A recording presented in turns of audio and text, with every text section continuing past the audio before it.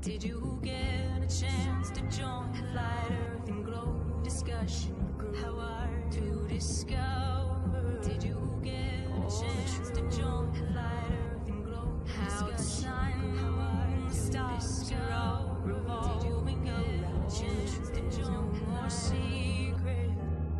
The Earth is stationary, it is fixed, unmovable. Hello from the brighter side.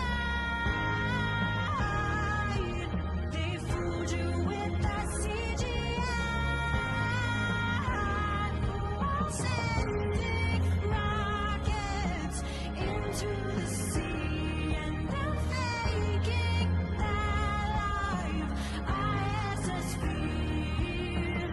No matter how high you go, horizons rise to eye level.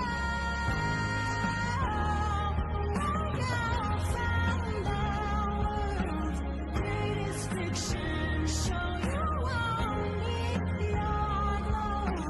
God will send you more.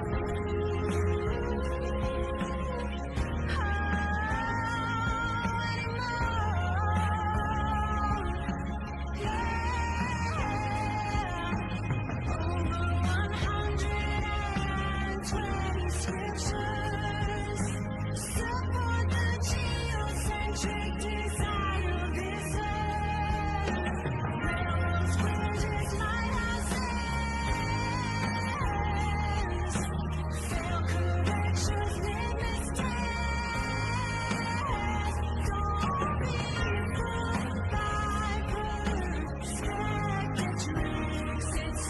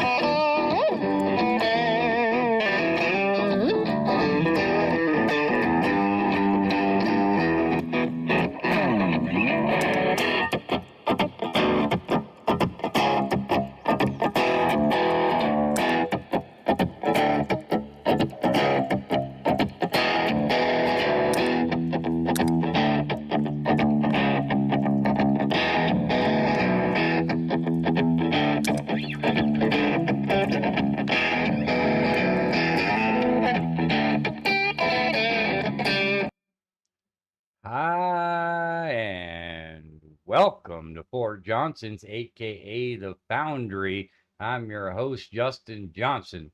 Today's episode is titled TFE is a Hoax. The gig is up.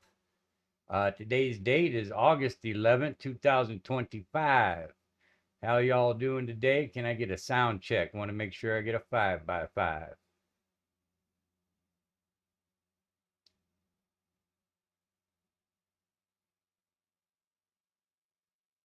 Looking good, looking good. Got a 5x5, volume good.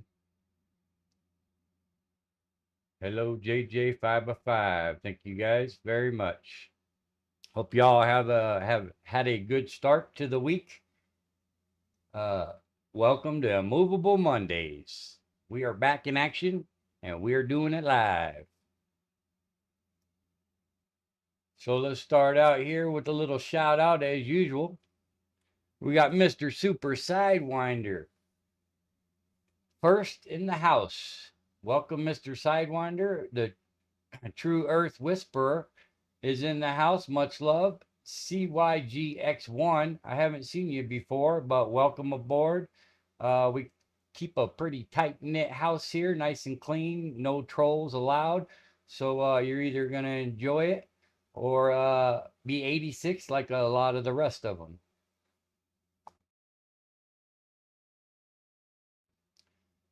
That's just how we run it here in the Foundry. But welcome. Tell It All Now is in the house. Welcome. Much love. Jess Palmer. Shout out Jess Palmer. Shout out Chilling. One More Quarters in the house. Heresy Seed. Brian Roy. Much love to all you legends. Flat Bob is in the house. Shout out to Flat Bob. Brian Roy. I don't think I said you. Saddlebum is in the house. Jeremy Birdman himself. Thank you guys for being here. Shout out to all of you. Much love. Mr. One to One has made it. Haven't seen you here in a while, buddy. Welcome aboard. Glad to have you. Shout out Mr. One to One. Tarita Cirque. Much love. Tarita Cirque, shout out. Carrie Skates is also in the house. Mojo Shop is with us. The legend himself. Shout out to Mojo. Carrie Skates, Brian Roy. Looks like we got through all of y'all pretty quickly there and easily. Big salute. And welcome to Immovable Mondays. So how y'all doing today, this evening? Some of you, I know it's already morning. If you're across the pond, give you guys a chance to all say hello to each other. That beard is legit ZZ Top quality. Yeah, that's why I choose the ZZ Top LaGrange intro with the Justin Johnson. I seen you also have heard of Justin Johnson before. He's one of the greatest guitar players. Very popular on the YouTube. In fact, it's hard to find me because of that guy. Little bastard. But he's definitely representing the name, so no complaints. We have Austin Murphy in the house. Shout out to Austin Murphy.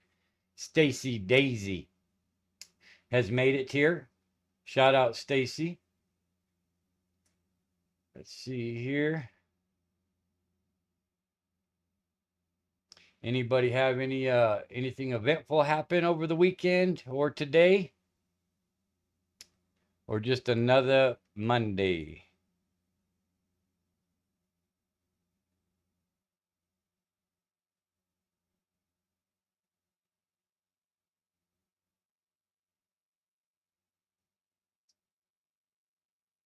Lord Racer has made it. The legend himself, Mr. Lord Racer. Everybody give Lord Racer a special shout out. He is one in a million, Mr. Lord Racer. Appreciate you being here, brother, as always, man. This place isn't the same with each and every one, without each and every one of you. If it wasn't for you guys, this place is nothing, and this movement is nothing. We've already had a good opportunity to divide and separate all the bad apples, mainly through the final experiment. And it's a topic that's not going to be just hand dismissed. We're going to talk about it all the time, really. I mean, we can't let it slide because they sure like to, no matter how much evidence even does come out, they're going to obfuscate and pretend like it was real, no matter what the case is. Whatever the circumstance is, they're going to keep pushing it. And I think that, the enemy's going to destroy themselves as long as we do our due diligence and continue to push exposing the information that we can. We need to do the best that we can to make sure that we compile the evidence and make it a no-brainer case. It's beyond a reasonable doubt at this point. And that's the title of today is the final experiment is a hoax. And I have done just that of accumulating a lot of the information myself. And with the help of a lot of others. There's a lot of people that knew that it was a hoax immediately, knew it was going to be a hoax prior to, including a lot of us that are already in here. Looks like True Earth Warrior has made it. Shout out to True Warrior, not True Earth, True Warrior. Appreciate you being here, fam. Next chapter's made it. Much love. I don't know if I shouted you out, Flat Bob, but shout out Flat Bob, Truth Warrior, and next chapter. Looks like they're just arriving here. So shout out to you, gentlemen. So let's see here.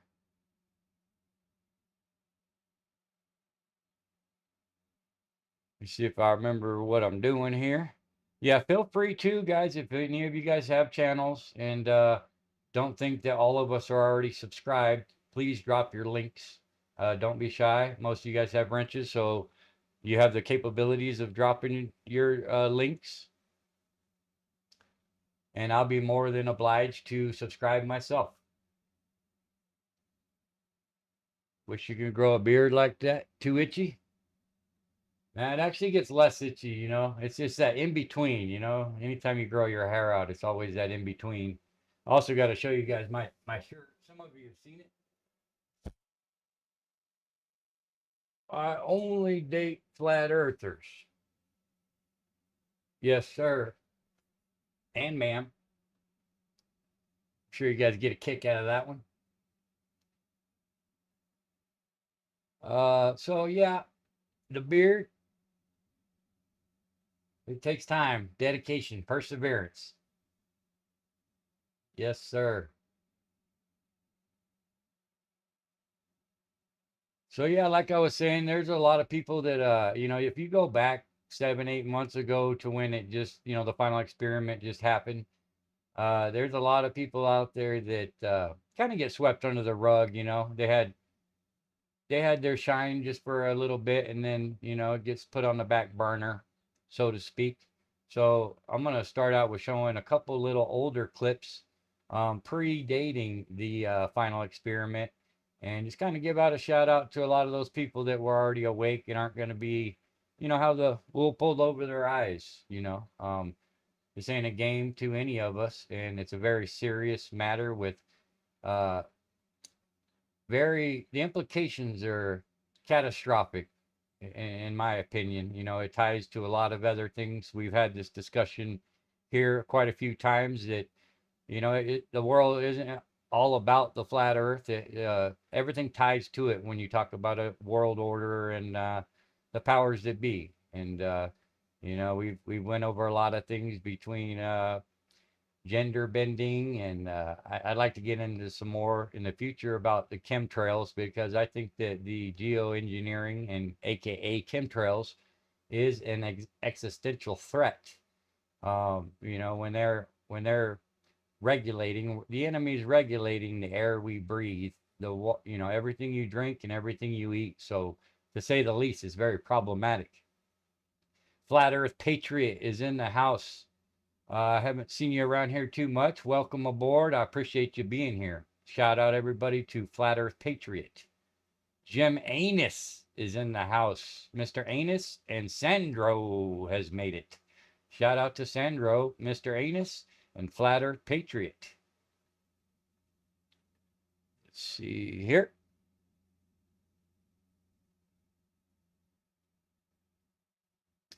So that's one thing for the new people here that you get the benefit of here at the Foundry, aka Fort Johnson. We keep this house very clean and have zero tolerance. Half Warrior has made it into the Foundry, into the house, into Fort Johnson's. Welcome aboard, Half Warrior. Big salute. So yeah, we do keep a very tight knit, clean house around here with no tolerance for trolls, and I think that's one of the best things about Mondays is we're going to be able to do whatever we want to do without being infiltrated within. We have enough problems with the enemy on the outside, more or less the clowns on the inside, and people that are unaware of the implications of our movement. It seems like a common occurrence of the enemy, and not necessarily the enemy, because a lot of these people really don't get it. They're just jumping on a bandwagon, or I don't really know. I would want to say they're trying to be cool, but we know what the cool side is. There's all the cool guys and women are over here, so I don't even know. I can't say that they're being doing what they do to be cool because it's definitely not cool. But I do think that they think it's a game, and flat earth, we're just obsessed with it. But once again, the flat earth is kind of a graduation. It's a very deep rabbit hole, and the shape of the earth is pretty irrelevant when you compile all the problems that the powers that be bring to humanity and your children. And anybody that doesn't think they're not affected is absolutely wrong, because you've been affected since the day you were born, and you're indoctrinated and brainwashed to think otherwise. J.R. Hartley is in the house. Shout out. Amy, my sister, is also in the house. Amy McCann, shout out. I appreciate you being here, sis. Much love. You guys are all legends, and I want to thank you guys just sincerely. Um, like I said, you guys really do make this movement worthwhile, and it keeps you in the game. If I didn't have people like each and every one of you, I really don't know what to do, or because knowing the information doesn't do much. It's about what we do with the information, and if each and every one of us could wake up one single person, then I think we're winning. Give a big warm welcome to Vlad. Ironworks 92,000 is in the house. Much love, Vlad. Shout out. So, as I was saying, I don't think I missed anybody there. Hello, Foundry. How are you, cuz? Keep pushing. You betcha, Vlad. I owe a lot of gratitude to you, Mr. Vlad. I was pretty hesitant on starting my channel a couple months ago, and you kind of pushed me over that hill to give me some incentive. And I want to thank you personally for that, Vlad. And I have no regrets, and I'm absolutely proud of what we're doing here. And I do believe that it's going to continue to get better and better as time goes on. And we're going to continue to do what we do and expose these clowns for what they are, regardless of being on their platforms, or, the enemy is very powerful. They get to control the propaganda machinery and control the narrative. They got the loudest bullhorn and own all the news networks. And here we are, the little guys, uh, with the truth, trying to spread the truth. And it's unfortunate that the truth is so underhanded. We're up against the world, pun intended, uh, the flat world that is. I appreciate that, Sandro.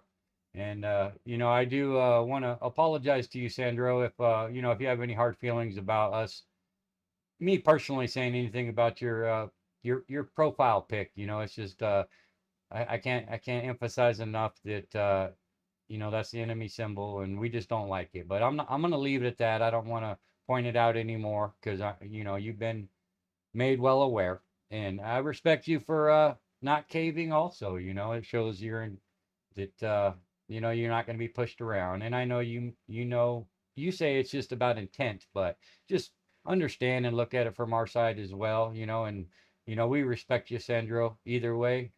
So much love to Sandro. Shout out to you, brother. We love you, man. We don't want you to go nowhere, man. So, ultimately, we trust nobody here, including, I'm going to tell you guys firsthand, don't trust me. Don't trust anybody except God. And, question everything is what's important because we're very gullible in these times. And when they control the narrative as good as they do, and they control the masses, the understanding and what the masses think. So they're able to weaponize our perception. And it's a very dangerous thing because they literally are changing the way you think. And the way you think is going to be determining on the decisions you make in the future and the present. So it's a very serious situation. And uh, just knowing is the ultimate weapon in an information war. It'll set you free. The truth shall set you free because once you understand what we're about here and what we've concluded, then they can no longer keep us gullible and believing in the next and the next and the next psyop because there will be plenty more to come. They don't stop, and once you're awake, you can't unsee it, and it's very easy to spot, and especially with the symbolism as well. They have a vow of silence, and they don't use vocabulary like we do. They use symbolism as a language. So understanding that is important as well. And there's nowhere you're going to go in the mainstream, whether it be in the past or the future, where you're not going to see their symbolism. And they wear it on their sleeves. They don't hide it, and they mock us with it. So it's just important to understand that symbolism is a big thing and something that we need to keep an eye on and always be diligent. Yep, hers. So let's see how we're doing here. Some more hellos.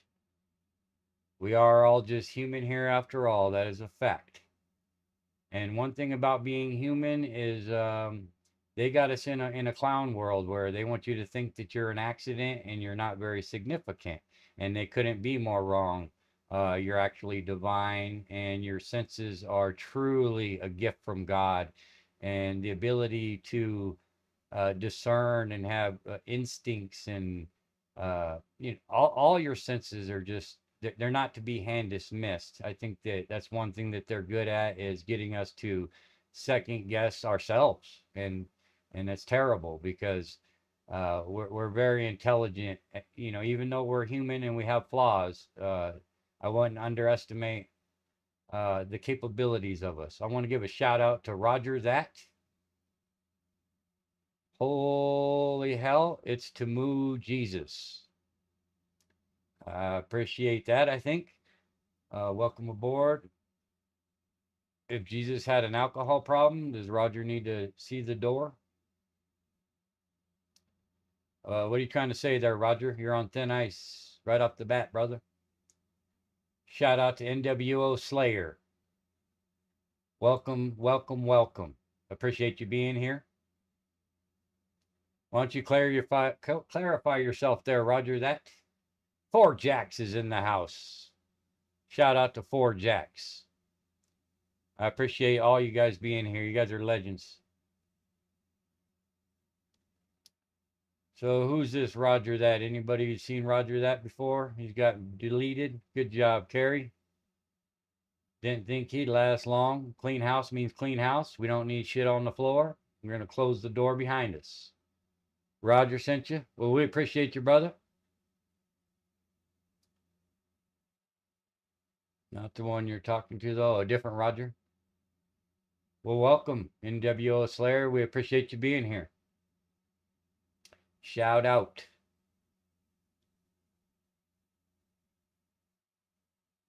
So yeah, mainly we've been over this in some past streams about knowing the enemy and understanding that we have enemies that they're not even trying to be our enemies. They're doing it by complacency, ignorance, and they're like running in your way, trying to trip you while you're in the middle of trying to fight a war for them and their children. The future is at stake here, and Look who we have here. Grounded Extracts. Everybody give a shout out to Grounded Extracts.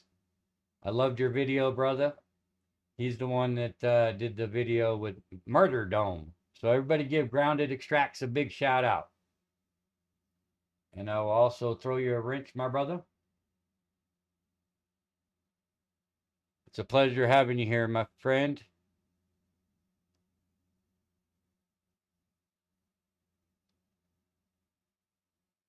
All right, looking good. Dick Wayne is in the house. Roger Ledwell sent him. Well, we appreciate Roger and we appreciate you, Dick. Welcome, welcome, welcome. Everybody give a shout out to Dick Wayne.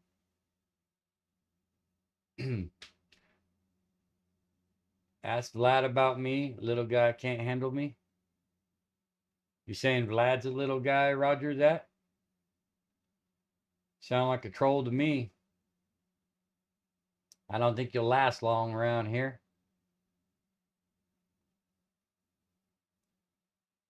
Much love to Grounded Extracts.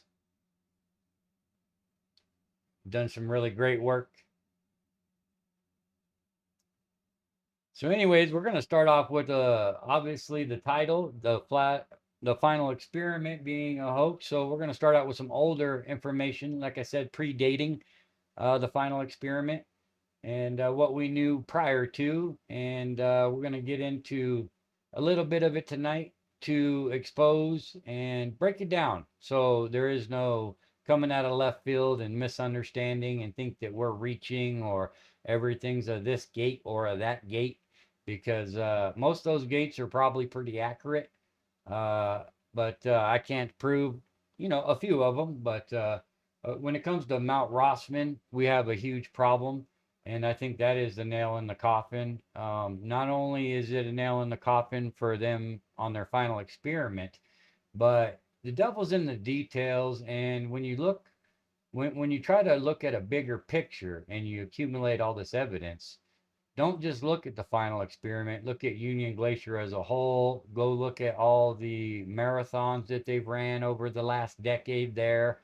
It seems to me that they never have bad weather, barely, but it's the most inhabitable, roughest weather in the world, according to them. And apparently there's no moisture because you never see any breath or any fog on anybody's goggles. They can run marathons in 10-degree weather with wind chill factors of 20 mile an hour. Who knows how strong the wind is, but you're going to tell me you can run a whole marathon without getting a hint of frost in your glasses or a red nose or a runny nose. All these things are missing. And like I said, the devil is in the details. Flat Fact is in the house. Everybody give a warm welcome to Flat Fact. We'll give a shout out.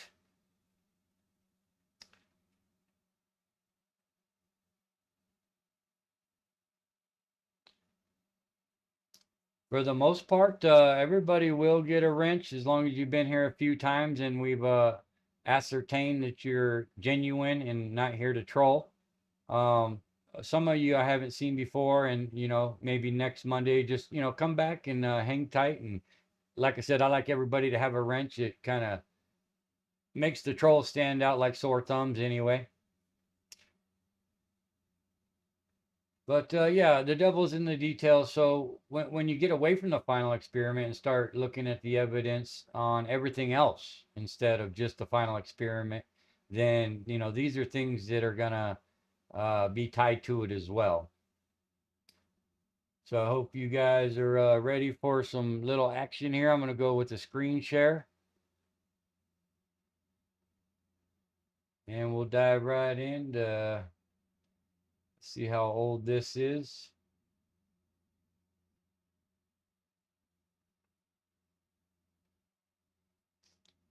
This says it's Dustin Nemos, but the voice isn't Dustin Nemos, so I don't know who the original creator is. But either way, no further ado, we're going to dive into this.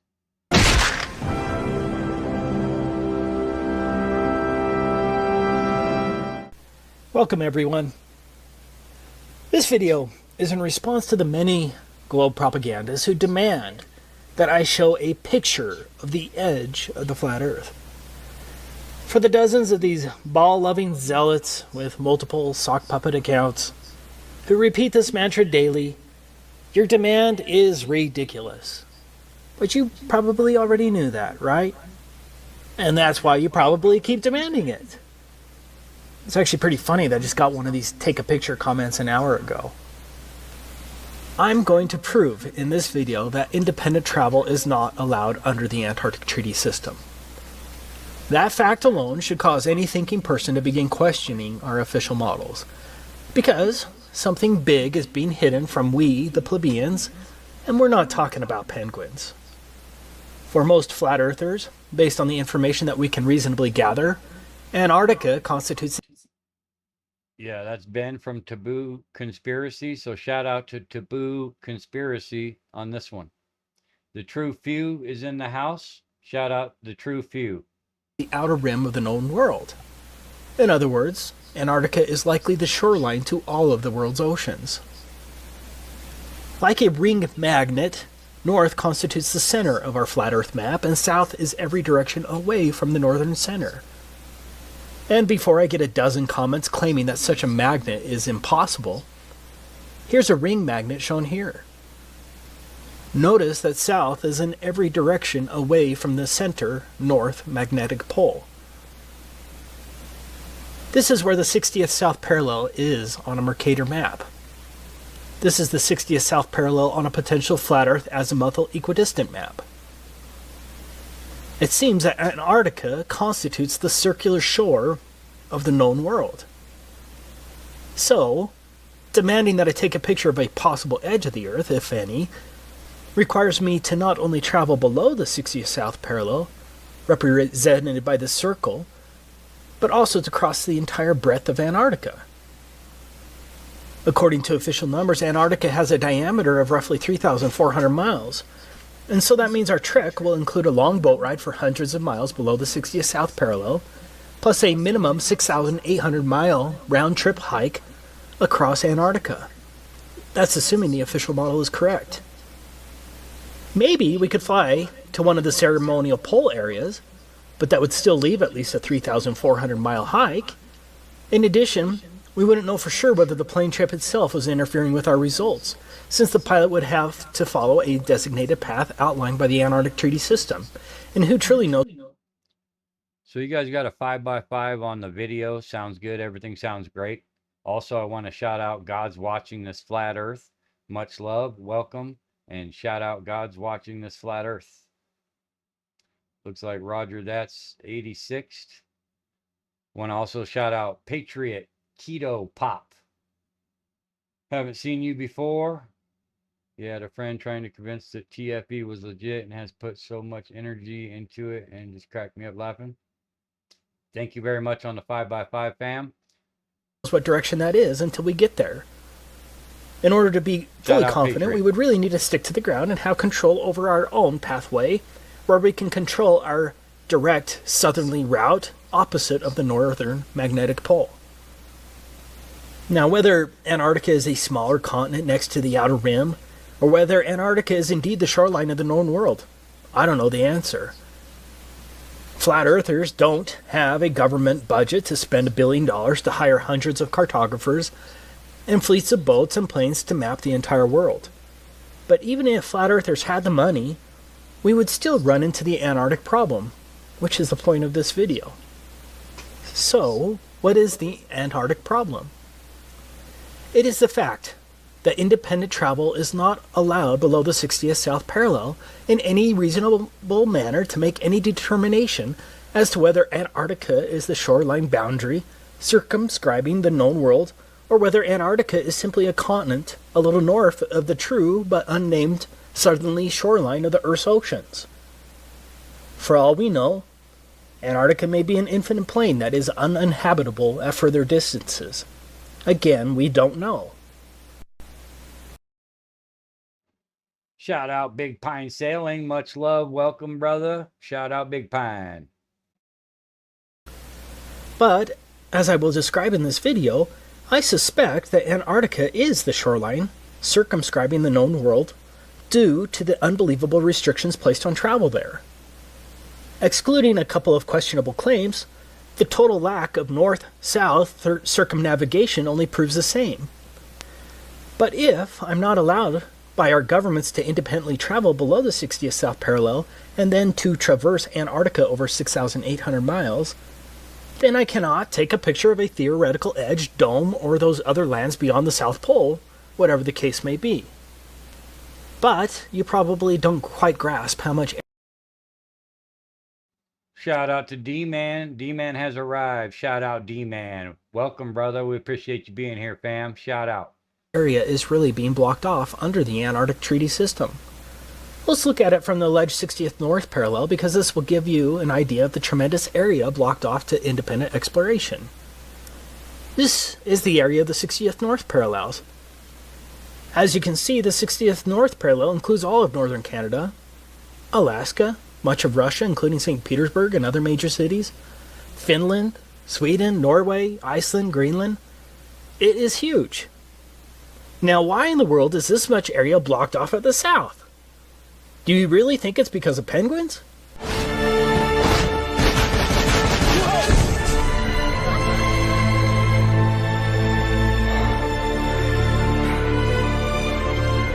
You see, first there was just one, now there's thousands of them.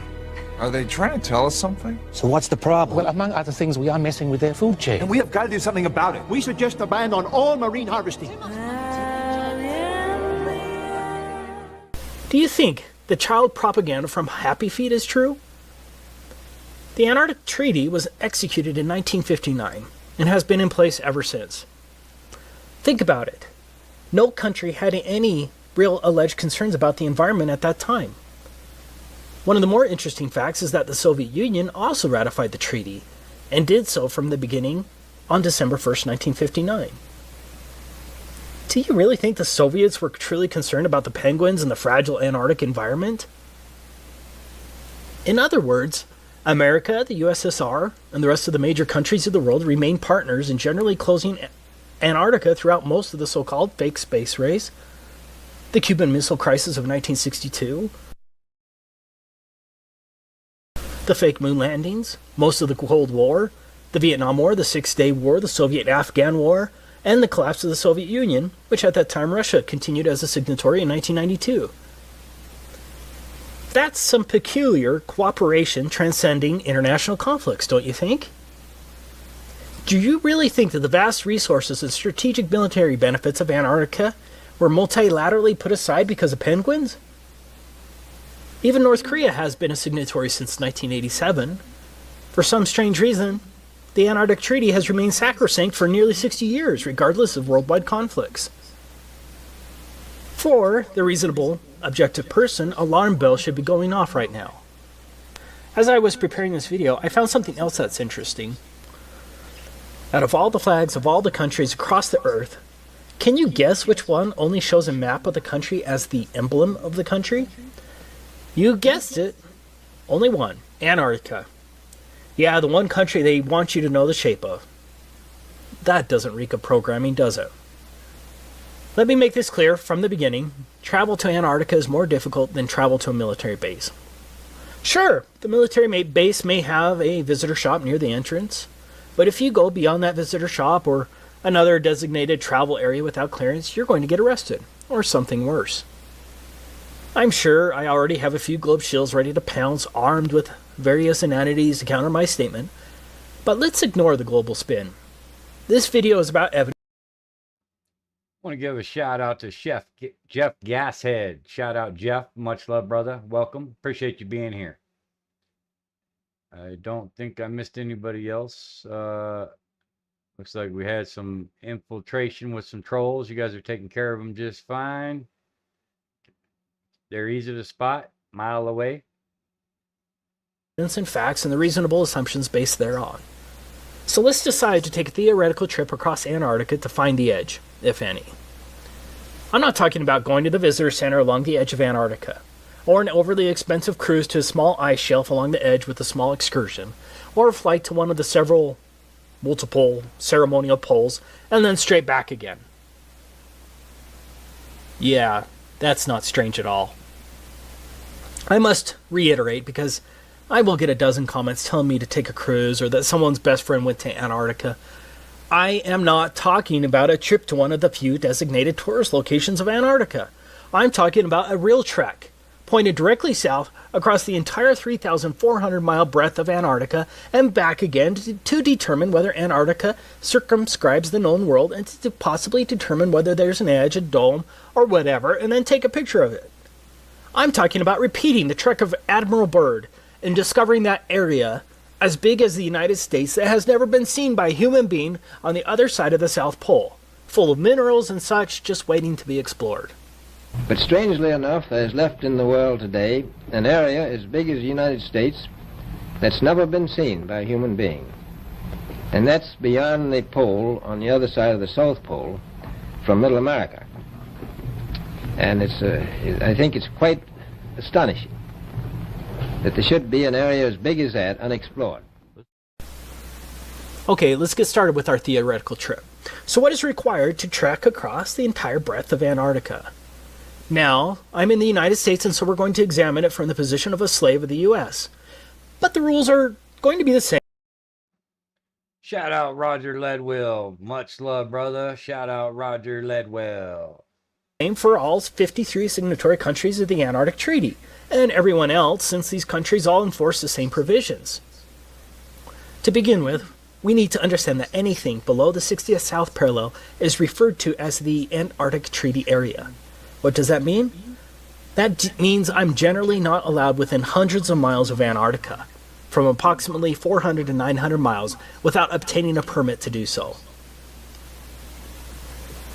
Now, the U.S. government has recorded that some sailors have seen the mountain ranges of Antarctica at 300 miles distance while sailing. Yeah, Roger, this is a very important episode, realistically.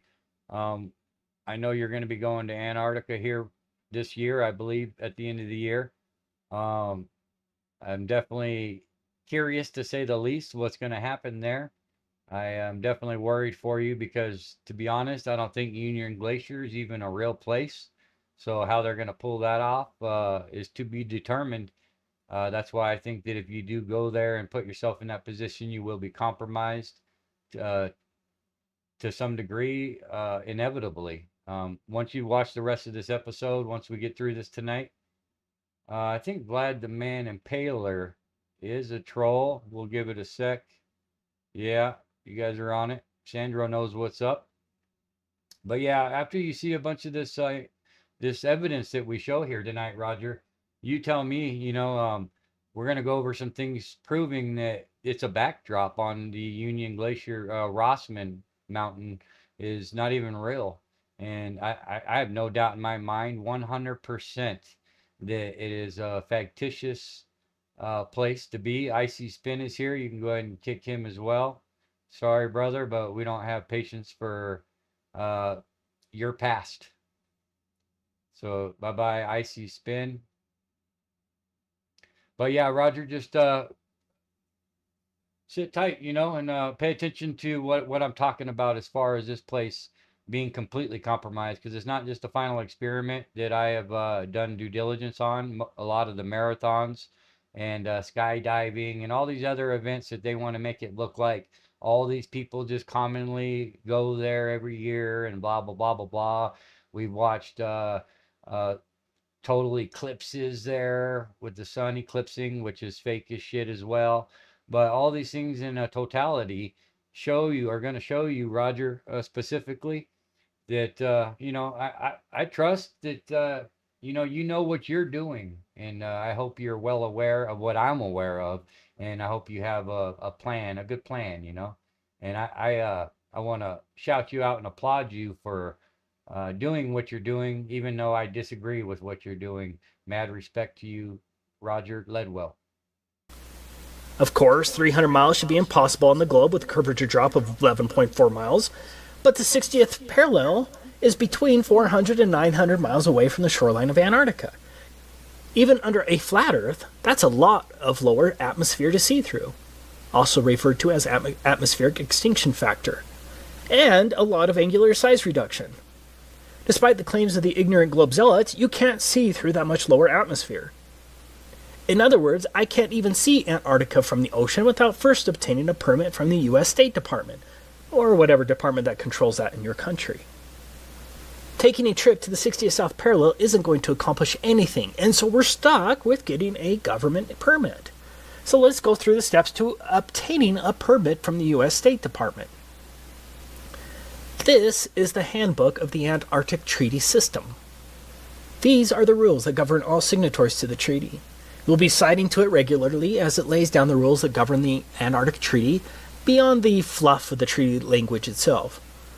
Most importantly, we're going to look at the rules governing non-governmental activities located here, and some of the rules regarding the protection of the environment located here. Now, as a U.S. slave, this is the first form you'll have to submit to get approved to travel to Antarctica.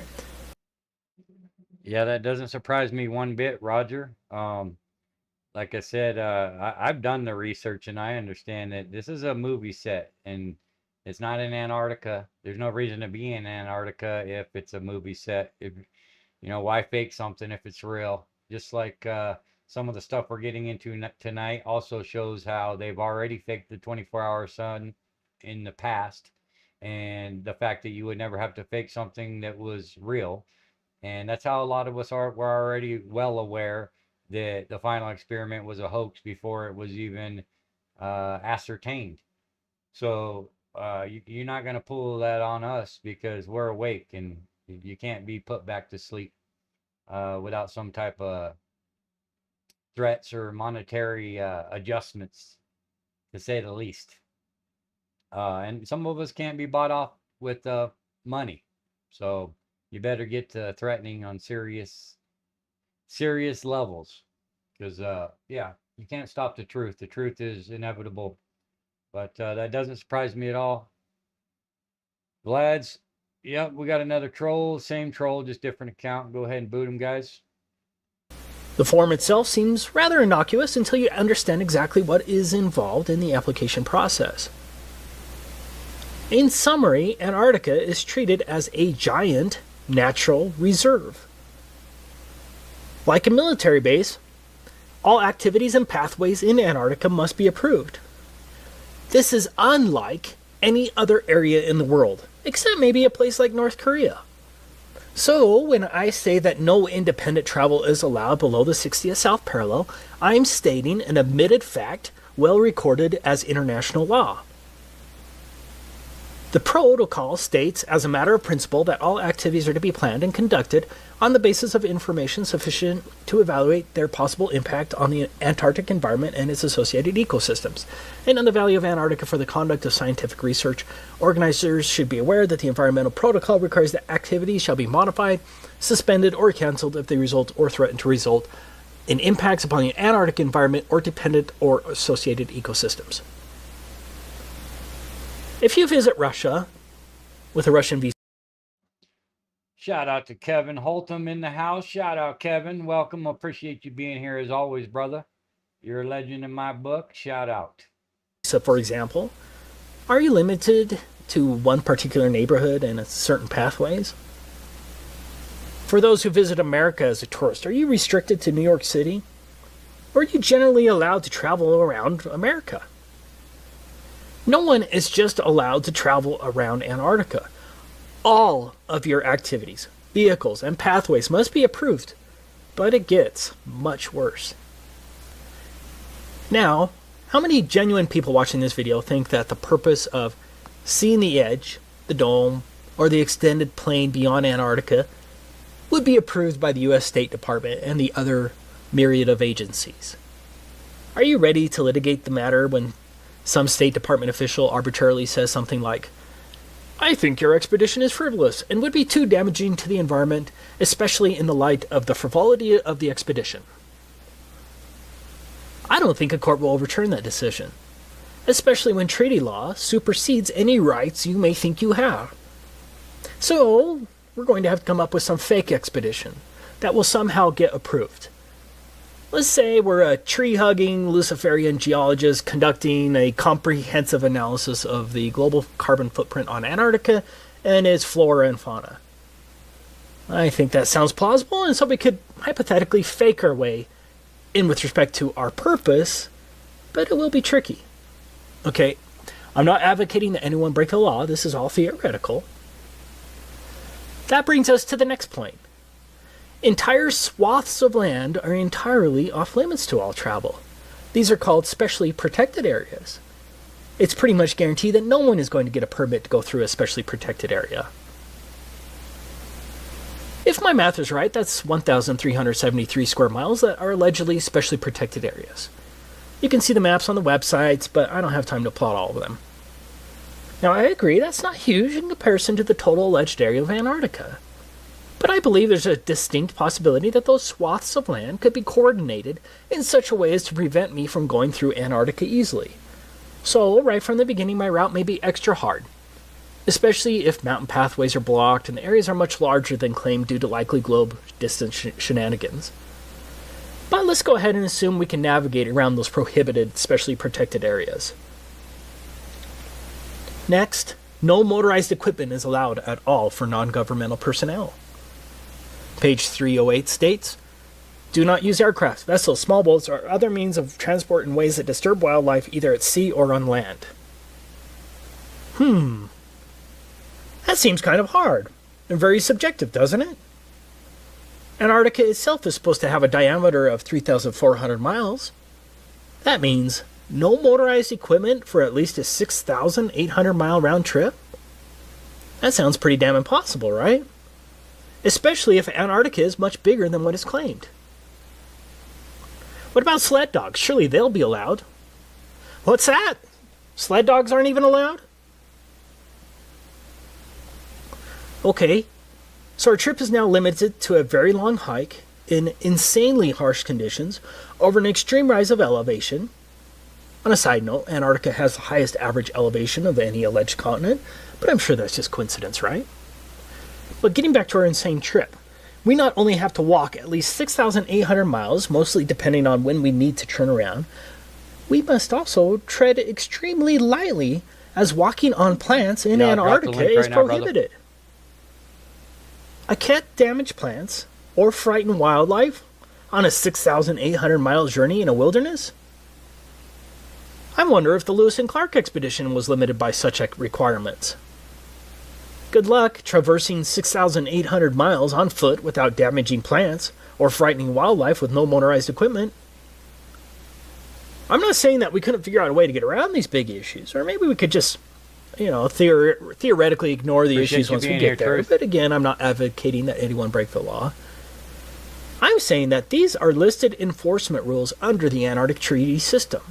And so think of how easy it would be for one of the many international bureaucrats reviewing our application to deny a permit to trek across Antarctica based on this one plausible excuse. Sorry, you're going to end up walking on plants and scaring birds at least one time during your 6,800-mile journey, and the Antarctic Treaty System prohibits such activities. Application denied. For argument's sake, let's just assume we're going to figure out a way to get around that. Don't ask me how. The next issue is, how are we going to carry all that food and fuel for heat? And don't think that the Antarctic Treaty System isn't concerned with how we store our fuel. The United States itself is roughly 2,500 miles across.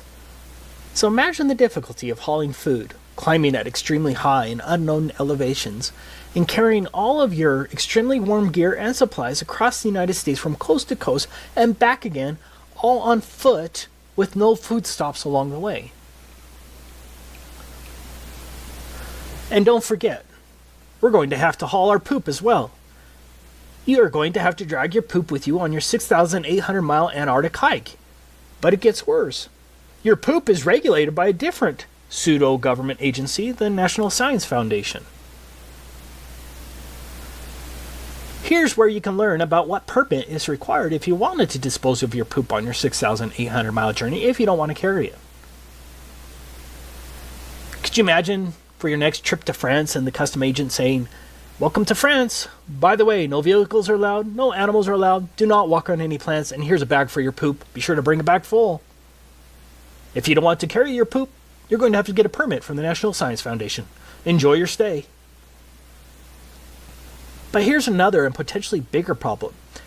What if there is no edge when you get there, but the conditions only get worse? How many years of supplies can one carry by a handheld sled and some skis? What if Antarctica goes beyond 3,400 miles? What then? When do you turn your back, and how do you prove it? Because the globe shows are just going to call you a liar anyways. Any sane person right now would have to admit that our little trip is impossible, but we have a lot of paid-for apologists for our slave masters who will still somehow claim that I'm lying when I say that independent travel in Antarctica is prohibited. But we're not done. Going back to our form DS4131, in addition to disclosure to other parties to the treaty, the information provided may be shared with the U.S. Environmental Protection Agency to ensure compliance with 40 CFR Part 8 Environmental Impact Assessment of Non-Governmental Activities in Antarctica, as well as with other relevant U.S. agencies. You know, a lot of these Globers are going to hand dismiss and act like this is irrelevant. When this isn't for no reason. They haven't had this Arctic Treaty for decades upon decades for no reason. You're not going to independently explore, regardless of what they say. You know, most of them use the same regurgitation of, oh, you can go run a marathon, or oh, they got 70 employees, or are they all lying? Or it's the same regurgitation. It's like defending the moon landing for these people, and we see it clear as day. But ultimately, this isn't for nothing. All these countries agree on it, and when they don't agree on anything but protecting the penguins, and you know, this ain't chicken scratch. This is a real deal, and it's protected air, sea, and land by the Aviation Organization, the United Nations, and the Maritime Law. So it's all military protected, and the Antarctic Treaty or the Arctic Treaty is not a it's not a hoax. That's the only thing that's real here. But the hoax is that these places that we're allowed to go to, allegedly, are not selected by us. They're going to be handpicked by the enemy. So you might as well just go ask the enemy for directions while you're at it. And it's all going to be propaganda. And you're probably going to be compromised the more the more impact you're going to make. They have to defend this at all costs. You know, this is like their last straw of defending what's happening, the truth rising, because we know too much, and the truth has been growing like wildfire, and they have to do anything they can to stop it. And if you think about it, the Arctic, including the North, are both off limits due to the last straw. It's they have to defend that, because their entire narrative and all the years of pushing the nonsensical globe heliocentric bullshit will fall apart immediately if anybody was to truly be able to independently explore. So let's all just keep that in mind, because a lot of people, you know, might think this is boring as far as the logistics or the information on the Arctic Treaty, but it is very important. And I don't think that it can be emphasized enough. And I don't think that the people that claim that you can go there are diligent enough to read this stuff, because it's not, this isn't made up. This brings us to one of the most important issues facing us. What is an environmental impact assessment? No country, even North Korea, would ever require an environmental assessment before traveling across their country. It's insane. Here's the definition of an environmental impacts assessment in the U.S. Code of Federal Regulations. Environmental impact assessment means the environmental review process required by the provisions of this part and by Annex 1 of the Protocol, and includes preparation by the operator and U.S. government review of an environmental document and public access to and circulation of environmental documents to other parties and the Committee on Environmental Protection as required by Annex 1 of the Protocol. Well, let's see what the Committee for Environmental Protection says. Article 8 of the Protocol requires the parties to conduct environmental impact assessments for the Antarctic activities and provides 3 levels of assessment according to the potential impacts of each activity. The procedures for environmental impact assessment are detailed in Annex 1 of the Protocol. If a proposed activity is determined in a preliminary stage of assessment to have less than a minor or transitory impact, it may proceed. If an activity is determined as likely to have a minor or transitory impact, then an initial environmental evaluation must be prepared. If an initial environmental evaluation indicates the potential for more than a minor or transitory impact, or if such impact is otherwise determined to be likely A comprehensive environmental evaluation must be prepared. Draft CEEs are made publicly available and considered by the CEP, which then advises the ATCM, and that's a Antarctic Treaty Consultative Meeting. Comments provided by other parties in the ATCM must be addressed in a final CEE, which is used as a basis for making decision about whether and how the activity is conducted. Same law as here. It is the comprehensive environmental evaluation that's going to kill our expedition. Here's the regulation, and this applies to all signatories, including North Korea. Any operator who plans a non-governmental expedition that would require a CEE must submit a draft of the CEE by December 1st of the preceding year. Within 15 days of receipt of the draft CEE, EPA will send it to the Department of State, which will circulate it to all parties to the protocol, and forward it to the Committee for Environmental Protection established by the protocol, and publish notice of receipt of the CEE and request for comments on the CEE in the Federal Register, and will provide copies to any person upon request. The EPA will accept public comments on the CEE for a period of 90 days following notice in the Federal Register. The EPA, in consultation with other interested federal agencies, will evaluate the CEE to determine if the CEE meets the requirements under Article 8, Annex 1 to the Protocol and the provisions of this part, and will transmit its comments to the operator within 120 days following publication in the Federal Register of the notice of availability of the CEE. So, now, I'm sure most of you probably just went brain dead when I read that, so let me explain it. First, our CEE, that's our Comprehensive Environmental Evaluation, must pass the EPA's initial review. Not an easy task. Next, the Department of State, along with its Office of Ocean and Polar Affairs Bureau of Oceans, Environment and Science, must review it. Next, it will be sent to all parties. That's 100 countries, by the way. Next, your assessment must be approved by an international bureaucracy called the Committee for Environmental Protection. After their highly unlikely approval, the EPA will then publish it in the United States Federal Register. Now, why would they do that? Because any supposed private tree-hugging group can now sue to stop you from going there. Once that is done, assuming you haven't been sued, then the EPA, along with all of the other interested federal agency, whatever the hell that means, evaluates it again. Do you realize the amount of legal work this would entail? Do you realize how easy it would be for any one of hundreds of entities or thousands of bureaucrats to halt your expedition? Again, this applies to all countries. One person in the comments of my last Antarctic video claimed that it wasn't necessary in the United Kingdom. Well, he lied. The Environmental or Madrid Protocol is part of the Antarctic Treaty System and applies to all countries.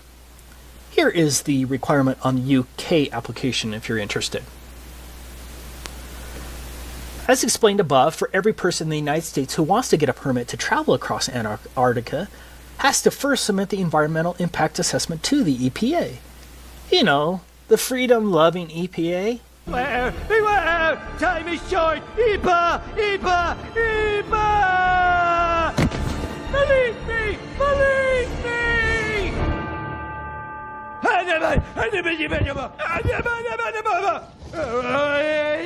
Thanks for listening. Lost them, sir. Well, then you find them, and you get them back in the dome. And to make sure nobody else gets out, I want roving death squads around the perimeter 24/7. Do you know what the environmental impact statement costs? This is very similar. A typical environmental impact statement costs from $250,000 to $2 million. And those are a lot easier than this comprehensive environmental analysis required under the Antarctic Treaty. For us, the biggest problem is that you would have to incur the expense of the environmental impact assessment before you know if you're denied, due to whatever arbitrary claim a bureaucrat can think of. Do you see how difficult this environmental assessment will be? How would one know the environmental impact on an area which you've never been to, and very little information would be available? With a normal environmental assessment, you'd be able to send an engineering firm to the location to make the assessment with attorneys who would draft the statement. In this case, you can't send an engineering firm all the way to Antarctica, and so you have to hire Antarctic experts who have been to the same places you're planning on walking through. Now, how many of those do you think there are? I say that we can safely assume that the price of getting an environmental impact assessment approved by the EPA and the international agency would cost millions, assuming no supposed private group sues you once it's published in the Federal Register. Do you have more than $2 million to spend for an environmental impact assessment? And then, what if the EPA or the Committee for Environmental Protection or one of the other agencies says no? Maybe that not enough information was provided. Are you ready to spend another $2 million to fight that in court? But you still have to have your purpose approved. Do you see the problem there? You would likely spend millions on getting the environmental impact statement, only later to have some official at the International Committee for Environmental Protection reject your purpose in Antarctica. You would truly gamble millions in this silly endeavor. To learn more about the environmental assessment procedures with the Committee for Environmental Protection, you can research it here. See also, let's get to the final issue we're going to run into. 7 countries claim territorial rights to various parts of Antarctica. Argentina, Australia, Chile, France, New Zealand, Norway, and the United Kingdom all maintain territorial claims. So, did Duffy ever explain the red tape he must have gone through if the TFE actually happened in Antarctica? So that's the thing. You're not going to go independently and go wherever you want. You're going to go to a chosen, gate-kept, select area. And who knows once you get there or if you even go, I'm sure they'll get a hold of you and make sure that you're in compliance beforehand. But ultimately, this stuff it doesn't lie.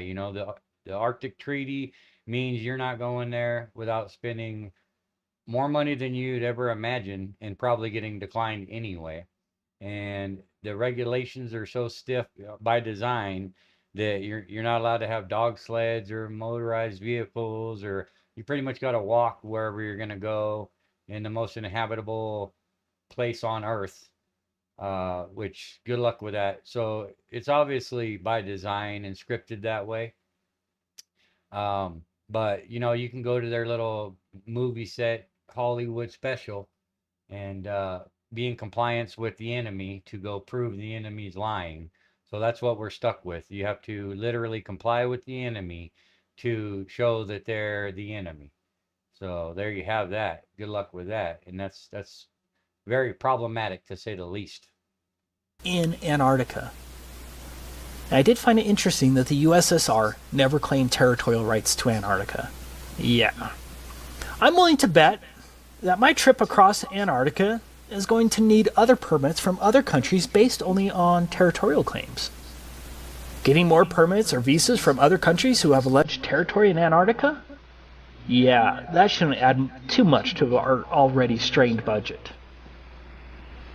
Now, just for the propagandist who's going to claim that's not true, I quote, "The Antarctic Treaty puts aside the potential for conflict over sovereignty for providing that nothing that occurs while the treaty is enforced will enhance or diminish territorial claims."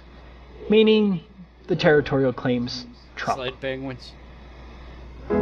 So, the next dumb shill who demands that you take a picture of the edge or that anyone can go to Antarctica and see for themselves that it's a continent. Yeah, CYGX, you're saying there are tourist-approved spots, I think, and that's exactly right. The tourists are only allowed to go to the gate-kept areas, which I'm not even sure at this point, whether or not that's even legitimate or if there's even real places, because I know that the Union Glacier is a hoax and it's just a set. There's a backdrop there and all the mountains are fake. Those are strong accusations, and we're going to dive into some evidence to support those accusations. So without further ado, we're going to go right into something else here that is very relative. Close this one out.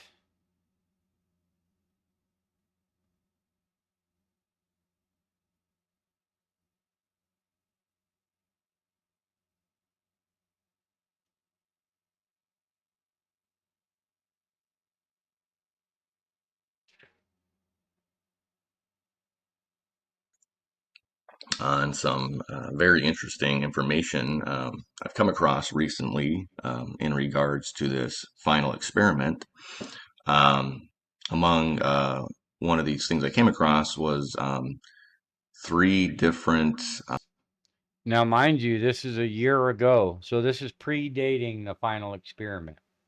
um, whistleblowers, if you will, if that's what you want to call them, that were stationed in Antarctica for many months during the summer, that had all stated But that where's there the is no guns? 24-hour sun in Antarctica and that the sun sets every day in the summer um, while they were in Antarctica. So we got three different people that have come out and stated this, and we'll get to that later.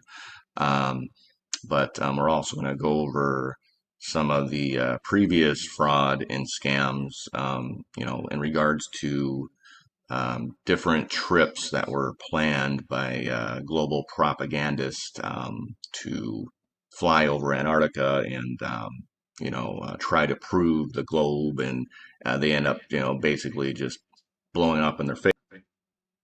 Okay, so already the main thing I like to keep an eye on, because to me it's the backdrop and the mountains being fake. So over the next few videos, just keep in mind that we always want to look at Mount Rossman. And I like to look at this shape here, and there's like a little guy figure that's right here.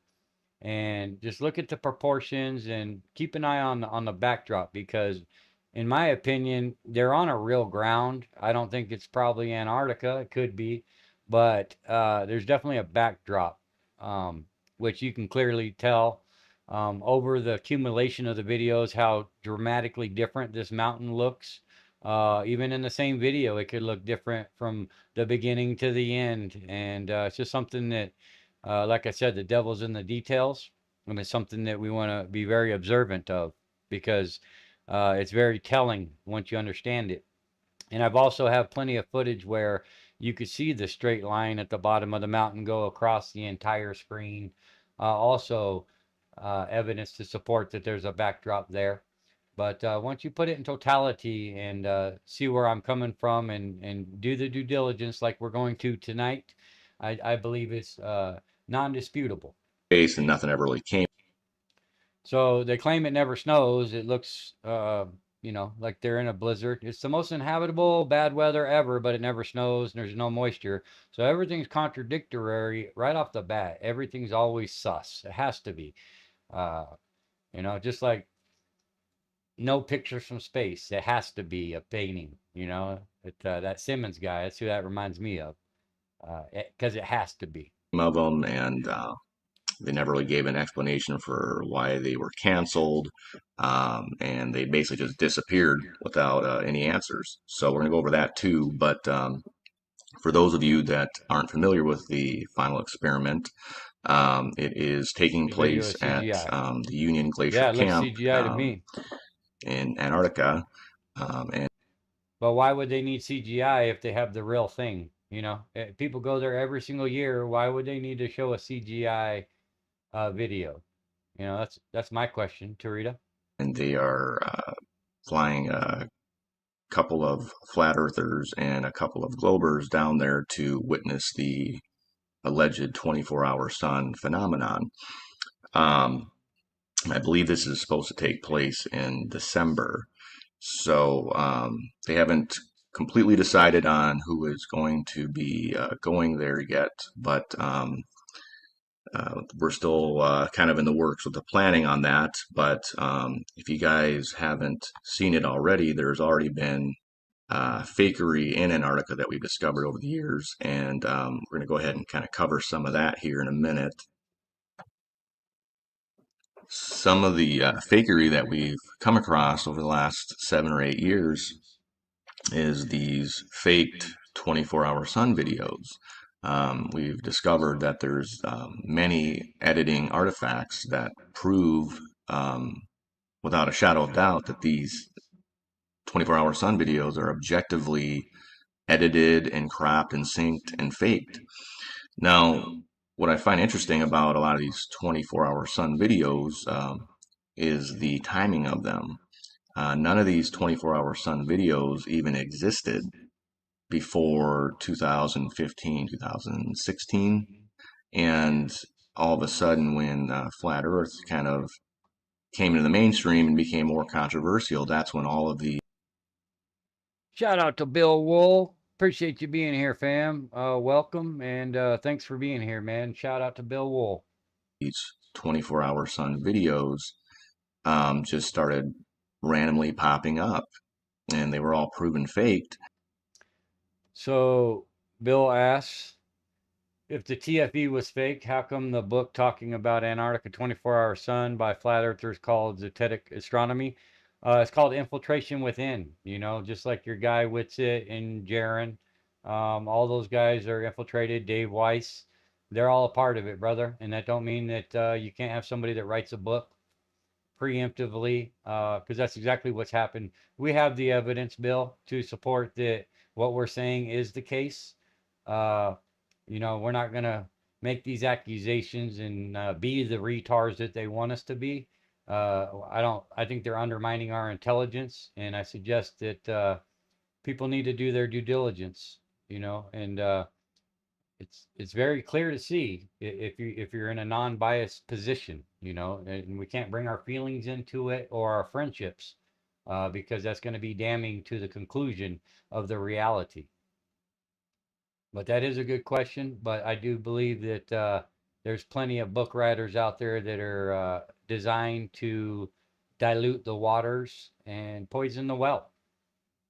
And it's like, why would you have, not just one, but, 3 or 4 different fake 24-hour sun videos? Like, if this 24-hour sun in Antarctica actually existed, there would be hundreds, if not thousands of videos of it. And There's some really good stuff that I'm going to get into tonight, Bill. So please stick around and let me know what you think towards the end, because I think that it speaks for itself. It doesn't matter. Don't trust me. Opinions are like buttholes. Everyone's got one. So let's let the facts speak for themselves, and just be non-biased, and drop the cognitive dissonance, or whatever the case may be, and we'll see. The evidence will support, the truth will be what it is. it's none. But yet up north, there's hundreds of videos Written a of it that are millennia ago. unedited up at the North Pole and the Arctic. So you think of millennia? You think we can prove a millennia? I don't think we can prove a couple hundred years ago. Our timelines are screwed up. Everything is screwed up. We can't trust anything that you can't validate with your own eyes, and a couple generations. Before that is anybody's guess, and it would be fallacious to think otherwise. So I don't go by long, long time ago. I don't. Anytime we go over a couple hundred years, I think you're in the weeds, because there's no way to prove any of it. So you kind of have to ask yourself about the timing of these videos and when they came out, and why is there not just one, but several fake videos of this down south?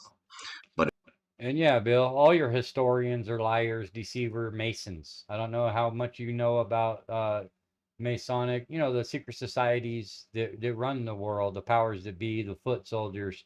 Yeah, your entire timeline and everything, your technology, this history is a lie. It's his story, and it's written by the victors who have decided to reset humanity as a whole and dumb us all down. And I know that sounds like an opinion, but there's plenty of evidence to support that as well. It's not even just the 24-hour sun videos, it's also the South Pole webcam. They literally cut and edit the webcam footage. They cut 10 hours out of it every day, so the shadows will go halfway around these flags and it'll stop. It'll go 8, 9, 10. It's another thing we need to keep into consideration. You want to hold fast to a book that was written by some guy a millennial ago, whatever the case may be. Why would you ever need to fake a 24-hour sun if it existed? Ask yourself that, because this isn't the final experiment. Wasn't the first time they faked it. They've been caught faking it multiple times. So the fact that they're just getting caught again is all this is. This is nothing new. They've already tried to push this narrative and they got caught with that as well. That's what the final experiment was designed to do, was to get the fence sitters and the people that haven't done the due diligence to jump on this bandwagon. But ultimately, it's already been faked multiple times, and there's no doubt in my mind. I'm 100% confident when I say that. And I'm also very stern on you would never fake something, not one time, if it existed. There is no 24-hour sun in the South, and you don't have to believe me. Like I said, let's just go in with a non-bias ideology here and look at the evidence and come to conclusions thereafter. 10, 11, and then 20. 8, 9, 10, 11, and 22. So they're cutting 10, 11 hours out of these webcams every day. And it's every day of every month of the entire year they're doing that. So you have to ask yourself, why? And even the reason they give doesn't make any sense, because that would also have to apply up north. They'd have the same issue with, the webcams up north, but they actually can track it every day up north and they don't have to edit the videos. So it just makes no sense with all of this fakery and fraud. But it doesn't even end there. We're also going to find out that they're faking flights over Antarctica.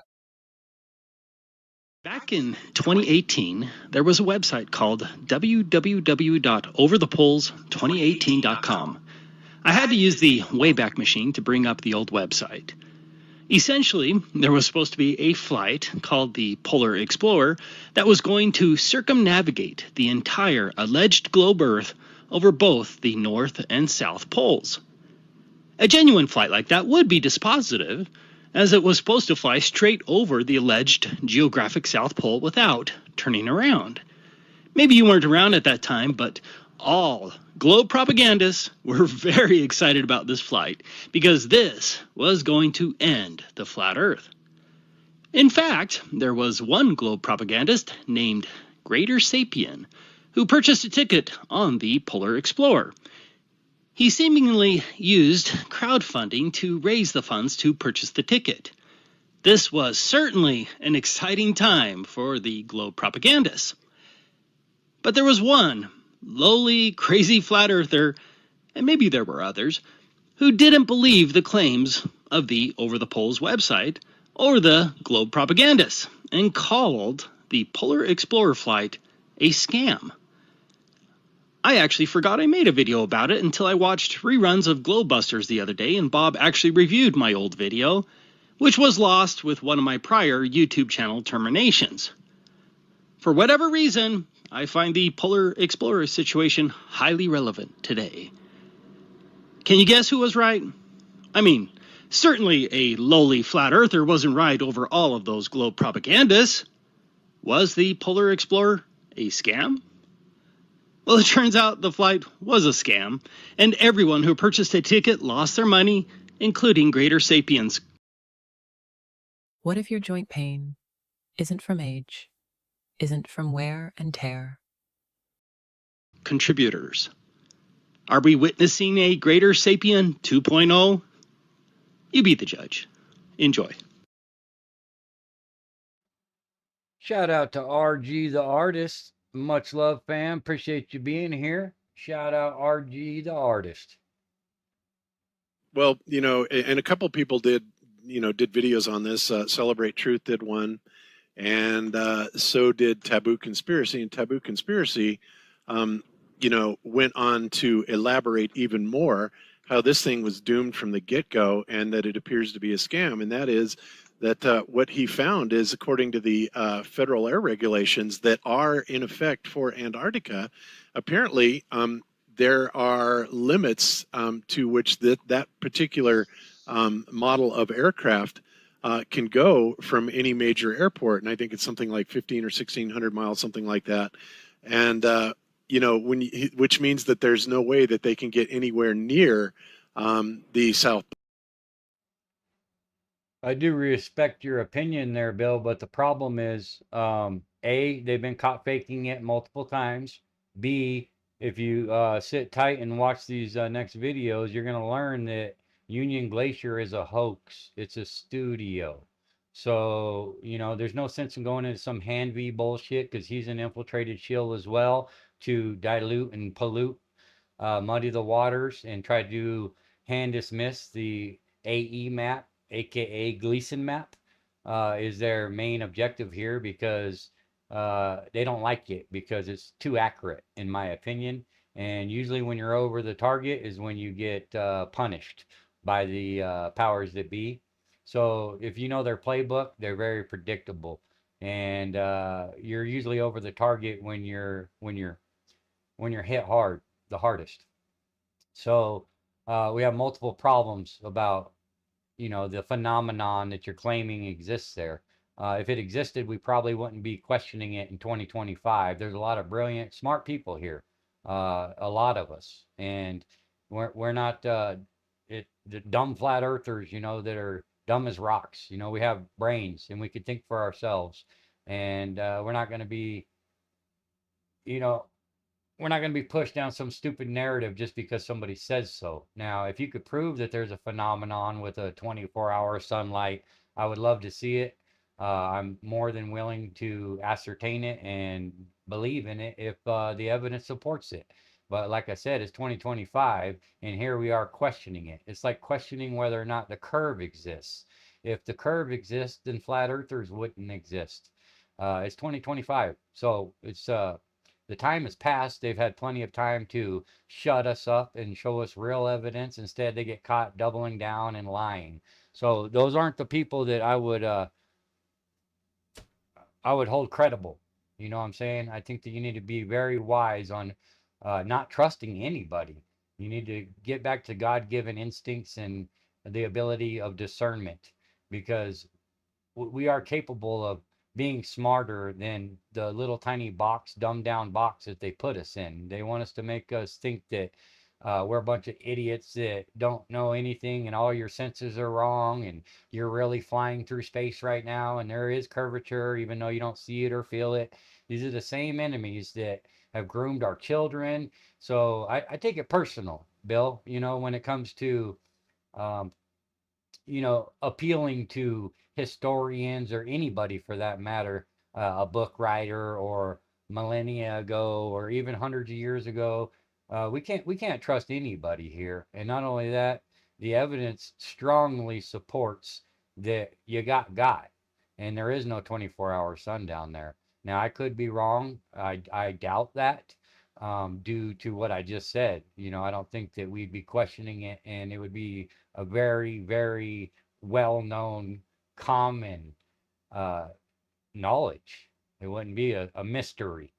Uh, but here we are with asking and debating whether it even exists. So it should tell you something, maybe not everything you need to know, but it should lead you to just be careful with who you're trusting and the information that we're relying on, and just do more due diligence before we come to conclude that our historians or any of them are legitimate, or even if they were even who they were supposed to be. I don't trust a damn thing the powers that be have scripted for our reality. So it's a different perspective. Hold, or the Edmondson Scott Station. So all of this has been, Shout out to Derek Nelson. Appreciate you being here, fam. Welcome, welcome, and shout out Derek Nelson. and of course the FAA could waive those regulations, but I seriously doubt that they are, because we know that they're not going to go down there. But in case you guys have not heard about this, what everybody is talking about is this flight around the globe, the Polar Explorer flight, and it's at this website, Over the Poles 2018. Shout out to Schneider as well. Schneider is also in the house. Welcome, welcome. Shout out Schneider. .com, and you can go there and look at it. And what we're looking at specifically here is the code of conduct that shows up down here, and it says Polar Observer or Polar Explorer. If you copy Hanvey's model and it works, will you believe it? I don't care about models. We have demonstrable geometric evidence that's clearly doesn't need a man to approve it. like I said, I think that Hanvey is a shill, and he's designed to muddy the waters even more because, even the people that think, oh, they did see a 24-hour sun down there, but it has to be Hanvey's model because there's two suns now. It's just, once again, it's going to dilute and get rid of that AE map. Ultimately, is what I'm going to refer to as what their attempt is.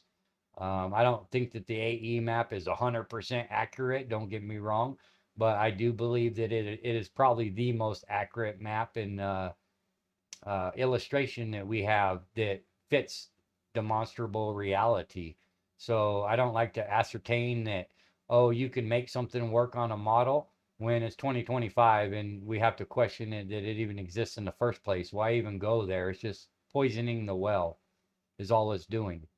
Is a celebration of commercial aviation and a homage to the achievements of Pan American Airways.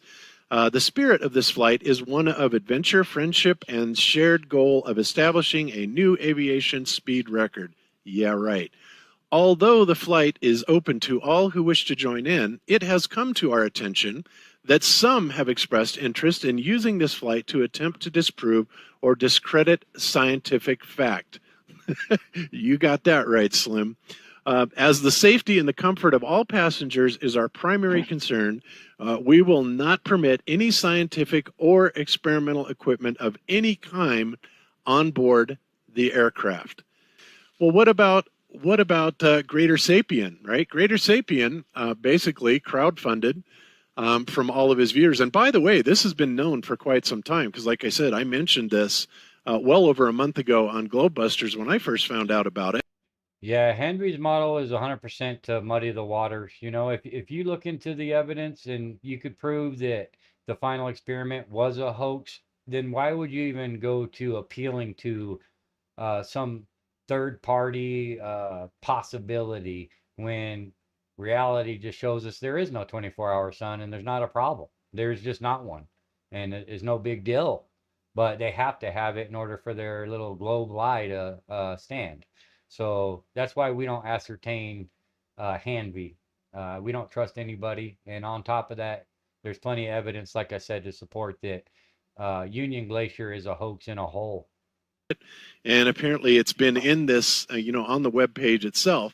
So either Greater Sapien read this and is aware of it and is going to claim that, he went around the world anyway, or, he didn't do his research, which of course is also pretty normal, I think, for him, and is going to go take this flight, with $20,000 of his subscribers' hard-earned money, and he's going to come back with no proof whatsoever other than what they tell him. And at that, I'm just going to have to laugh. So you got to wonder, what is he going to do, when he gets back from this trip? It's interesting because when you go further into the fine print, as Taboo Conspiracy does, he finds out that they can change the route at any time. They say, well, if we don't make it, we'll give you back your money unless we can come up with an alternate route.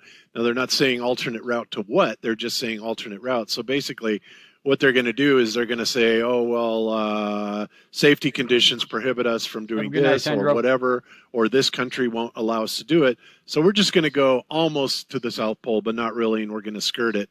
This would be my guess as to what they're going to do because it's all set up in the fine print, essentially, which is pretty amazing. So you have that. You have the fact that the applicable flight regulations do not even allow that particular type of aircraft to be even any further away than, like, I believe 1,800 miles. I can hardly wait to see exactly how Greater Sapien is going to handle this. Is he going to punt his ticket and refund his money, or is he going to just go ahead and take this ride on everybody else's nickel, and where ultimately all he's going to be able to do is take their word for where they're telling them they are, right? So it's just absolutely floored. If you happen to miss this at all, Bill, please rewatch because I'm going to show some good stuff here. And just like I said, try to be open, you know, and like becoming a flat earther is all about that. So I'm sure you're fully capable of thinking for yourself and just doing the due diligence. That's all, you know. So if you do miss this, Bill, I recommend rewatching later or something. Just I'd like to conversate with you after the fact and see what you think about some of the evidence that I'm about to show here after this.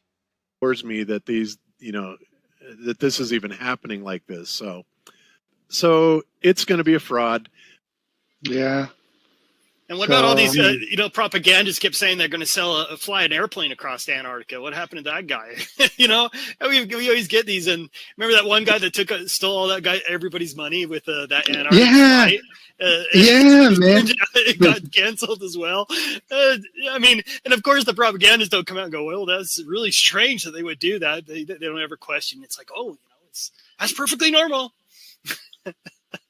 I remember, that guy, I forgot his name, Sapien, something Sapien. Yeah. What's his name?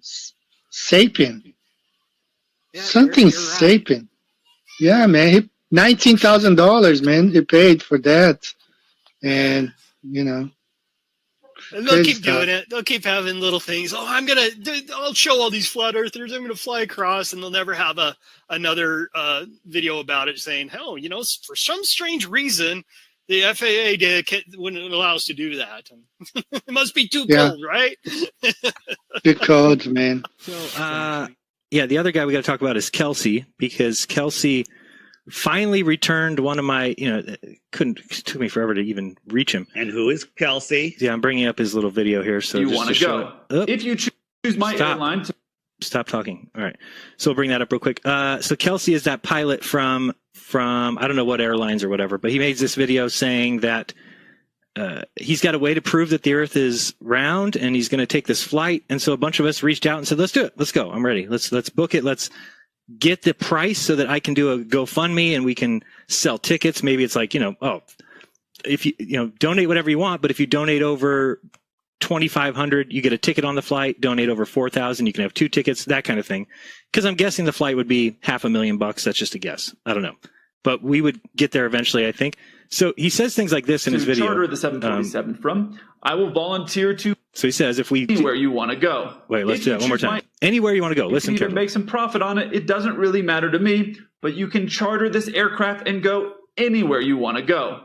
If you choose my airline to charter the 747 So he says, if you choose my airline to charter the 747 from. Volunteer to fly that aircraft, and we can all be Christopher Columbus for a few days. I've even come up with a basic flight plan of where to go so you can prove or disprove. Okay, so we contacted him. We said, we want to change the destination because, number one, you said we can go anywhere we want to go, number one. So that means we can change the destination to wherever we want. So looking at what Banjo was talking about, I totally agreed. And I think we should also end up where we started, not fly out of Miami, come back to LA. So I told him, hey, I kept reaching out to him saying, give me a price for a flight, LA to Buenos Aires to Perth, Perth back to LA, a night at each location. And he kept not getting back to me. Finally, he got back to me, and his answer is like, oh, dude, I'm just a pilot and a YouTube guy. I'm not a booking agent. And I said, I'm not asking you to be a booking agent, dude. You said that your airline, if we chose your airline, you would be the pilot. Okay, number one, we accept. We'll choose your airline. Number two, you can be pilot. We accept. All right, so far we're doing really good, right? So the next step would be talk to your airline and get me a damn price, dude. He's like, well, you can just call different companies and figure out where you can go. No. We're choosing you. You said that you'll be pilot. And I'm like, now I think you realize that you've never flown over the Antarctica for a reason, because you can't. Jaron, so, go ahead. This is what he's saying, that we can do this flight right here. Yes. Right? Oh, let me bring that up. Hold on, because I've got this screen up. Yes. Don't screw up. There you go. Yeah, that's what he says. Yeah. So let's do it. We want to do it because that flight is about 7,500 miles or so. Should take about 14 hours or less. I mean, really, planes go, 550, 600 miles per hour. So it can even be quicker than that. And again, now he's like saying, oh, but no, you just need to go get some pricing and you need to. It's like, no, you said you'd be pilot and you said if we chose your company, but he won't even tell us who his company is. So this is the kind of thing, this is why I said, hold these people's feet to the fire.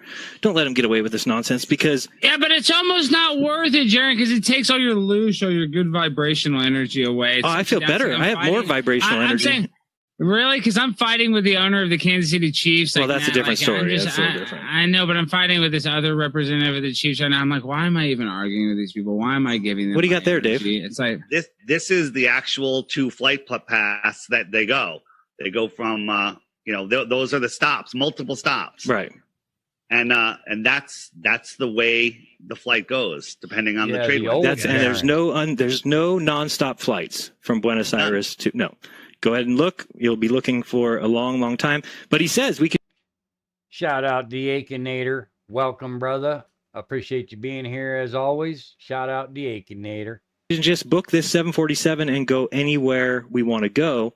But of course, now that we go to him and say, all right, we're in, Mark Sargent's in, we're going to promote it. We're going to, here's the locations we want to do. Now all of a sudden he's got an issue. Now he doesn't want to talk. Yeah. How stupid it is. It goes from Buenos Aires to Houston to Los Angeles. Sometimes it goes to Miami and then Los Angeles. So that's 2 stops, Sydney and then Perth. Right. And maybe they go back this way to Singapore. Also, shout out to Sketches. He made it. Much love. Welcome. Shout out Sketches. I don't know, but that's a long ass trip too. That's like 2 days, But he also puts a white outline on him. So it's good that we held him to the fire. I'm still, let me see if he answered. I don't think he answered me. But we were going back and forth on the Instagram, which I never even use. Harmon Walker made it. Trying to see. I don't know how you look up comments. He was commenting. No, I don't see anything. Welcome, brother. As we can see, this is not the first time that there has been a crowd-funded event set up by global propagandists in an effort to prove their globe. And as we can see, both of these faked flights fell flat and did not do what they were set out to do. And the reason for that is because you simply cannot fly over Antarctica. And if you haven't seen it already, I did a very extensive debunk video on all north to south flight circumnavigations. And they were all debunked. They were.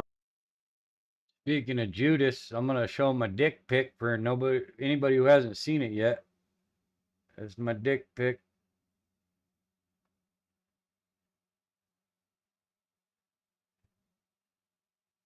Just had to get that out of the way. All faked. They never actually fly over Antarctica. But now back to the topic at hand with the 24-hour sun. To make it very clear, neither the globe side or the flat side are debating on whether or not there's going to be 24 hours of daylight and civil twilight in Antarctica. Both sides agree that that is something we will observe. However, one side, the globe side, has a claim that we will see the sun circling above the horizon for a full 24 hours, whereas the flat Earth side is making a claim that we will not see the sun above the horizon for 24 hours, and we should actually see the sun setting and actually see the sun rising at some point throughout the day. So that is the what we were going down there to try to observe, is whether or not we see the same 24-hour sun phenomenon that is observed up at the North Pole and the Arctic, and to see if we observe that in the Antarctic. Now, with that being said, we should be able to just take somebody's word for it that's been down there during the summer. Now, recently, we have had 3 different people that have been stationed in Antarctica during the summer for many months at a time, who have all said that there is no 24-hour sun in Antarctica, and that the sun actually sets every day during the summer. We have one person, a plumber that was working down there, stationed in Antarctica for 18 months, that said the sun sets during the summer, and there is no 24-hour sun there, so that the sun sets every day. And then we also had a former NASA employee stationed there for 6 months that said that the sun sets every day and there is no 24-hour sun in Antarctica during the summer. And then we also have explorer Mike Horn that was in Antarctica for 3 months from December through February that also said that the sun sets every day during the summer in Antarctica. So we have, quite a few people that have come out saying that there is no 24-hour sun in Antarctica during the summer. So let's go ahead and take a closer listen to what some of these people have to say. The person we have here today on Mechanics of the Fourth Wall is Robert Shortman, who spent more than a whole year in one stay, in one visit in Antarctica. He was the heating engineer in Antarctica. He went there just before the summer, all through the summer, all through the whole year, all through the next summer, and then left afterwards. All of it in one stretch.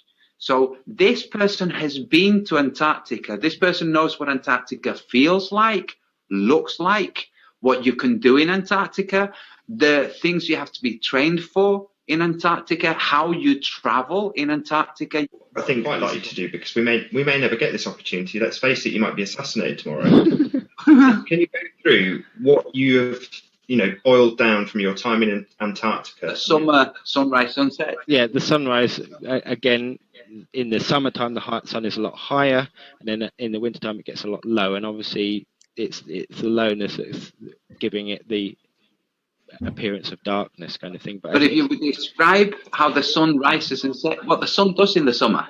Summertime, it does more of an arc, and in the wintertime, it's even flatter. So you'd be kind of doing something similar to that, and then obviously summertime's more that. Up and down on the horizon, it's not going round and around above your head in circles. No, I just sit and looked at it thinking, oh look, the sun's spiraling above my head or something like that. But it did like a better 180 arc, not like a 360. So you see it move in and move out. So it wasn't just like straight across, but yeah. With the way the as it is map describes it, then. So if you're here, and your 180 is, well, if the sun's coming around doing this, you're here. Yeah. From your point of view, it's going to look like 180. It's not going to be coming up here, but we have our perspective. You're here, you're going to see it come and go. The cell Earth says that it goes round, like you see in the video footage, and it's just light bending.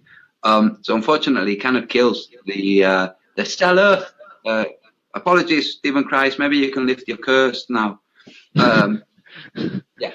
So we have it from somebody who's been to Antarctica.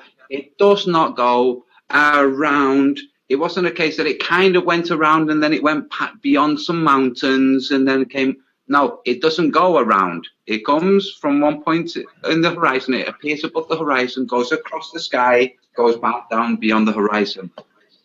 Before we... Jen, are you going to go with us next December? We're manifesting it in the ether. We're going next December, their summer, and you want to host a bet if we see the 24-hour sun. By the way, bro, we have a former NASA employee that was stationed in Antarctica for 6 consecutive months when they should have 24-hour sun. He said you never see the sun for 24 hours, never. And that does not happen. And now he's a flat earther. Former NASA employee was stationed in Antarctica. So we're going to try to go, but the point is there is hundreds of videos of that in the north, right? That like everyone has them, but there's none in the south. There's thousands of times people have circumnavigated east to west around the earth. I mean, they do it every day. No one's ever done it north to south. I mean, these would be major coincidences, right? That just so happens what could prove a globe don't exist. Or like, you may have blew a lid on a major deception, though, like just in theory, right? Like they were planning on. I don't know. Now they got to do something. I've heard like a NASA former guy from NASA stationed there for 6 months said you never see the sun for 24 hours in 6 months of their summer. And so, and then obviously, you know what the Globers say? They just claim he doesn't exist and he's lying, and it's like whatever. I mean. If we would get pretty lucky if that guy was there for 6 months and didn't see it, but we'll see. It's unavoidable to occasionally mention it, but I know a former NASA employee. Actually, he was even stationed in Antarctica. He's a flat earther, and he's coming on my show soon, so I won't reveal too much. But it's a misconception that people at NASA either know that the Earth is flying through space and space travel is real, or they're lying. That isn't how it works. They just do their job. They do their job. It's called compartmentalization. It would be very, very ineffective if they didn't do that. So, just so you know, I know multiple NASA employees that are flat earthers. So you put that together for me. All right. So I also came across a very interesting interview with world famous explorer Mike Horn in a news article. Special shout out to David Banner. Welcome, welcome, my brother. Much love, brother. Shout out, David Banner. For those of you not familiar, Mike Horn made a Antarctica expedition back in 2017. I actually did another debunk video on his expedition, but we're not going to get into the expedition so much. More want to focus on this article that was written about an interview with him. And in this article, he basically says that the sun sets every day in Antarctica. Now, to give you more context, this expedition took place between the middle of December 2016 to the beginning of February of 2017. So these are the 3 peak. Also, shout out, welcome, welcome. Serious Business is in the house. Much love, my brother. Shout out. Months of the summer solstice when you would have to see the 24-hour sun. So he makes this comment in this interview and about the sun setting every day. So let's take a closer look at this interview article here. This is the article I came across on the Mike Horn expedition from Neuroplex.com. Kind of details the Mike Horn expedition 2017. That again was from December 13th, 2016 to February 7th of 2017. And those are the 3 main months of the summer solstice in Antarctica. So this would be the 3 peak months when you would have to see a 24-hour sun above the horizon. And he's actually snow kiting from all different latitudes, from the 70th, the 80th, and obviously the South Pole, so the 90th degree latitude. So I mean, he's covering all different areas of Antarctica on this expedition for 57 days. And so if the 24-hour sun existed in Antarctica, he would objectively have to see it, right? So in this interview that they did on him, he says a comment here that I don't think he was supposed to say. I think it kind of accidentally slipped out. But he says, he also reported that the sun set at night, which made for cold tent temperatures this late in the season. So he is telling you that the sun is setting at night, every night, while he's on this expedition, which is during the summer of Antarctica. So for 2 months, the sun is setting every night during the summer in Antarctica. Now, I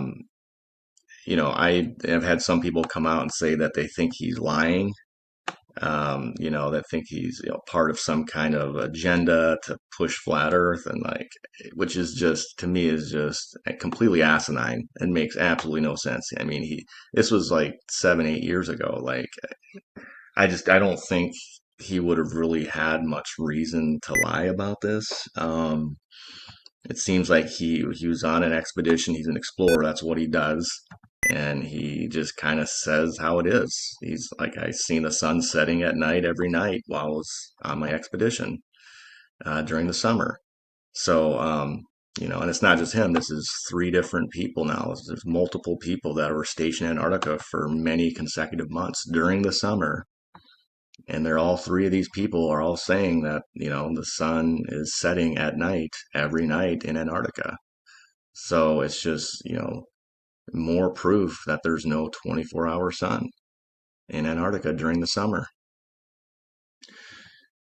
With all of this, fakery and deception that, we've observed today that's been going on in Antarctica for years, with the faking of the 24-hour sun videos and the editing and cutting of these webcam footages at the South Pole, and like literally every day of the year, and just all the different fakery that they do to, hide the fact that the sun sets every day in Antarctica during the summer. I think that we should be going down there and observing the sun setting. And we should just kind of, put this whole thing to bed. And, I've noticed with like this final experiment that there's been like two sides to it. There's one side that thinks that we shouldn't send two people down there, and it's a safety risk, and it could be a trap. The whole thing is suspicious. Um, they could be faking it, and like I get it, like I get where they're coming from. And there's also the other side that thinks like, hey, we got tons of evidence that Flat Earth Nation is in the house. Welcome, welcome. Shout out to Flat Earth Nation. Much love, my brother. Thank you for being here. There is no 24-hour sundown. We got several people that are stationed down there that says there's no 24-hour sun, and the sun sets every day during the summer, and we should be going down there and documenting this. And I'm kind of in that boat. I think that, for one, I think that even if they were trying to fake it, they wouldn't really be able to, because they're going to have so many different cameras down there. They're going to have infrared cameras. They're going to have cameras on drones. They're going to have camera experts. They're literally going to be covering this thing from every angle. And if you're actually like looking for fakery, you're going to find it, and I think it's just something that they wouldn't even be able to fake even if they wanted to. They just would have too many eyes on the sky that would easily point it out. So I don't think, I'm not really buying the fake thing. Now, with that being said, I think that they could put a lot of cloud covering down there. And I think they could really murky up the skies with a lot of clouds to where we get down there and the skies are just overcast and cloudy the whole time for 3 days, and you can't really even see the sun, and which would be, wouldn't really be a win for either side, but it would just it would probably discourage people from ever trying to go down there and record it again. So I think, with them knowing about this in advance, months in advance, that could kind of be the plan. Like they can't really fake it, but they could continue to hide it. So there is a very high chance of that being. Just look how fake. I mean, how can this not be CGI? Look how fake these riders look. Everything. I mean, anytime you see the marathon runners, they're always very digital on the edges, and it's very vindictive of Photoshop.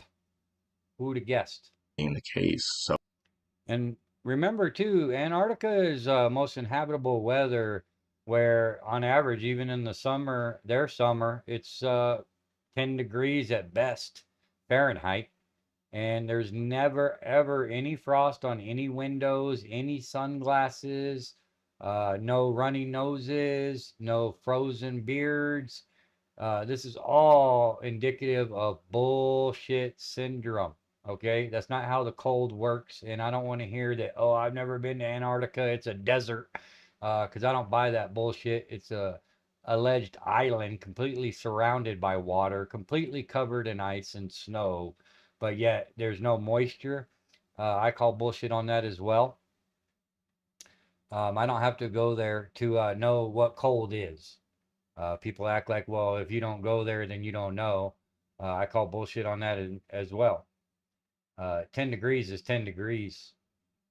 And especially when you add a wind chill factor that will knock your socks off. I don't know how many of you live in the cold, but you add some wind to a little bit of cold and it gets very severe quickly. And you're not going to be standing there acting like you're hot, taking your clothes off by any means, or just wearing regular glasses as well when the wind chills like that. They have anti-fog stuff for a reason, because they fog up. The warm air of your breath will instantly fog up your glasses in that type of temperature. But you'll never see that with these fake expeditions.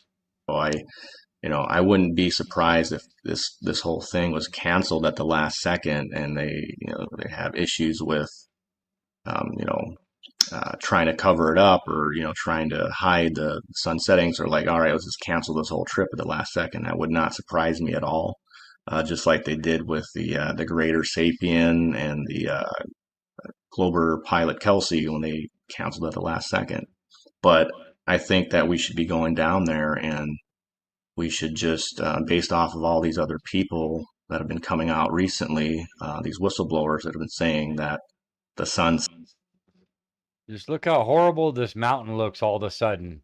I mean, is it just me, or is Houston, we have a problem? I mean, every time you see a video, this mountain appears different, more or less, from the beginning of the video, mid-video, end of the video. They'll constantly contradict themselves with Mount Rossman. To me, this entire thing is CGI. I'm not going to base my entire conclusion on it, but just have eyes to see, friends. Sets every day in Antarctica during the summer. It's ridiculous. I think, that's just more proof that there is no 24-hour sun. And I think that this could be the very, final disclosure of flat Earth, where we're giving them all this evidence and nobody's really buying it. So I think this would be the best.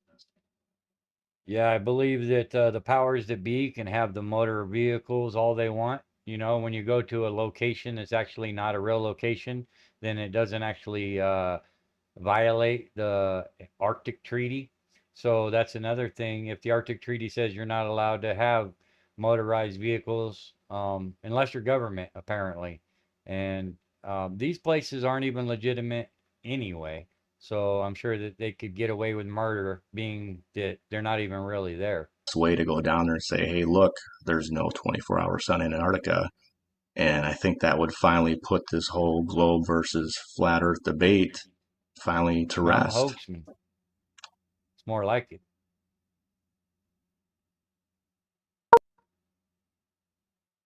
All right, so like I said, these videos were predating the final experiment. So I wanted to start with those just so we can get a good perspective of, getting into what happened more recently. Shout out to William McLean. Welcome, welcome. Appreciate you being here, William. Shout out to William.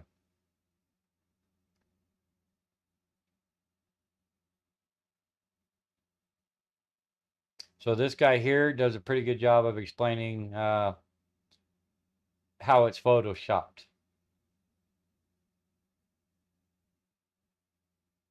I will drop this link as well if anybody wants it.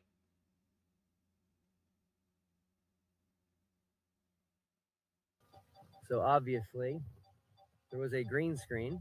This drone would not be able to fly backward. If he would have continued flying the drone back, it would have hit the green screen, okay? Because they did have a green screen in the back. As you see here, the ISS is also very familiar with using, green screens further in the back.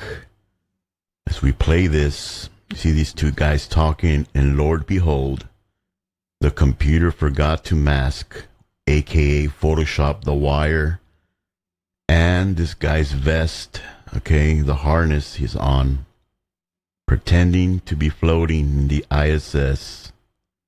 The computer forgot to mask it, aka Photoshop it, and you can see his bare ass floating with a harness, with a wire.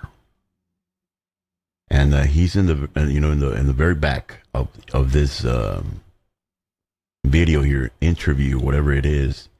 He's further away in the back, so you can green screen further away, okay, than in the front.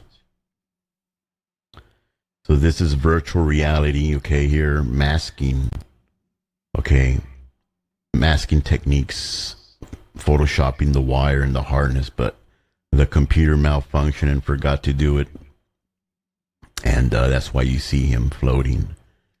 And the wire, you can see the wire.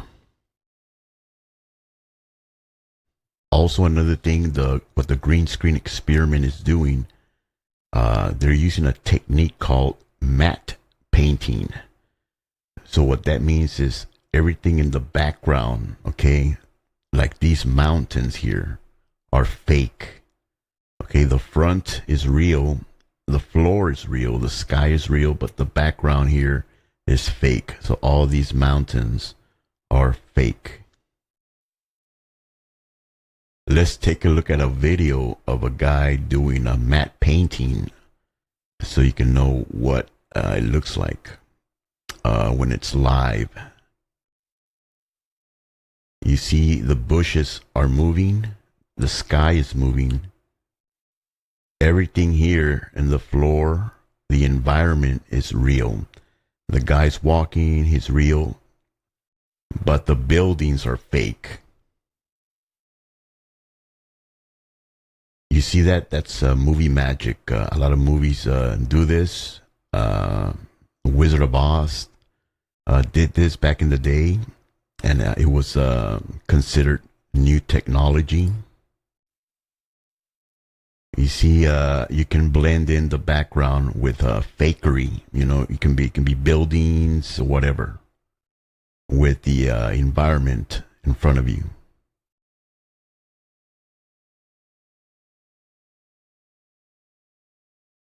And this train here, I think this train is fake also.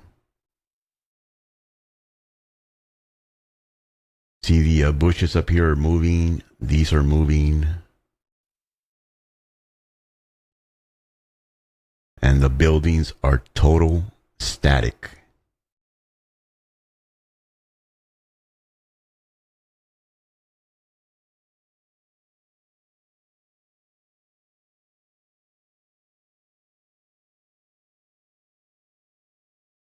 Another thing, the drone footage that Will Duffy supposedly took in Antarctica, that he got special permission to film. All these mountains are fake. This is not real drone footage of mountains in Antarctica or anywhere. Look at the snow. It's super fake. Everything is fake that you see here. 100%.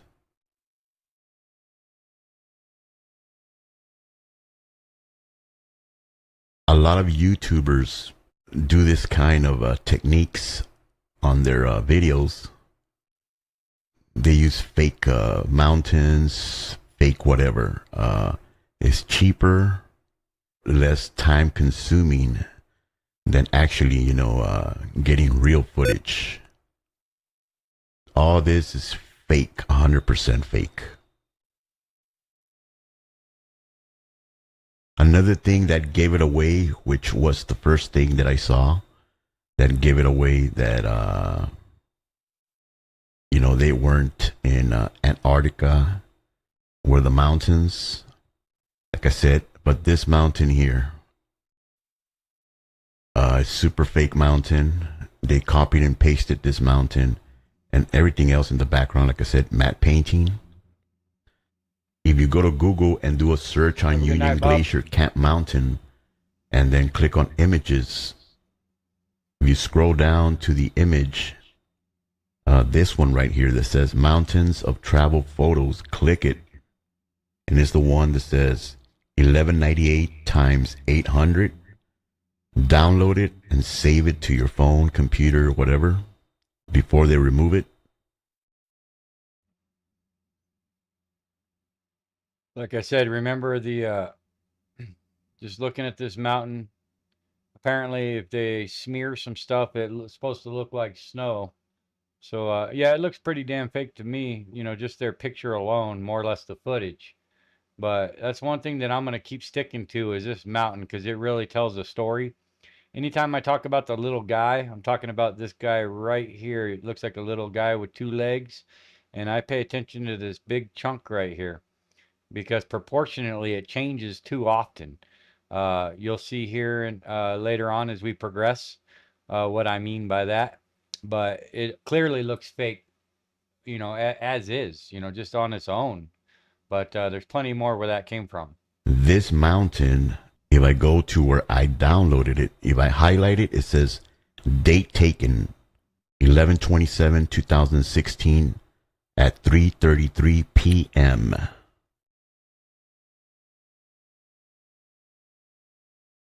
Should President Trump So this one remove was Pride 7 Month months and ago, replace it with Veterans Month? by the way. We believe the people who spent risking. Now, if I go back to the mountain where Will Duffy is, okay, and then we're going to compare it to that mountain.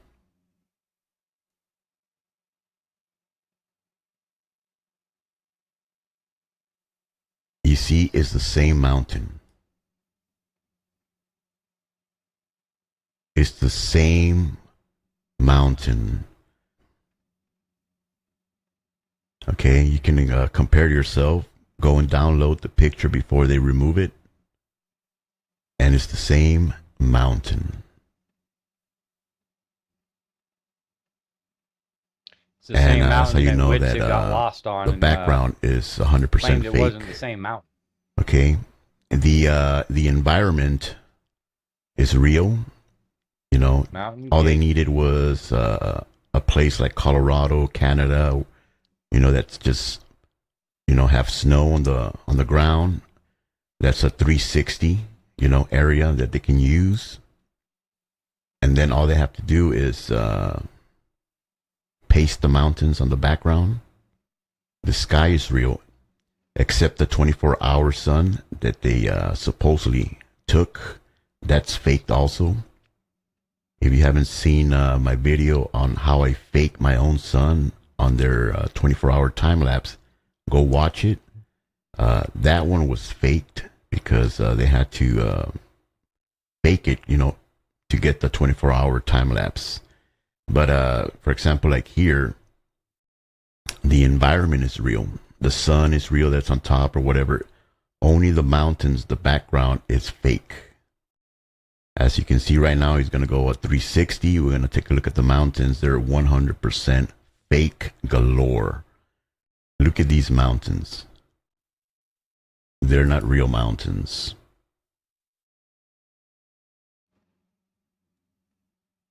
Look at these mountains. Look at this mountain over here.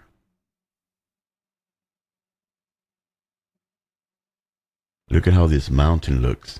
Everything is fake. The snow is fake. These are not real mountains.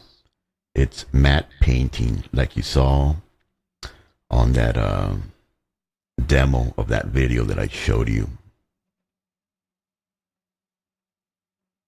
I mean, take a look at the mountain here. This one right here is super fake.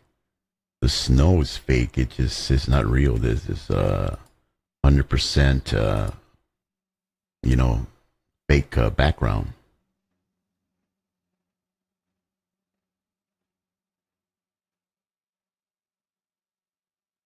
But what gave it away was that mountain from 2016. They used the same mountain, copied and pasted. As you can see here, is the same damn mountain, 100%.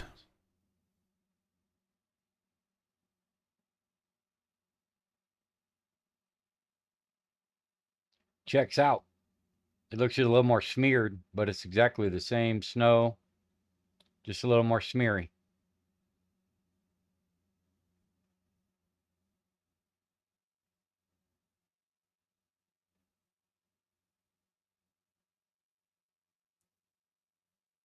And we do some quick gematria. As you can see here, the final experiment equals 204 in ordinal. Simple English gematria. And green screen deception equals 204 in ordinal. Simple English gematria. That's why we're looking at So totality. the green screen Harmon. experiment, 100% fake, like the ISS, sources. never learning from their mistakes. Man, I'm tired of being right.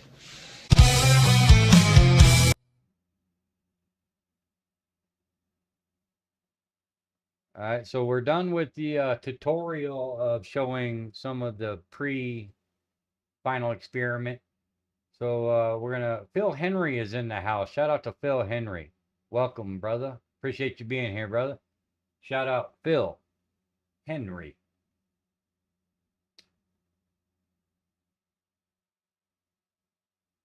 Let's see here.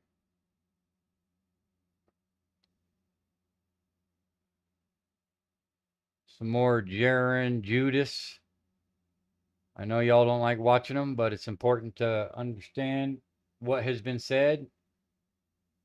Took place Christmas Eve, the Antarctica trip review, the so-called trip. Nothing more than smoke and mirrors at best. And of course, Jaron in his little dinky studio with the brick wall in the back for Freemasonry, and of course, even the placard here with his logo and the bricks. And of course, the guy that gets spotlighted on Netflix, all over the media, just so happens to have a 33 name. Just another amazing coincidence for all the coincidence theorists out there. Now, this was the supposed plane that was used to transport Jaron and Whitsitt to Antarctica, along with all the globe shills. Just take a look here at the wing itself with the penguin, and it's coded for that 33. Even the paint scheme itself, you got the gold and blue and Pythagorean is 33, also in Chaldean 33. And going back in time, as you see here, Admiral Richard Byrd, during this TV interview, obviously the flat earth model right in the back, just like the sky clock with the two arms, one for the sun, one for the moon, as a circle above, truth in plain sight. And just like many of these so-called truth speakers that are put out there, they give us truth mixed with lies. And Admiral Byrd talking about other lands beyond Antarctica, which is a lie, not biblical. And obviously he was a Freemason, as you see on this postcard with the Masonic square and compass with the G with Freemasonry. Take a look here in honor of Admiral Richard Byrd with this Freemason from England, the UK. And once again, the Freemason colors of blue and gold for 33 numerology when it comes to, once again, Pythagorean and Chaldean. And here again is the supposed plane that brought Jaron, Whitsitt, and the other shills supposed to Antarctica. Even if they went, obviously these people are not to be trusted. None of them. Obviously the Globe Trolls, Jaron and Whitsitt have zero credibility. They're liars. They are not to be trusted whatsoever. Either is Will Duffy. Here you see Jaron again with the bricks. And taking a look here at the tripods with the so-called time lapse. The sun is so fake here, it turns into a football in the sky. Give me a break. Absolutely ridiculous. You would. And remember a stream that I did a few weeks back, with one of the earlier streams I did where Whitsitt was debating, the one with Weiss, it was the moderator. He was debating Dustin Nemos and claiming this wasn't the same mountain, which obviously there's nothing even in between him and the so-called camp that is still there, that you can't see the camp, but it's still there. So even if you give him the benefit of the doubt and the camp is still there, if you went from right here and just came back here, how are you to lose track of Mount Rossman? Of all things, you're going to lose track of Mount Rossman.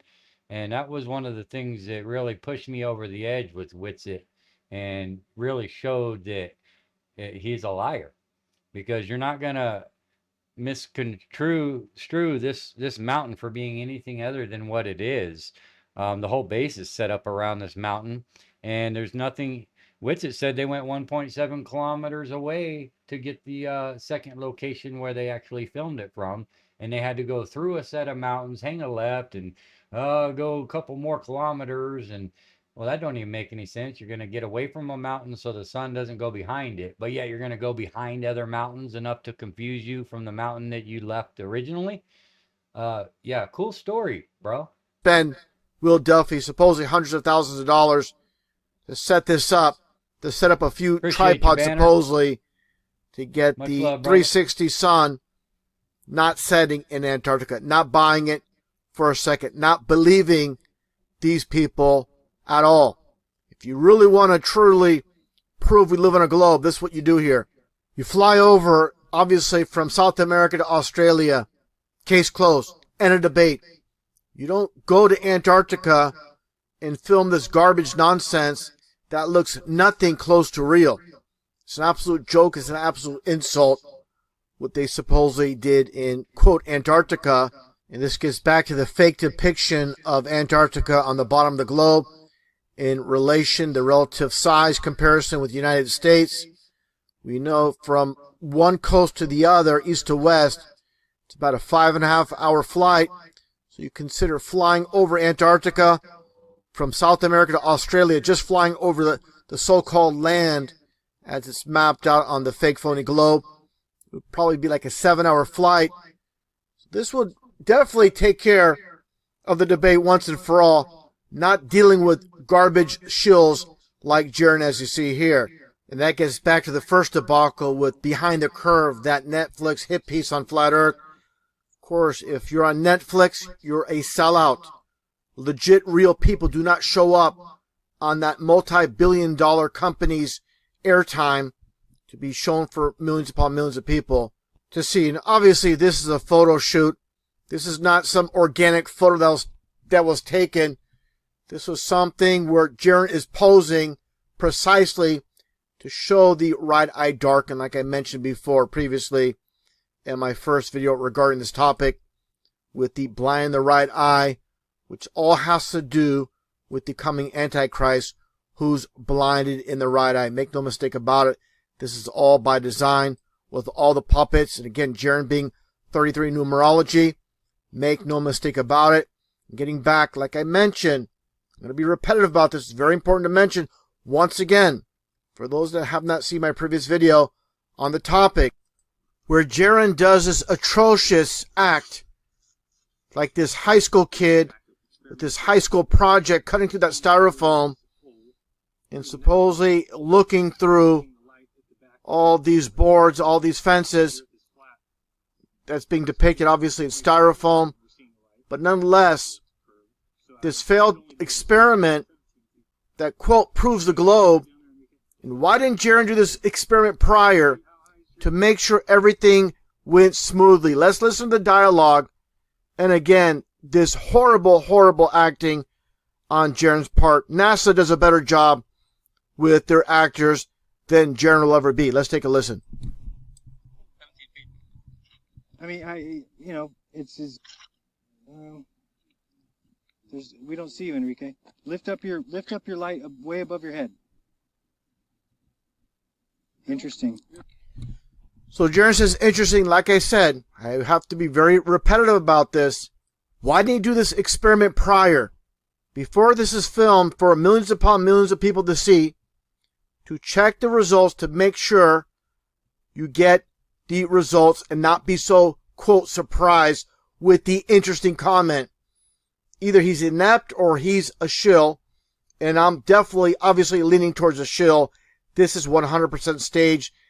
Jaron or anybody so-called legit would not just, on a whim, just do the experiment in front of millions of people and not practice this prior. I really have to hammer that point now. And that gets to Will Duffy, as you see here alongside Jaron during this live stream. This man came out of nowhere and headed the so-called final experiment. Who is this individual? Supposedly a millionaire at the age of 33. Just another amazing coincidence when it comes to the numbers game. Is it just me, or does this not even really look like Will Duffy? Another individual here on the globe side. Just take a look as you see here, doing the one eye symbolism, just like I mentioned with Jaron, and how people could be so blind, no pun intended. And let's take a listen to what Jaron has to say about Dave McKeegan. Dave McKeegan is a good person. Wow. You sell out, Jaron. You said it yourself, Jaron. Mad Mac has made it to the Foundry. Much love. Appreciate you being here, Mad Mac. Shout out to Mad Mac. And here you see Dave McKeegan in one of his thumbnails from his YouTube channel mocking the Flat Earth Truth. And Jaron's Maria Walker has made it as well. Shout out, Maria. Much love. Welcome, welcome. Praising him as a good guy, of course. They're all on the same team, and that's Team Deceive. And let's take a listen here Once again with Jaron, with someone else involved with the whole ridiculous garbage, the final experiment, one of the producers. Mark, who is Candace Owens' producer, awesome. And of course, Jaron's going to say awesome. Just take a look here at Candace Owens. Obviously, the photo with the Photoshop, with the covering of the eye, the one eye symbolism. Make no mistake about it. Just another puppet, another sellout. Raising her hands up, or his hands, to show the diamond sign for 33 in numerology. And obviously here with Charlie Kirk doing the same thing in a little bit different position. They're both doing the Masonic hand signs and obviously the black and white symbolism. Once again with Candace Owens.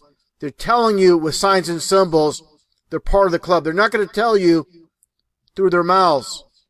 This is what it's all about. As I've shown many times in the past with very famous Freemason Manly P. Hall, when the human race learns to read the language of symbolism, a great veil will fall from the eyes of men. So, for those in truth that dismiss symbolism, that it's meaningless, it doesn't mean anything, you don't have a place in truth, in my estimation.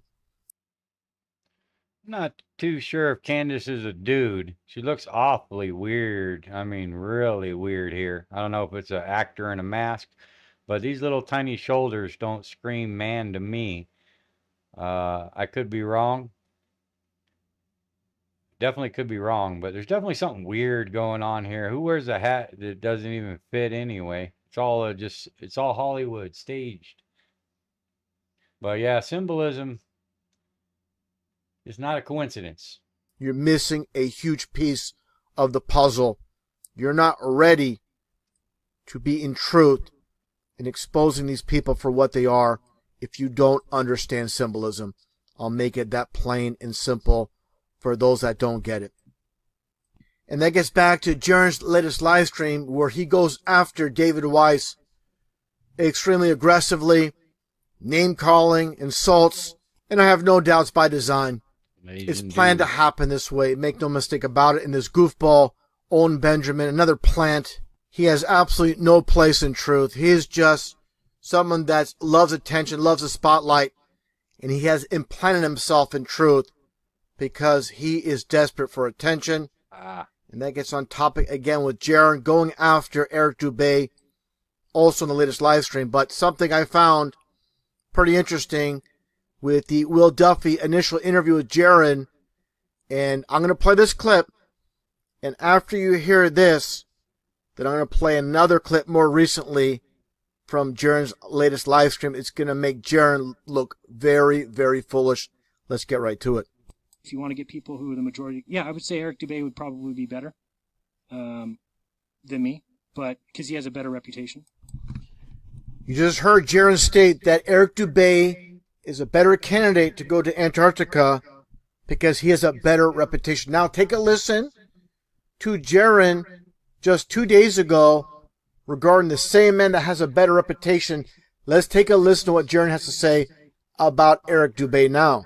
Means that the model that we were given by the one and only true shill, Eric Dubé, who showed up in 2014, and here comes Eric Dubé, map in hand, and 200 proofs in hand. And I say 200 proofs, and that's a little wishy-washy, because he changes them whenever he wants, and you let him. Because that's what flat earthers want, is liars. That's shilly. Repeating the same thing from your same book in every video you do, the same words with your same voice, that's shilly. So you heard Jaron make a complete buffoon out of himself, saying how Eric Dubé has a better reputation, a better pick than himself. Now he's trying to trash Eric Dubé. What a complete joke Jaron is, and his nonsense is nonstop. And this is the part of Jaron's latest live stream where he goes on full attack on Wimpy Weiss. And make no mistake about it, this is meant to happen, planned to happen when it comes to the controlled flat earthers to fragment it within that division. Obviously, I'm not part of that. I've been calling these clowns out for the longest time. Let's get right to it. I won't be here much longer. And the reason is clear. The reason is clear. It's because of who you people have become. So Jaron says he doesn't like liars. And he claims he's leaving the so-called truth movement. He's not going to be around, quote, much longer. Let's see if Jaron's going to tell the truth here. Or he's going to continue to lie. And we know his sappy followers will forget this statement. And he'll continue to do live stream after live stream after live stream. And people will completely forget that he said this. I'm not. I'm going to hold him to it. You better be packing your bags and leaving, Jaron. If not, I'm going to constantly remind your followers that will continue to listen to you that you lied, like you always do.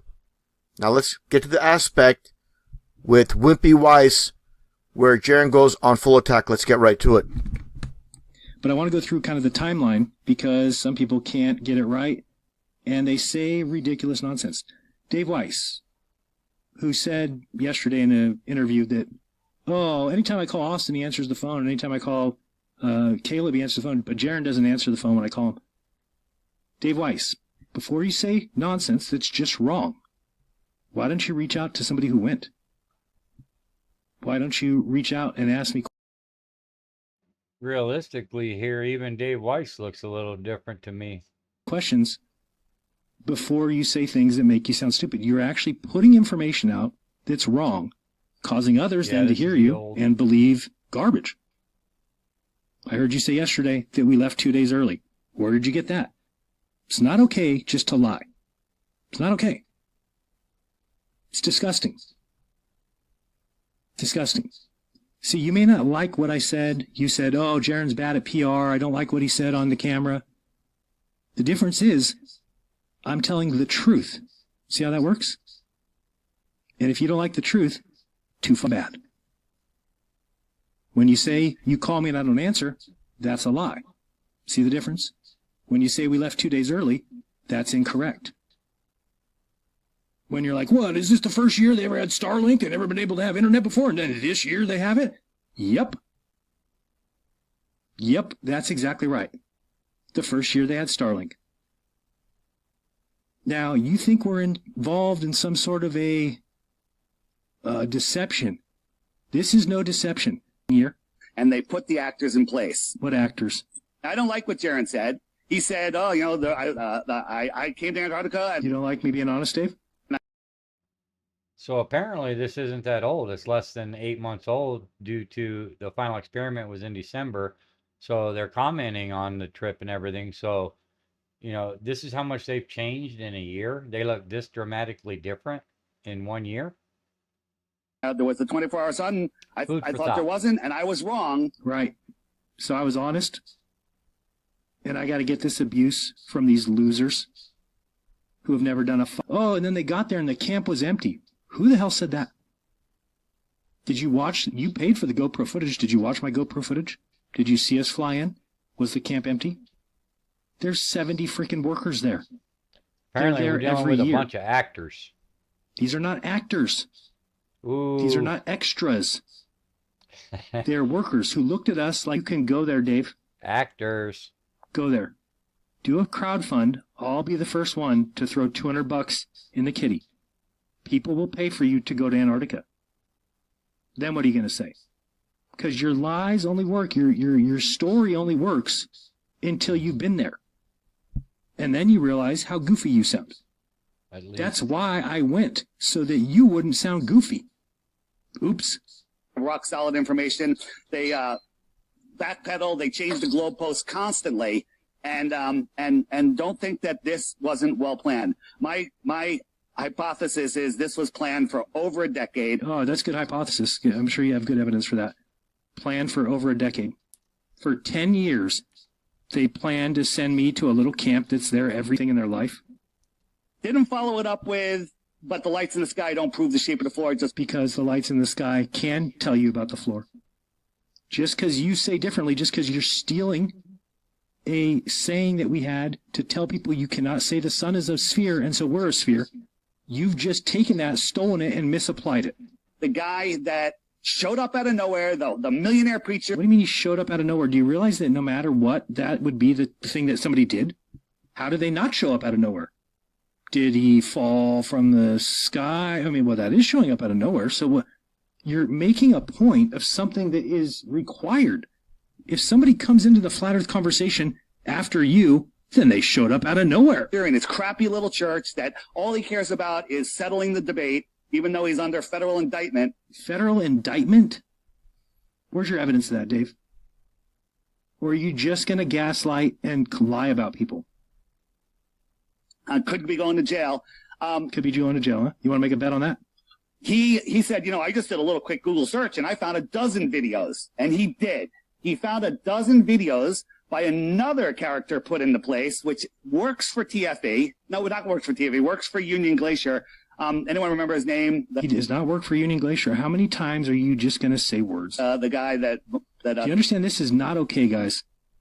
Because this is what you're doing is inflammatory. Anybody who's a flat earther who's watching this is buying everything you're saying. No wonder they're coming at me and calling me all these names. Dave, you are inciting it. You could have come to me and said, can I see your 6-hour footage so that I can eliminate some of the garbage I'm going to say? Camp for those guys so the sun wouldn't go behind the mountain because the sun would dip behind the. But there's a lot of mistakes being made. All right? I mean, why would you think that you from your house could have more info than the people who went? You didn't ask me. You just lied and told people that I don't answer your calls, which is false. And before we continue on, I want to give credit to Aloha from Florida. As you see the bottom left-hand corner, he calls Jaron out properly, talking about the 2 failed experiments. Let's get right to it. That our enemies, the people promoting the globe against flat Earth, they have the same guy now in 2 documentaries. Oh, it's perfect for them. Allegedly proving the Earth is a globe. Yeah, it's perfect for them. It's perfect. It's great propaganda for him. Because you say that. I didn't say that. I don't even believe in proof. So you're not talking about me. And unfortunately, he fell into that. He's going to have to live in that for, a while. I'm going to have to live in what? Being honest? Telling the truth? Oh, boy. I'm so scared. I don't give up. But it's up to him. DeWitt Straight Laces has made it. Welcome, welcome, fam. Shout out to DeWitt. Much love, my brother. How he wants to deal with it. You mean by telling the truth and being honest? Okay, good, done. I consider the people on this panel my friends. If I call you Keith, what do? You answer the phone. Listen right? to this. If I call Caleb, he answers the phone. No matter what time of day it is, no matter what he's doing, he'll answer the phone. Right? I call Austin, he answers the phone. Darren doesn't answer the phone. Okay? That's Look at this guy. I mean, you just told these guys, why do you think that I'm being gaslit, Dave? Because you can't be honest? Do you see the difference here between me and you? But to not think that everyone in that place was in on it is naive. Everybody. So what do you think the 70 employees are used to the sun setting, Dave? And just take a listen to Jaron's commentary here when the AE map is discussed. This is really unbelievable. But again, this is Jaron's true side really coming out in the end. Stephen, I'd love to hear your thoughts on, Yeah, tell us more about how you put the globe on an A map and think it means something. Not a professor, not a school, not a teacher. That be the case where they amplified it? Not a PhD. Plasma? And you just heard Jaron's ridiculous commentary appealing to the mainstream school system, saying you're not a teacher, you're not a professor, you're not a PhD. This is absolutely ridiculous. Something Jaron claimed to be totally against the mainstream school system. Now he's appealing to the mainstream school system. Obviously, Jaron is a sellout. He has flipped the script. If people that follow Jaron cannot see this by now, you never will. And that gets into this, where we know Dave Wimpy Weiss pushes other lands, not biblical. And this is a huge aspect of the fake truthers. Just pulling things out of thin air, stuff that is basically fantasy. And I've said it before, the fantasy is better than the reality for many people. And I've always stuck to things that could be proven. And that gets back to Jaron. Take a listen to what Jaron says here. Basically, a carbon copy of David Weiss just making up stuff. Things that are not proven. And here's an example from Jaron from his latest live stream regarding his so-called trip to Antarctica. just made up nonsense, made up garbage, all fantasy. Take a listen. This is a mile deep of ice, a mile. What do you think's the easiest thing in the world for them to dig into and create underground bases? This is why John Kerry goes there. This is why Buzz Aldrin and all these guys, because they have a whole metropolis, I'm sure, underneath that ice. So Jaron claims he's sure they have a whole metropolis underneath that ice. This is what the gullibles that listen to Jaron and also David Weiss, they love so much. The fantasy, again, because it's always better than the reality. And their followers just listen to what they have to say. They don't question anything. They just sit back and listen with zero discernment. And like I've stated for many years regarding David Weiss, Jaron, and the rest of the crew when it comes to the fake flat earthers, what I have to make perfectly clear is the controlled opposition, nothing more than actors that get spotlighted in documentaries, as we know, with Owen Benjamin being a Hollywood actor, David Weiss, and Jaron obviously as well partaking in these controlled documentaries. David Weiss, as I stated many times, not a real flat earther.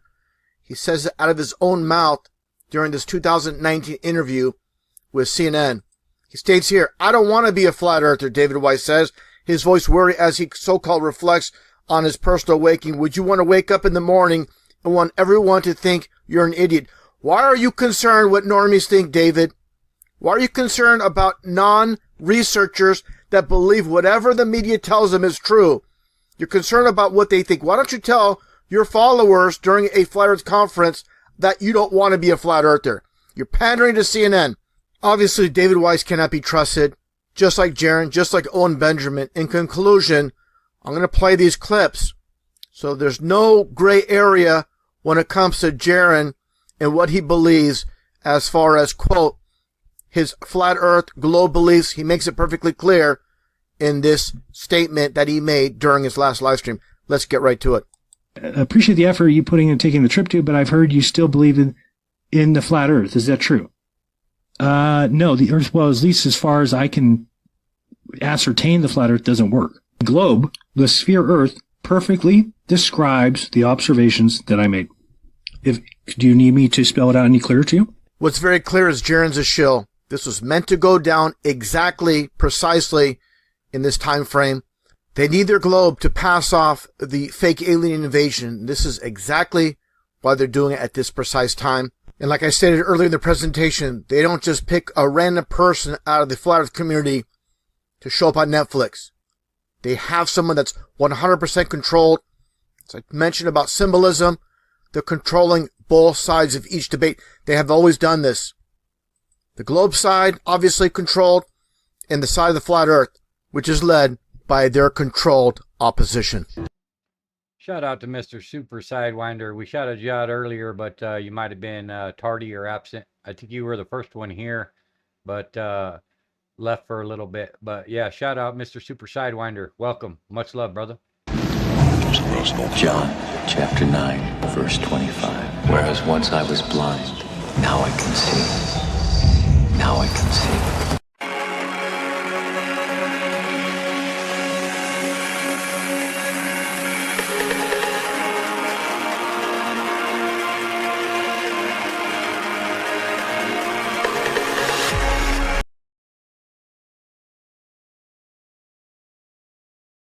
So They Live Truth is RV, correct? So this is RVs. Took me a while to realize that. Both early and late. Getting her done. Well, we appreciate you being here, Sidewinder.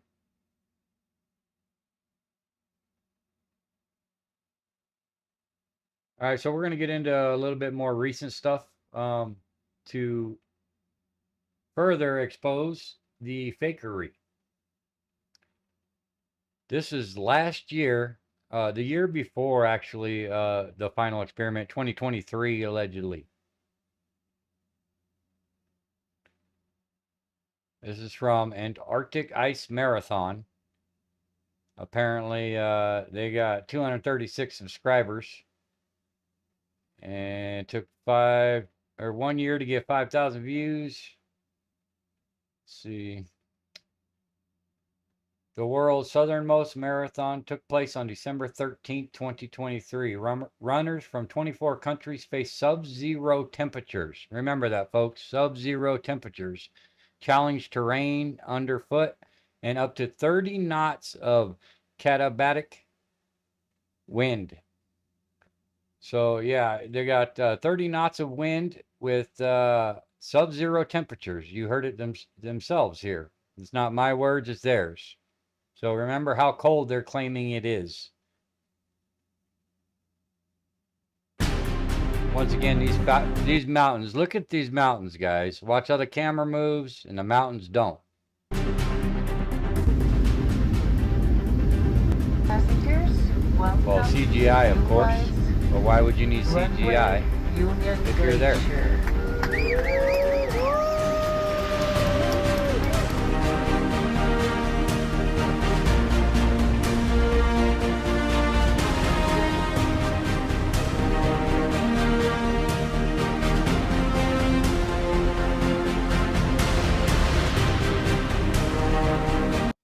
So they allegedly have this many people running in a marathon. And when you look close to them, look at the CGI rendering. Every single one of these people have the most horrible graphics, like they're photoshopped. Very strange. Quality, okay, so here we go with Mount Rossman. Okay, here's the guy figure that I keep pointing out. Look how close this mountain just got. It wasn't even that close. Look how smeared it is up here. So apparently they render it by smearing it, and that's supposed to look like snow. Apparently. But you can tell, I can't express enough how fake this looks to me.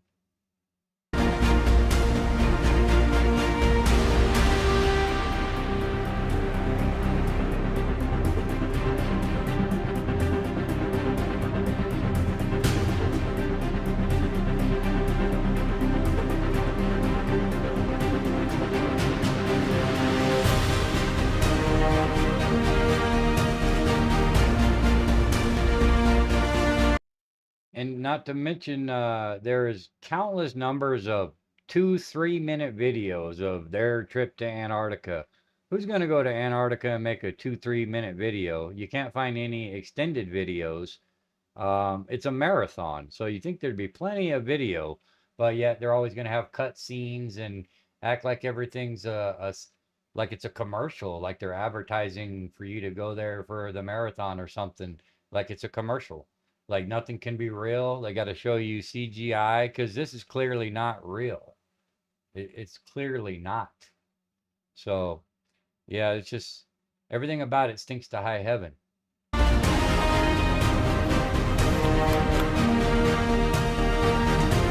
Spent 3 minutes. Okay, here's another problem. So you look at this mountain, it's in reversed. Okay, so here's the little guy. And he's on the wrong side. So obviously this is reversed. Okay. Now when they just took off running, and the camp was right here. Now the camp isn't there and the whole image is reversed. Because here's that big section that I always point out. And here's the little guy that we always point out.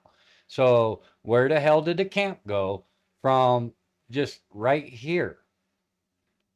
Okay, right here. Boom. Here's the camp. There's the mountain, okay?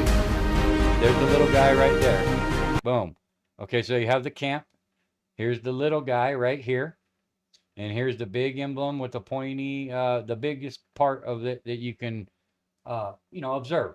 So you guys see what I'm saying? Here's the camp. Here's the damn mountain. And literally, within a minute, the camp's gone. The mountain is bigger and reversed. So, yeah. The gig is up, motherfucker.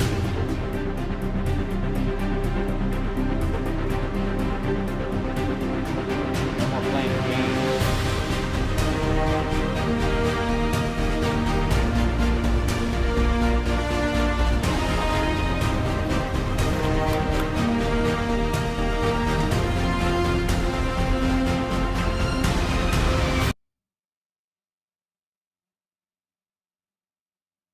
So once again, it's reversed because now the little guy is actually closer to this thing now. It was a little bit farther away. So if you keep noticing these things and just keep a memory of Mount Rossman. Rossman is the key, in my opinion. It's these little details that are going to be the straw that broke the camel's back, because we don't even have to look at the final experiment. This is all just marathon running. And yeah, it's contradictory to say the least, and very damaging. It kind of speaks a very massive amounts of volume to me.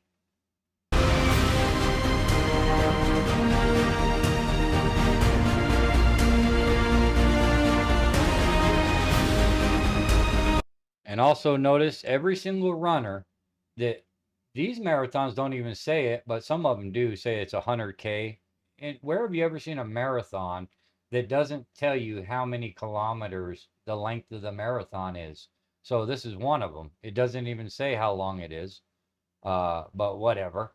But how many times have you ever seen anybody run a complete marathon in 10-degree weather with sub-zero temperatures, obviously, and gale force winds, and you don't have any type of evidence? You know, there's no snotty nose, there's no fog in his glasses, and when you hear him talk, they just do not look like they ran 25 miles in Antarctic conditions. Look how thick the mountain looks back there. Look, here's that little guy. Look how big the little guy is. Okay, I mean, you could draw this shit with crowns. It's so fake.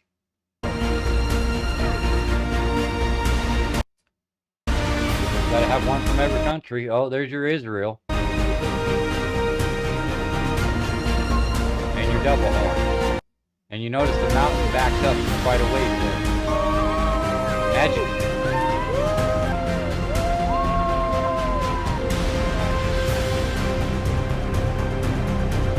Okay, did you see how big that thing was just a second ago? Okay, look how big this portion is now. Now that they got it flipped back to the way it's supposed to be. Keeps changing sizes. I'll tell you what, I have 3 sons, and There's one no day breath, I would love to be able to no come back fog, and do this with one of no them. snotty noses. Never. And that is the first indicator of being in that kind of cold climate, is you're going to have a runny nose, and you know, you get the raccoon eyes from wearing glasses, and the sun reflecting off the snow gets you snow blind. You never have any of it in any of these videos. So we're going to go right into the next one. Like I said, these are kind of short but sweet. So this one was 5 years ago. So you're talking 2020. Well, it says 2017, but they only posted it in 2020. So it took them 3 years to even post it, apparently. And it says right here, it's negative 13 degrees, folks. Negative 13. And that's not counting wind chill factor. So you tell me if these look like they're running in negative 13 degrees. Put your thinking caps on, folks. It's not a game. It's just ridiculous. Absolutely ridiculous. See, 3 minutes. You should set your You know global you're only gonna have a footprint. 3-minute You video should when you go to Antarctica. leave a mark. Don't leave anything No behind. tickets. But put your foot all around the world.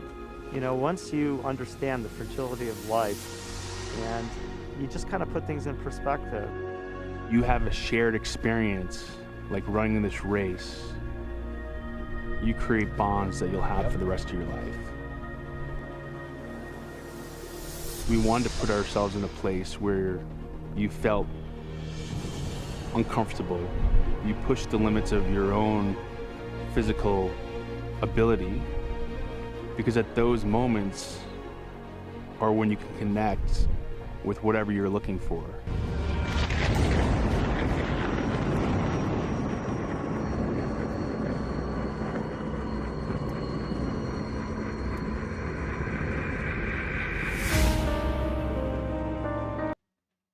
So here, I think they want to show you. Remember, they were talking about this snow was so hard packed that you don't see footprints. Well, apparently they're selective. Sometimes you see footprints, sometimes you don't. But this is a good indicator that they're full of shit, because now they're showing us every step is kicking up snow and it's not as hard packed as they claim it is. Apparently that's cherry picking, and only when it fits the narrative do they need it to be ancient ice that's packed so hard it leaves no footprints. Yeah,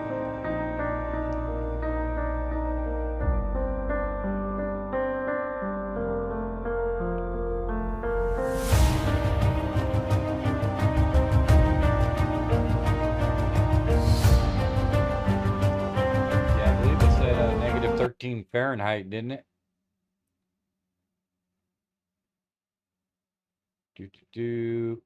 Yes, negative 13 Fahrenheit, negative 25 Celsius.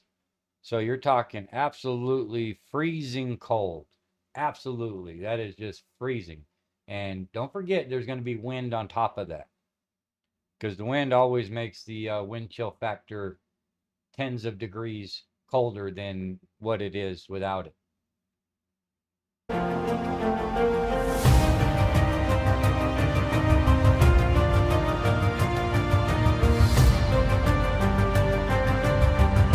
Look how fake these mountains look.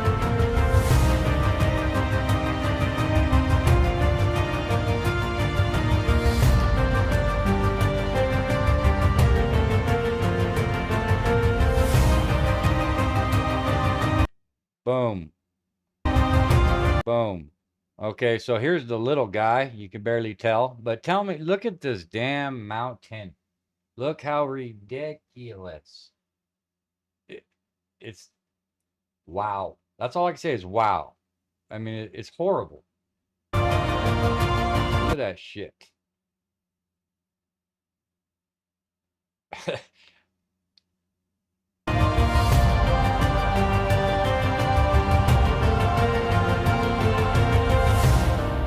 I don't know if it gets any bad or worse than that.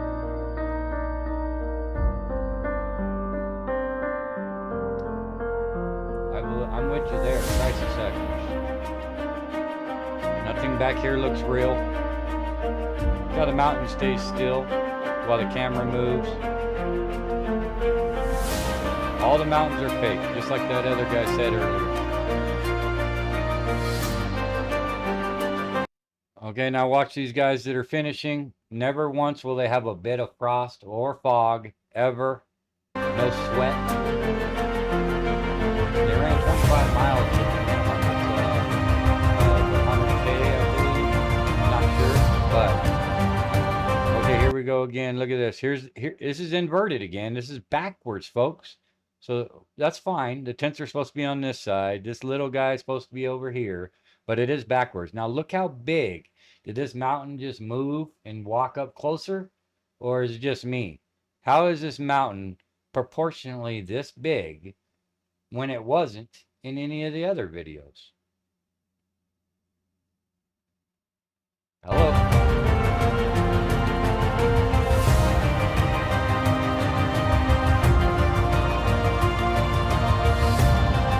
Such a sight.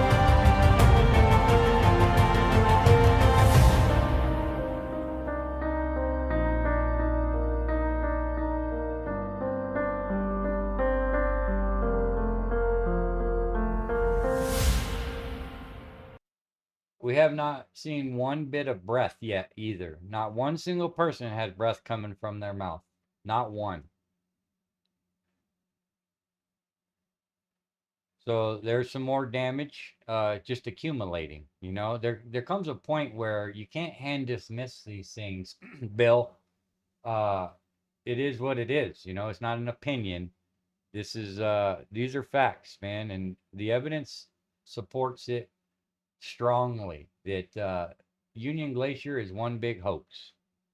So we're gonna go right into the next one. Like I said, they're short videos, and I wonder why they're so short, being they're a marathon.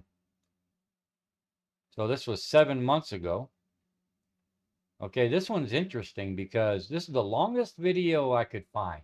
It's an hour and 16 minutes long. But guess what? Newsflash. There's only 3 minutes long, 4 minutes long, and they just keep replicating the same 4 minutes.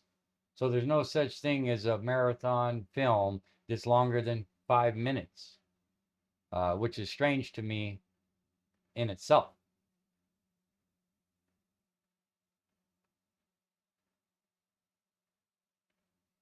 Look how fake the mountain is once again. And the angle, you know, now they're showing you where you can actually almost see around this side. Before, every single picture you've ever seen is this mountain goes farther than they're running and you can't really see around it. It gets worse here in a minute.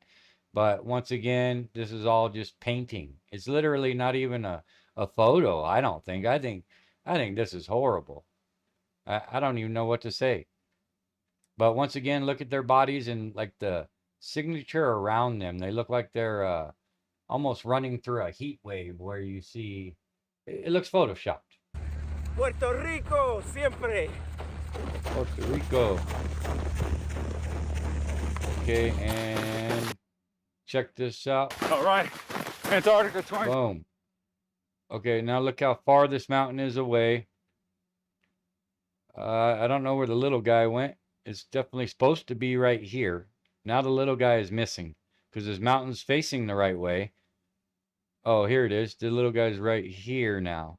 And this is the big section. But every time you pause it and look at this mountain, it looks different. Every time they turn a corner. All right, Antarctica. Boom. Look at how smeary the edges look. I don't even know how they could pass that off as real at all. 2024, here we come. Okay, here we go. All CNI right here with the black and white, the penguin. This is all symbology. Does it look negative 13 degrees to you guys? Does it look like you're dealing with massive wind and frigid, freezing temperatures? Nobody has any breath. Nobody has any fog. Once again, nothing but hoax. Oh boy.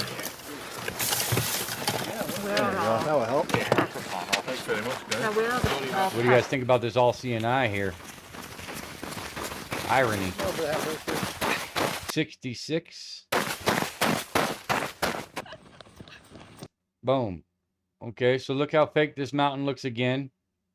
When that other guy with the flag ran around the corner here, he just went right over here, just barely around the corner, and the mountain completely changed, looked completely different. They are fast. I'm slow.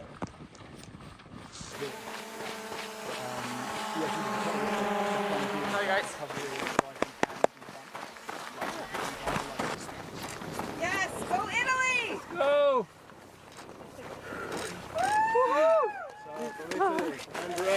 Congratulations. Oh, thank you guys. You have amazing. Oh, what a journey. Did you have fun? Wow, You had a good it's time? amazing. You had a great pace, Oh, great time. thank you guys. Good job.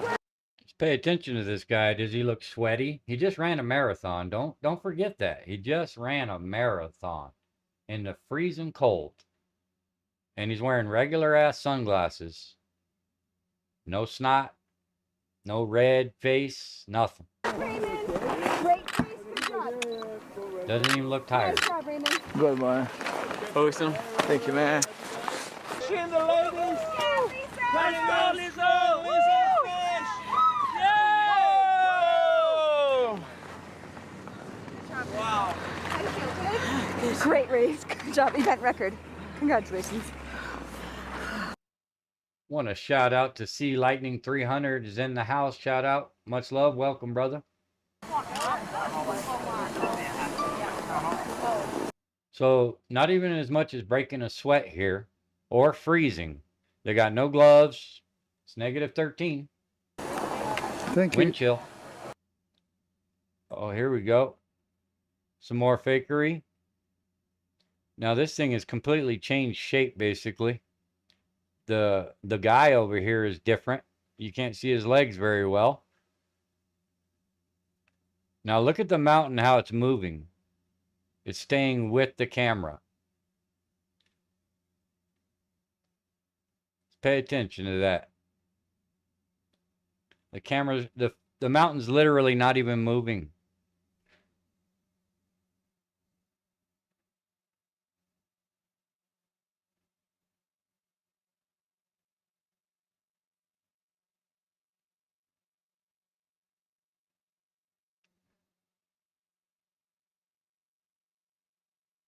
Now you could take a ruler and put it across this screen here.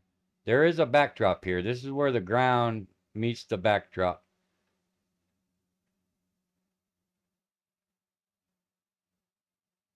Woo! Let's go! Antarctica Marathon, Ice Marathon, let's go. They look freezing cold, don't they?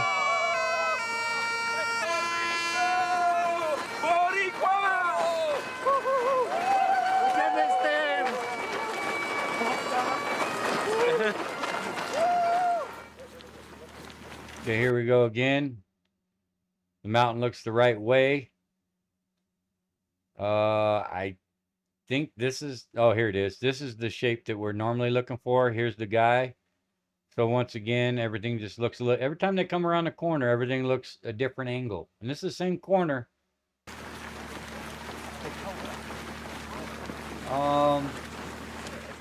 We're going to shout out Santero59. Welcome, my friend. Witsit stream.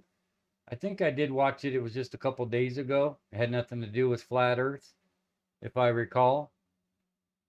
I do believe I watched part of it, though. But shout out Santero59. Appreciate you being here, fam. Well done, Sal. Okay. Now, if that's the same mountain, it just grew. It apparently walked up and got close to him. It might bite him.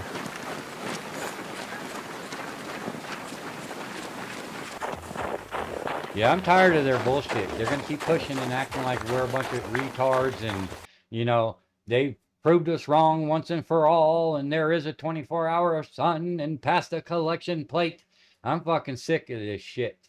Okay, you're undermining our intelligence and it's not a game. So we need to continue. Sue Finelli's in the house. Shout out Sue Finelli. Much love. Appreciate you being here. Welcome.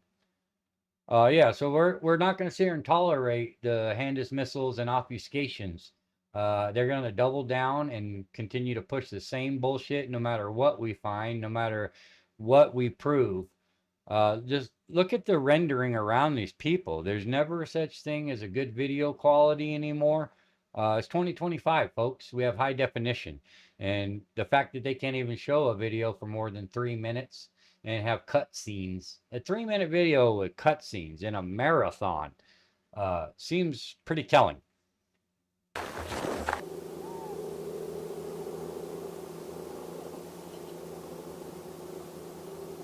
It all looks fake. Every bit of it.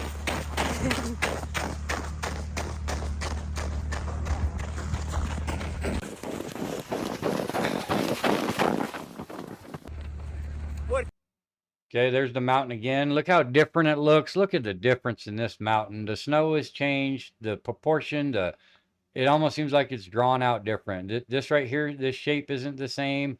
The guy that's standing right here isn't the same. Not to mention, look at the peak here. Look how fake it looks.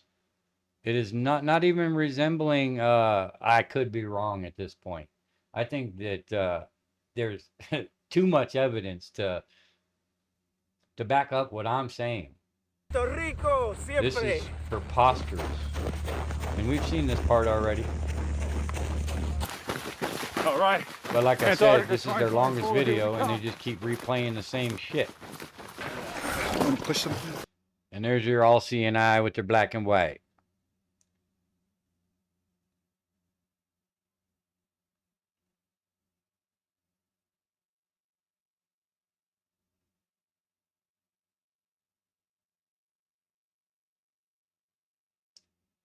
So yeah, there you have some of the accumulated information that I have documented here, and I will continue to do more, but I think it speaks loudly, and I think a lot of us are on the same page, you know.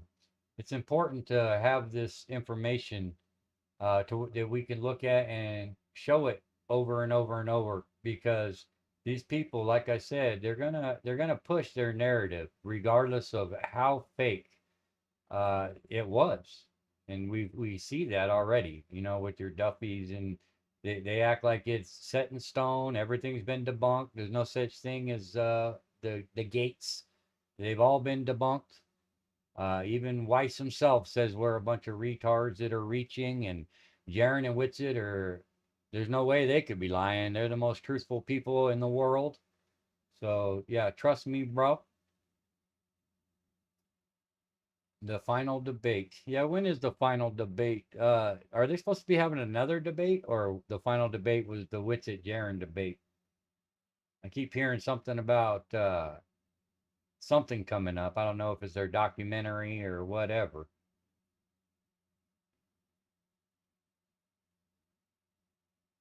But yeah, to say it again, the Globers and the fence sitters need to get off their asses and do some due diligence, even if it's just sitting on your ass and watching what we're showing here before accusing us of being the retards and conspiracy theorists, aka flat tards, whatever you want to call us. Anything but not being fallacious is what their approach is, including Whitsitt. You want to point any of this out, you're a shill, and you don't even know what grifter means, and you're a dangerous anti-truther, and you're not a real Christian. Yeah, all those things apply to you. The question you want to question anything, which is all this is coming from a guy who claims that truth doesn't fear investigation, uh, and fallacies make your argument moot. Yet, he sure thinks that this truth is his only, and we're not allowed to question this one. Not this time, guys. Only selective questioning is allowed. But you see what happens when you do question it. You get shit like this.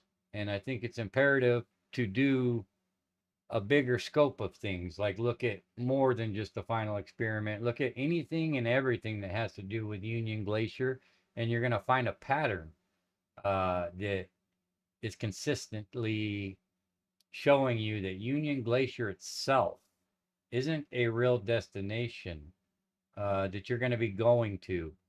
So I hope Roger knows that as well.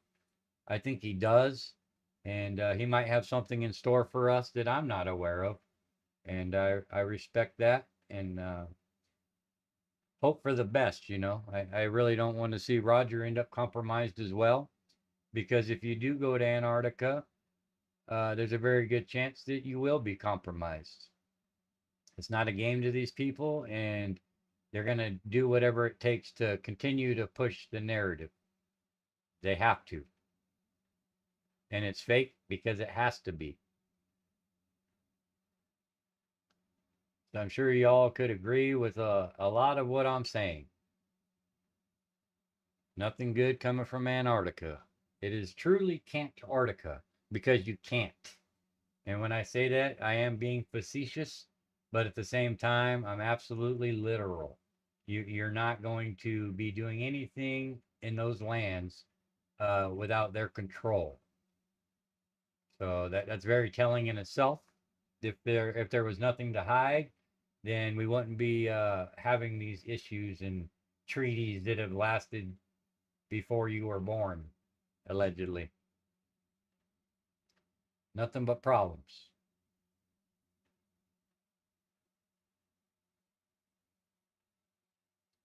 Don't have anything to add. They need to run a campaign for this marathon and call it 3 minutes in Antarctica. I agree with that. It is ridiculous that that's the longest videos. I could pull it up and show you guys, or just, punch it in yourself, and you're not going to find any type of duration, longevity of a marathon. Marathons take time. You're not running a marathon in 3 minutes, but yet they want to show you the start and the finish, I guess. And that's it. which is fine. I could imagine marathon races are pretty boring, and not a lot of us would want to watch them anyway. But in this case, I would absolutely watch them, and they just don't exist. There's no marathon of any length that can be shown through this source. I've yet to find them. Yes, everybody, please sub Roger if you're not. Not the final, but the final finale. The final attempt, which is not going to be final. You know, we're going to get pushed back, and I'm sure that maybe in December here, they're going to try something again to continue to push the narrative that they're already pushing. They're all in. They're all in, and there is no backing out for these people. Even if you caught them red-handed, there's no backing out. They're going to deny it no matter what. And that's the reality of it. And I agree with that. Antarctica is a distraction from the Arctic. I do believe that. I do believe that the North is just as telling, if not more. And they got us looking down here when we really should be looking up there. There's very good plausibility of that. Oh, RG got blocked from Witsit's lives. Was that just the other day, RG? So you're shadow banned. It looks like your comments are working, but you're the only one that sees them. Because there's a difference between shadow banning and being banned. I think shadow ban's even worse because they try to make it look like you're not even banned when you make comments, but you're the only one that sees them. They got their super protective bandanas. Yeah, their bandanas protect them from all ailments. Wind, freezing temperatures, COVID, lies. It's all just covers up, and it's magic. It's the Hollywood. Yeah, running in circles. That's about right. They just run in circles. But allegedly, the 100K is 25 miles. And I have yet to see one single person from many, many, many videos look like they ran 25 miles. Whether it be exhaustion, sweat, or just pure dropping out. Where's the ambulances? You know, you don't think nobody... they shouldn't have ambulances on standby because people are running in negative 13 degree with the wind chill. It's probably negative 20 with the wind chill.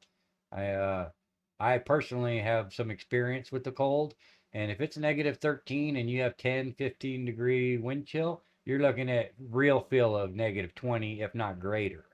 So you're not going to be out there without 62 miles. Holy smokes. Yeah, a couple of those videos said it was the 100-kilometer. So Sidewinder saying that's 62 miles. You know how long that would take, first of all, and the pure exhaustion. Not everybody's going to finish a race like that. I'm sure they'd be taking people to the hospital in some cases. You know, people drop out, especially if you're sweating in that kind of temperature. It's a concoction for hypothermia. But you don't ever see any type of medical emergencies, or everybody who starts the race finishes the race and there's no sweat or any frost or snot. You know, that's the first thing that happens is snot, you know, is uncomfortable as that may sound. When you're out, you're going to have runny noses. Captain Obvious here. But yeah, he says it's 62 miles. Yeah. That's even worse.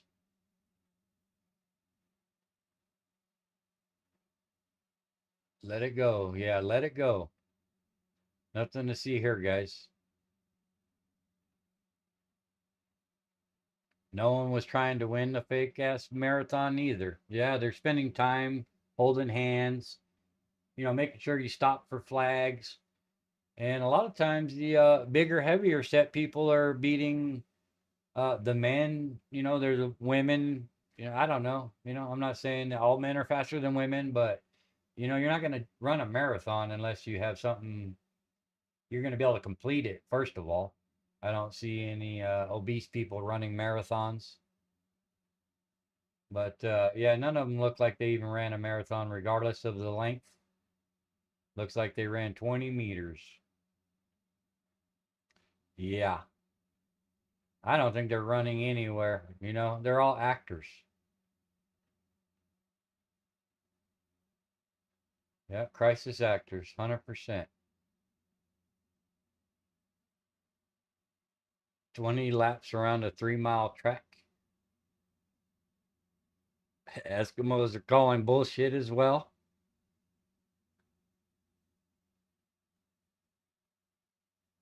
Marathon challenge, World Marathon Challenge. I have heard of that. I think I do have some of that put away as well.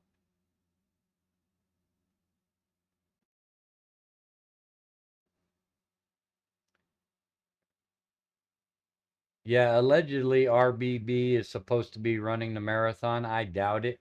And if he does, get ready for the shill-a-thon, because Union Glacier is a hoax.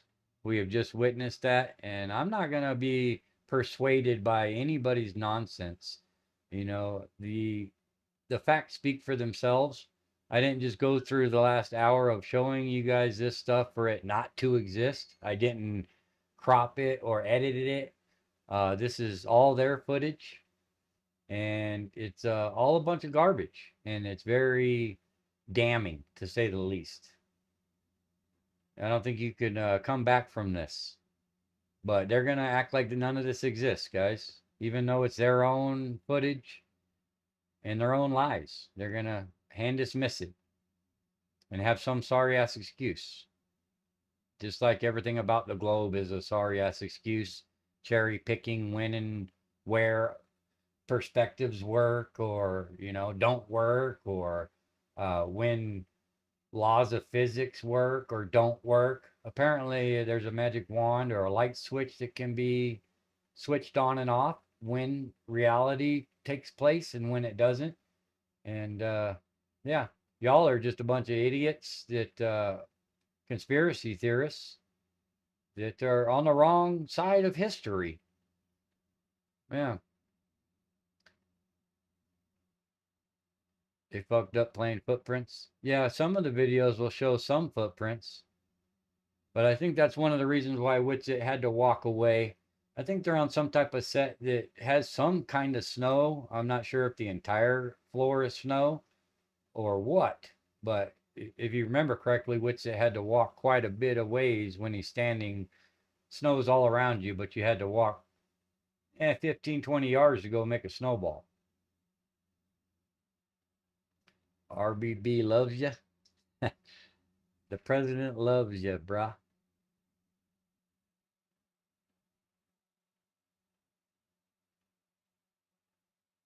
Yeah, there is no sense of raccoon eyes whatsoever on neither one of those people.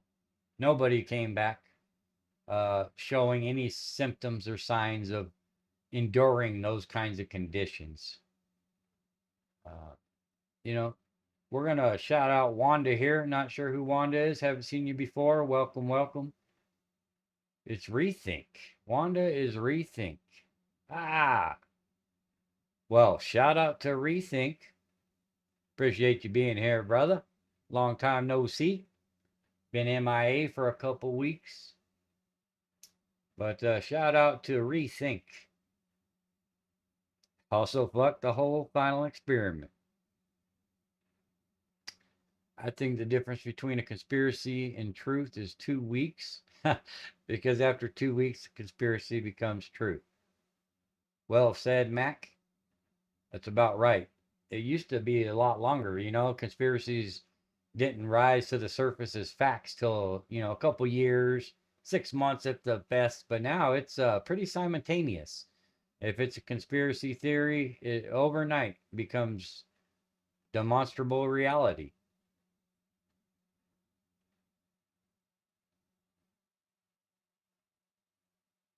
It used to be months, exactly. So how you doing, Rethink? Everything good in the hood? Haven't heard from you in a little bit.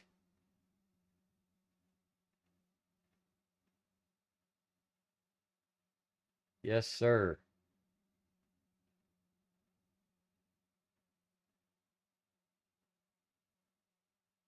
Yeah, apparently Rethink is under an alias using grandma's laptop.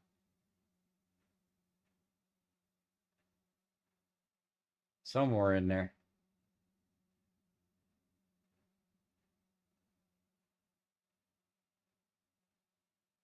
Bear with me, folks. I'll look something up here.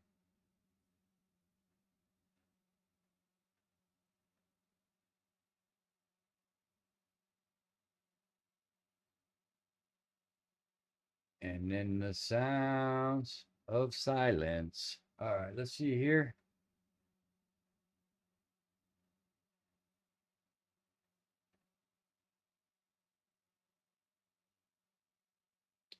A Wanda's tablet. Do you have it on live chat?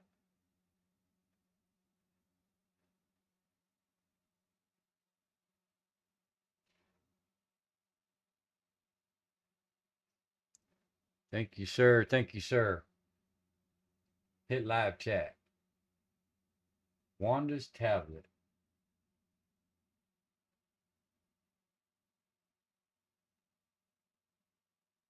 Say something again, Rethink.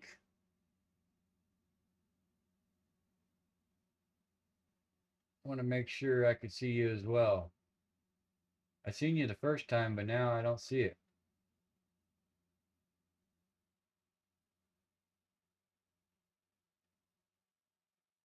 Messages and it appeared.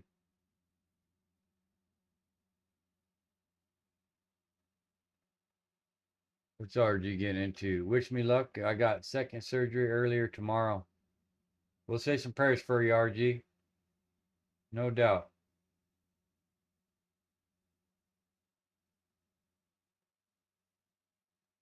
There we go. There's Wanda.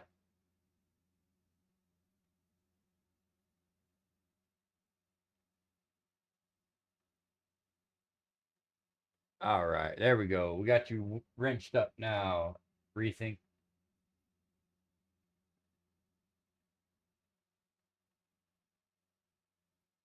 So I think that's a pretty good, conclusion of Union Glacier. If anybody has anything opposing to what I've said, please address it. I would be much appreciated for some feedback. I'm pretty sure you can all concur with what I'm saying and what we're witnessing here.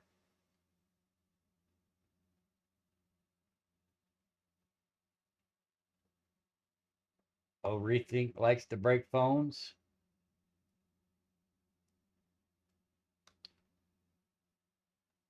They think everyone's an idiot. There are a lot of blind people. 98% of people don't think the truth like we do. They obviously don't recognize this 2%.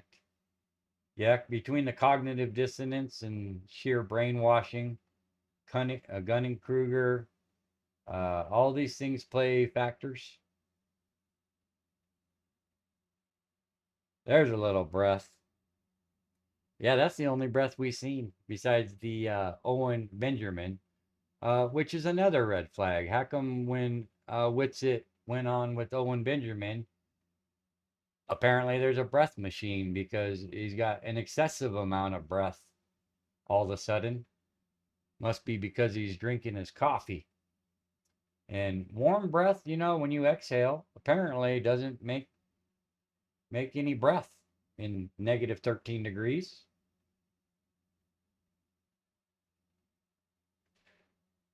We're all praying for you, Roger, or RG. Absolutely, brother. We will definitely be praying for you, brother. 100%. So that's pretty much all the final experiment shit that I'm going to be showing tonight. We're going to dive into some other things here. But I think that was very damaging. And if anybody, like I said, is going to try to deny or defend any of that nonsense. You know, it pisses me off, especially Mr. Weiss, you know, acting like, oh, there is no 24-hour sun, but Witsit got tricked. You know, he must have got tricked. So we can clearly see that everything there is a shenanigans, but Witsit's not smart enough to know that he's on a set.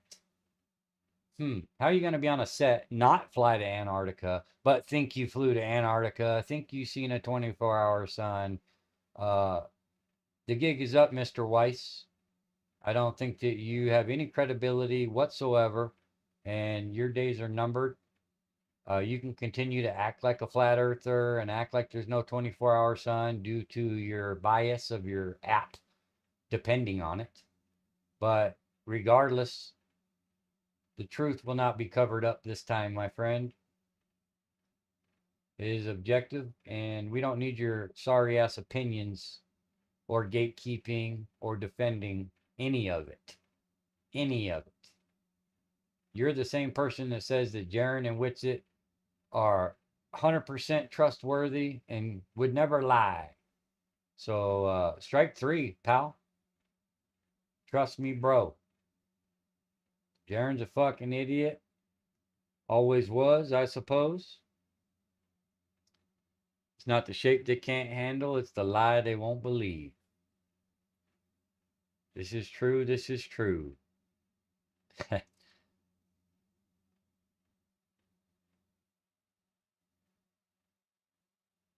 Racer nose. Damage Control Dave at your rescue. Trans on Ice. I like that one.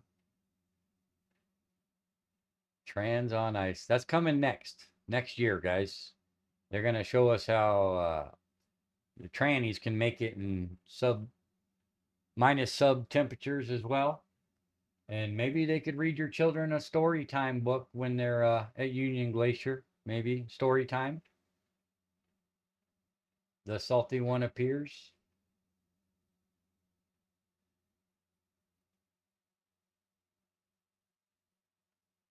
That's right. Austin's business partner.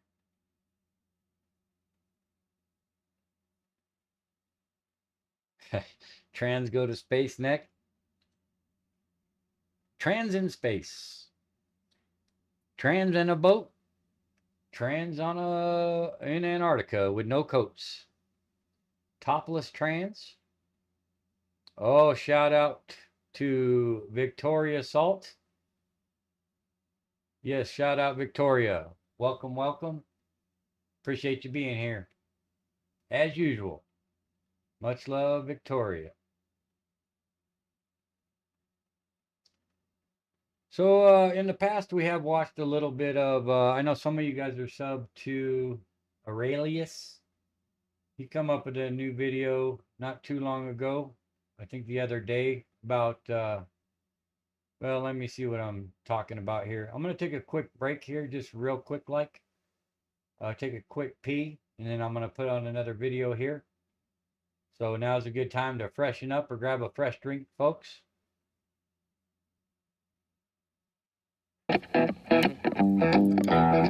I shall be right back.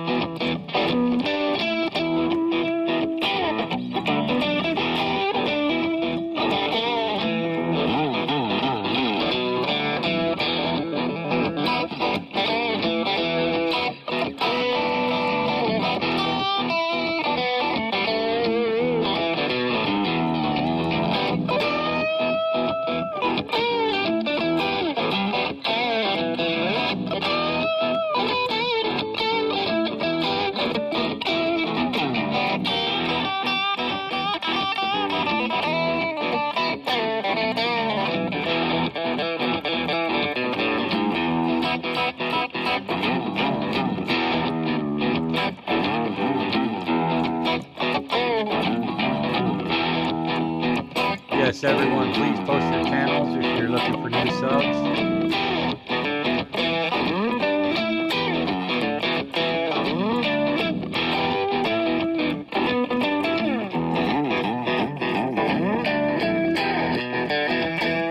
And if you haven't, smash that like button, share it out, like it.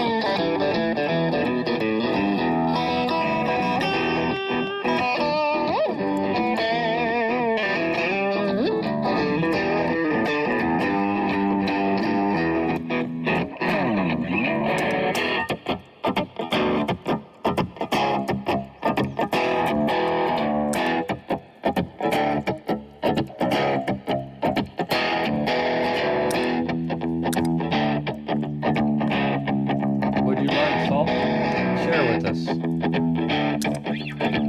I've heard that anything with 777 is demonic. I'm not sure if that's true or not. Y'all can put me in if it is.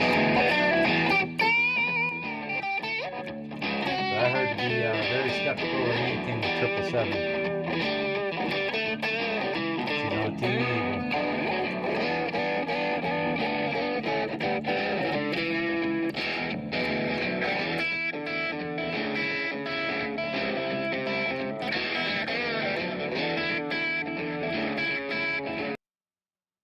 All right.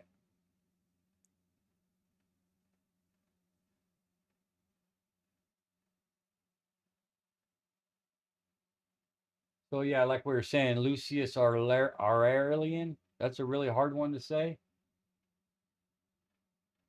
Sure, I'm pronouncing it wrong. Lucius Aurelian. That's close enough. But yeah, he just put out this The Great Conflicts of Tartaria Before the Reset. Just a couple days ago, 1 day ago. I thought it was pretty interesting. And we're going to go ahead and have a little bit of a watch party with that and get off the final experiment topic.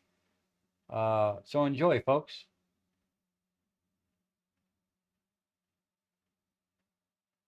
Imagine. It's not just buildings, it could have been vast flora and fauna. No idea.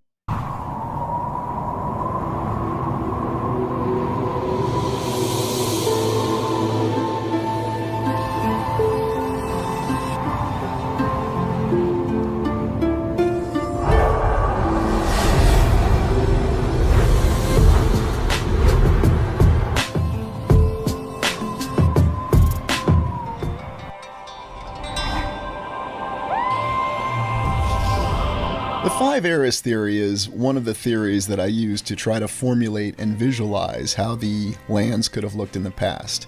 We have no idea what the actual history is. Yes, we're given a historical account, but we have many inconsistencies in it and we see many contradictions. The portion of the five eras theory that I bring up here, though, is dividing it up into looking into how our civilization came to where it is. We start with the Golden Age. And the Golden Age consists of the first three eras. Now, there are many cultures that have a division of five eras that are across the land, and this is the reason why I picked five eras. I don't know. There could be many more, there could be many less. Many things were possible in the Golden Age. Human beings were much more advanced and much more developed spiritually, and they could achieve great architectural achievements. I also believe that in the third era is where the star fort builders came from. We're now in our contemporary age, or what others might call the Iron Age, or we jokingly refer to as the Plastic Age. And we call it that because everything is very disposable. And it seems as though we can feel internally that this era that we live in now does not match what was in the past, although we'll be ridiculed for this, even though there's a lot of evidence that suggests otherwise. Today we're going to be looking at the Tartarian Age, or the fourth era. Now, I call this the Tartarian Age, and there are many alternative researchers that are saying we shouldn't be using this term all the time. It's just a name that's associated with it, a worldwide civilization that existed before our own. But what did it really look like? Well, we have to go back and revisualize the other eras. The first era, the Golden Age, where pretty much anything was possible, where human beings lived exceptionally long lifetimes, and they had an infinite spiritual health. They understood themselves, they understood their environment, and they existed in a wonderful balance with it. Not the promises of balances, but true balances. And their architectural achievements were stunning.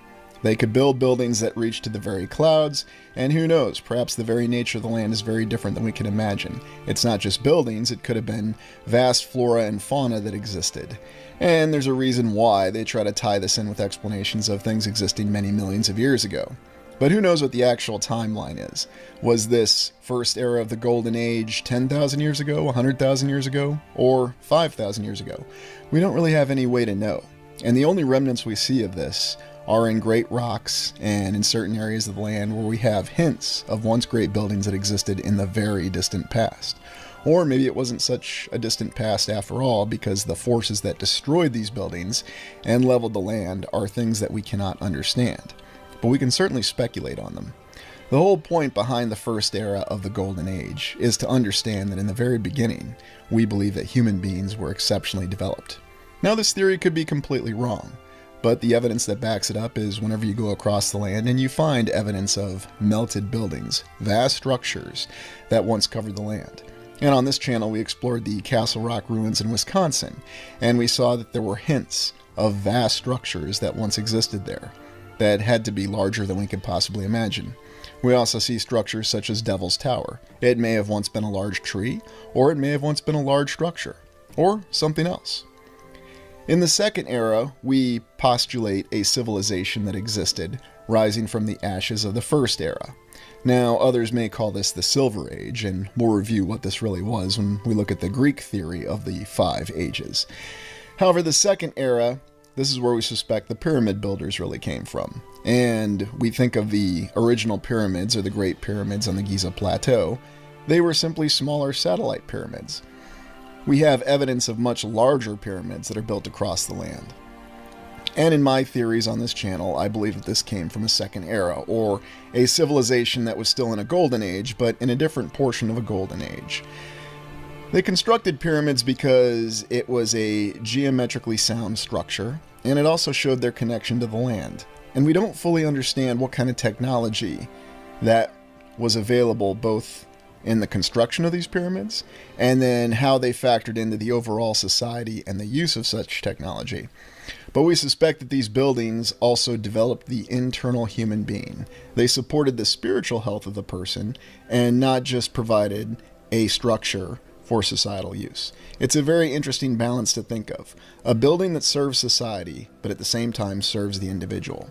It seems as though our modern buildings oftentimes deprive us of our spiritual health, and they're very, how shall we say, not even remotely aesthetically pleasing.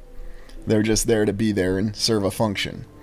The third era, which is another era in the last era of the Golden Age, that followed the pyramid builders. And this was an era where we believe that the civilization advanced to building the great star forts, where they could manipulate the land and the structures and integrate them accordingly. No one really knows what heights this civilization reached, but we can speculate that they had tremendous capabilities to build towers in the very sky. They also had the ability to form and shape the land in geometrical configurations that endure to this day. We can see the remnants of this civilization everywhere we look across the lands. There are star forts everywhere. There are also star forts that are integrated in the very land. We also have the theories about how the land is shaped in many places, where we see large sandbars that extend for many miles on the coasts in many lands across the realm. Now we look at our current era, the 5th era, the Plastic Age, and we see that none of what it is really compares to what we had in the past. We have tall towers of glass and steel, yet they give the impression of being very cheap and disposable. They also show us the fact that our civilization just seems to be something that's readily thrown away and can be thrown away. We also have to remember that we have many, many images of destruction from films, television shows. But today we're going to look specifically at the 4th era, the Tartarian civilization, or the civilization that preceded ours. We want to get an idea of what heights they reached, what was the maximum extent of their capabilities. Because this is the civilization that we see the most defined and detailed remnants of, such as the Iowa State Capitol, the many other beautiful state capitol buildings, the Art Deco buildings, all these buildings that we look at and all these city explorations that we do, they reflect the remnants of the 4th era. Now, let's look at the Tartarian Fourth Era civilization. And remember, Tartaria is just a term that I assigned to it. The civilization could have been called something completely different. Here's a possible timeline. Break it down into 3 eras, if you will, or 3 portions, 3 phases. An inception and a rising phase, an ascendancy in the height of their civilization, and then a decline and a fall. How long were each of these phases of this Tartarian civilization? That's a good question. Sea lightning. Could the pyramids be made of an unknown type of cement that looks like rock? In my opinion, knowing the enemy and seeing what we've seen up to date, we can't trust anything. I mean, I've never been to the pyramids, but are they even real? You know, is it another set? Is it? I hate to even go there, you know, but I question everything. And I think that Stonehenge is lies. You know, I think that if you went in there and took those rocks down, they're probably uh, just look like heavy stones, you know. I don't even think that they really are. I think we just deal with a lot of actors and screenplay. You know, it's Hollywood at its finest, and it's always the same source that we rely on. If you think about it, any questions that we're going to bring up about history or any type of monument or anything of that nature is always going to rely on the source that is a compulsive known liar. They are the enemy, and that's the information we're left with, is the indoctrinated information that they have implanted by design. So it's really tough to even ascertain whether or not, what is the pyramids? How was it built? You know, is it real? I ask all these questions, and I come to the conclusion that there's no way of really knowing. Has any of you ever been to the pyramids? Question mark. We just don't know. They could be 1,000 years. They could be 100 years. We seem to have a great obsession with And even if you did, have you been inside of them? Can you validate firsthand any of it's legitimate as the story goes? Like the story that you were told, can we validate anything of our education from these liars? It becomes very problematic when you try to do so. We're just left with blind faith and trust me, bro, because you were told and the masses think you're an idiot not to agree, then that makes it a fact. 1,000 years, and it's probably because it's a nice round number. What did this really look like, though? The main component of this theory is we have to consider the society that existed in this worldwide civilization, their culture, their values, their capabilities, and then ultimately their vulnerabilities. How was it they fell? When they rose, it was clear that they had remnants of the previous era, the Third Era. But we suspect that the Third Era endured a great reset or some sort of cataclysm. Looking at what this civilization looked like during its height, we have to think on the integration potentially of pyramid buildings, great towers and domes that reach to the very sky. They had energy capabilities and the ability to generate imagery or energy, both from the atmosphere, and then we've also speculated that they had some sort of crystal power source. They may have had many other sources of energy that they were able to draw from, because it's energy that allowed them to build a great society and civilization. Yet at the same time, we speculate that they had a balance that they achieved between the society and the individual. Harvesting this energy may have well reflected that balance in the fact that they were able to understand the energy that they could harvest from both the land and the very air in the atmosphere, and at the same time the energy that existed beneath the land. It seems as though this gave them the capability, along with their developed cultural and societal understanding, to achieve great constructions beyond our wildest dreams. We only see the bare bones remnants of many of these wonderful structures. Think on the fact that we have diagrams and sketches that show us these incredible buildings at their very height. Yet we take this to even what many would consider a science fiction imaging or imagery of what the society may have looked like at their very height. They had airships, they had vast tall buildings across the land. They had cities that stretched for many, many miles, much larger than the cities that we see today. And their structures were built to be enduring, to last. And of course you'll ask, well, exactly how did such a large signature of such a civilization fall? Why is it not with us? We don't understand the capabilities that were used to destroy it. We suspect that there was some sort of force or threat that arose in the land that either defeated the civilization internally or externally. A lot of the hints that we have, though, indicate that it was defeated internally. Initially in the conflict, the civilization won in an external conflict. Now, what do we mean by an internal conflict?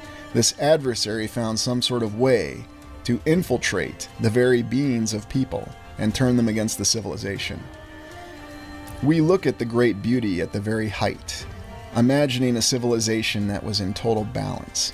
And it's not just the balance between society and the individual, it's also the understanding of the many cultural groups that no doubt existed in this civilization. They were able to exist in a harmonious nature. And we might reflect on the fact that it seems as though everything in our current civilization operates to turn us against each other through any visual difference or any sort of difference, be it a perceived economic, political, or whatever, to keep us at each other's throats. We look at some of the other possibilities of the previous civilization. Great airships with no limits in their traveling capacity. Great airships that could travel the land very quickly and efficiently. There's been a lot of speculation about airplanes recently, and perhaps the reality behind airplanes and jets is that they use some remnant of this technology, and that's why they appear to take off and land so slowly, almost as though they're hovering in a way and they don't operate in the manner that we're told. Yet we look at these great images of these airships and their vast hangars, and again we still see the remnants of this technology scattered across the land. This is what will be shown airship hangars looked like in the 1920s. The fact being, though, is that this did really exist. It causes us to question if the capacity behind this, though, is far greater than we're shown, that this is merely the bare bones remnants of it, the only portions of the technology that they could return to operational capacity.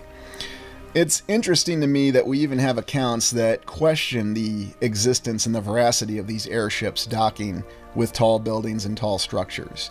Some cities, such as Tulsa, even completely deny the account that an airship ever docked with any tall structure in the city. Yet there are other accounts within the history of aviation that shows that this is very true, and this was far more commonplace than they'd like us to think now. We consider the fact that there's been a very defined attack on airships. Now we visualize the decline of this previous civilization. If we suspect that they won a physical external war against some unknown enemy, we have to realize that the unknown enemy changed its tactics and infiltrated the civilization itself by corrupting human beings from the inside. As a result, they began to corrupt the very facets that kept the civilization propped up, considering the fact that the civilization was based on an effective government that actually worked in the interests of the people. That was probably one of the first things that changed. The government then became self-serving, or serving the purposes and intentions of the exterior force that infiltrated it. Therefore, they began to turn the civilization against one another, emphasizing every single physical, social, and economic difference, whether they were real or not. Even the perceived differences, the ideals, caused these people to begin to distrust one another, and gradually their civilization began to erode from the inside out. The great buildings were no longer maintained, the energy systems were neglected. People began to even question their once great purpose in life, and achieving the very pinnacle of human being. They began to turn away from that. And you can find evidence in that in every single account from every civilization and culture that exists on the land today, that people were corrupted. Eventually, it became a point to where this civilization could no longer defend itself from an external threat, and either using some natural cataclysm, or perhaps an unnatural cataclysm, an artificial attack using weapons beyond our greatest imagination, they were able to destroy and wreck many of the greatest structures of the civilization that preceded ours. And we have numerous stories of destruction of great edifices in the past, wondrous cities that were reduced to nothing, melted to ash and rubble, and we really don't see any remnants of it today.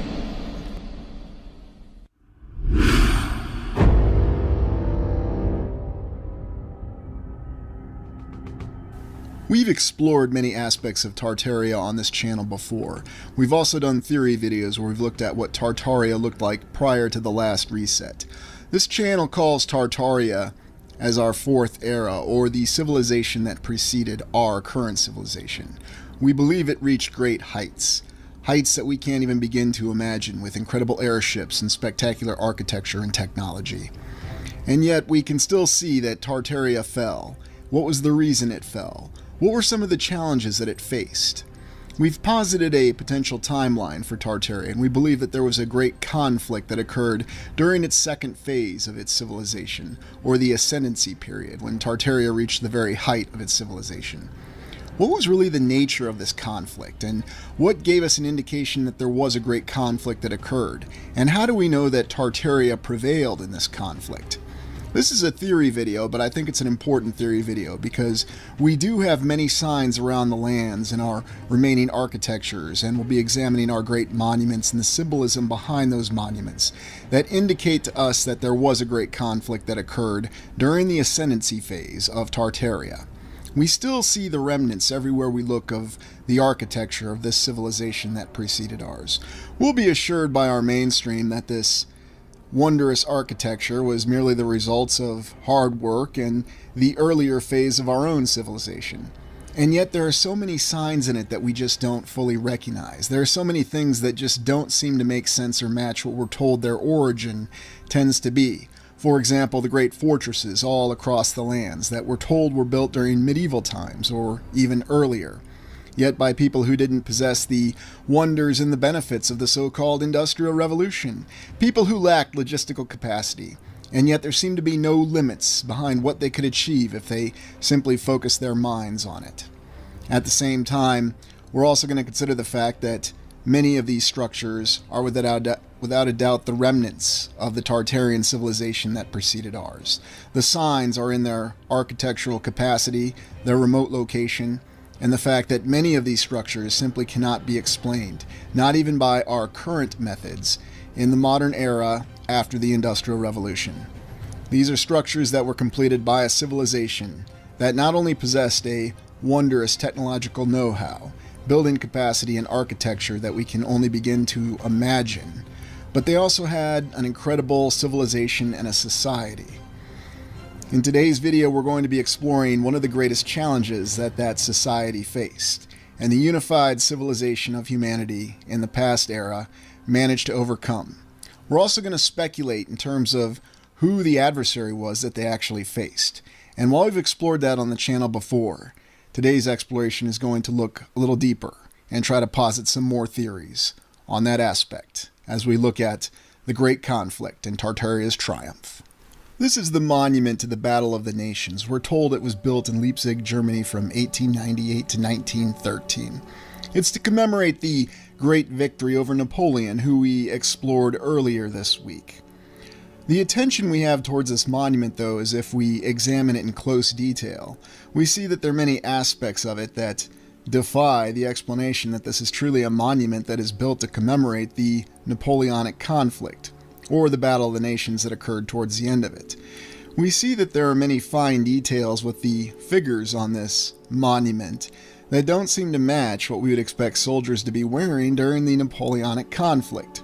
Indeed, we see figures wearing suits of armor, carrying swords, in direct contravention to what we're told the primary weapon being used during the Napoleonic conflict was.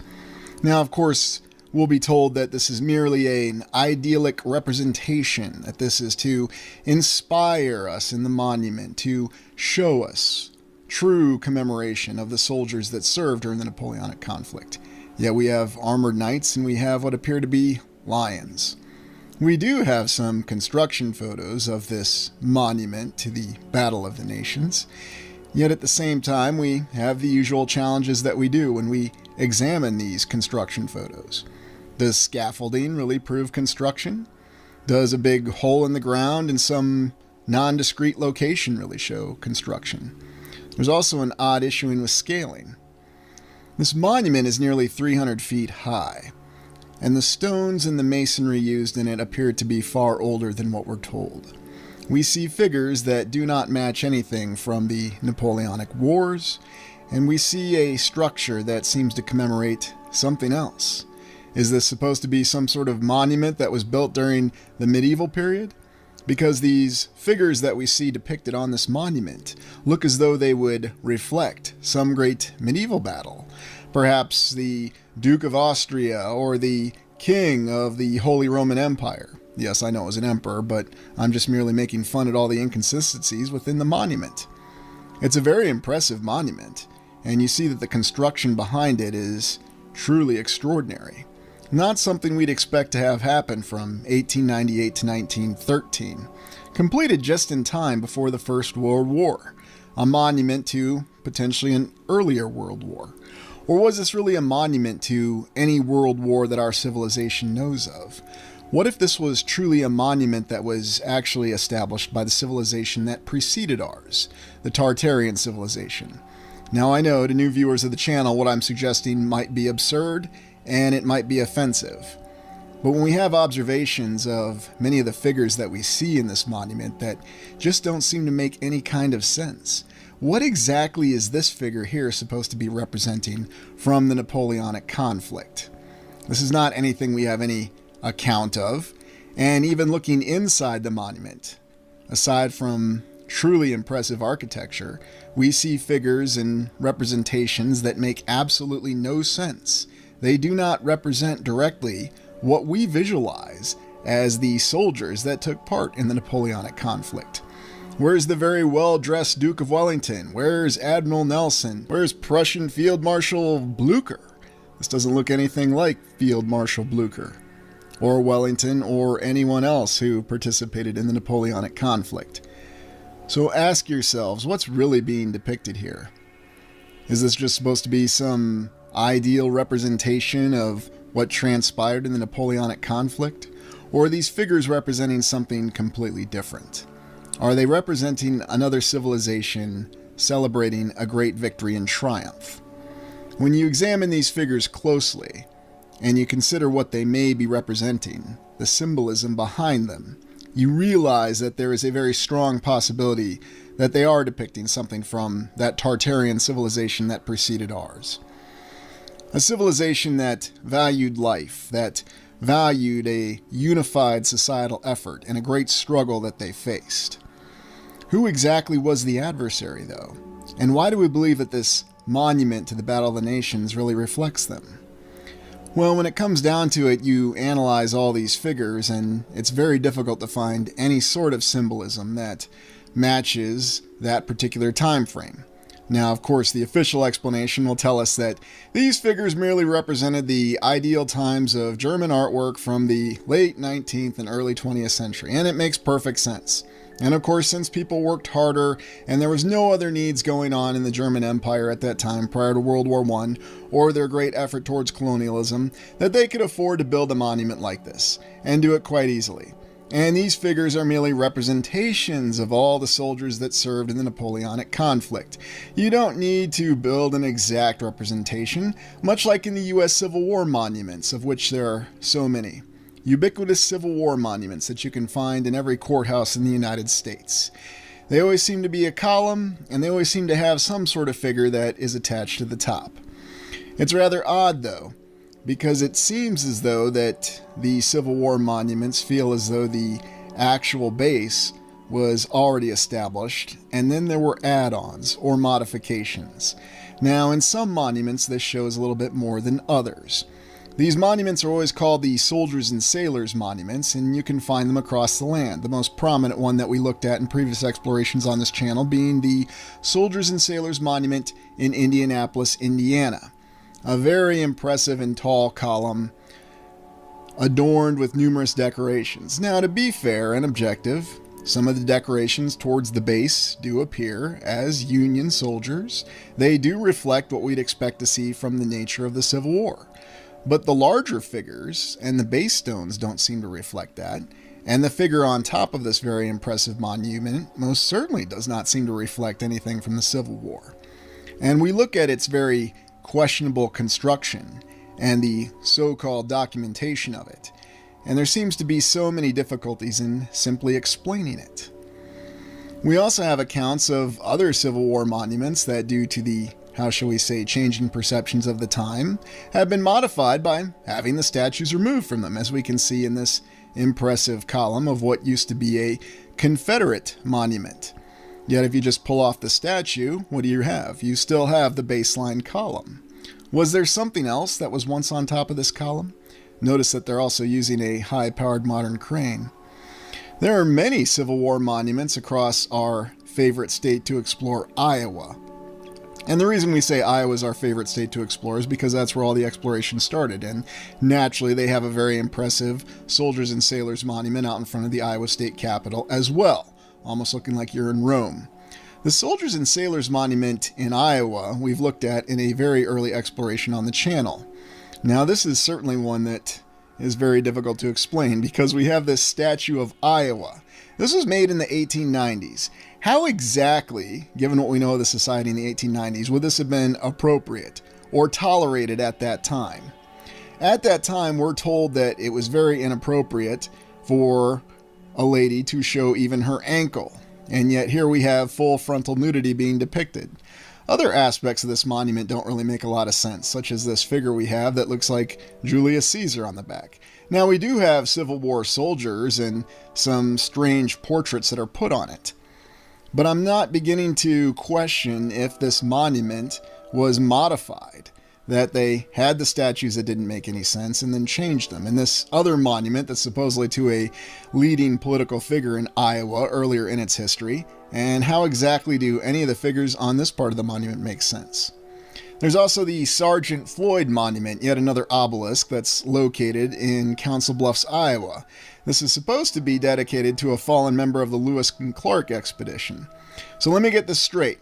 A non-commissioned officer in the United States who died in the early 19th century has a very large obelisk dedicated to them as a monument and a memorial. Is that really what this is all about? Now, I know there's many different theories behind what obelisks could really represent and the power structure that they may represent.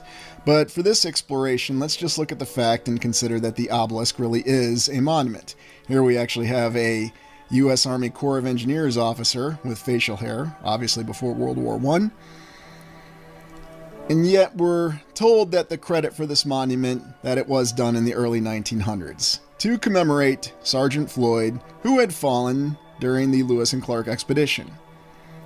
Now, granted, it's not an impressive obelisk that's the height of the Washington Monument that we looked at, but it's still impressive nonetheless.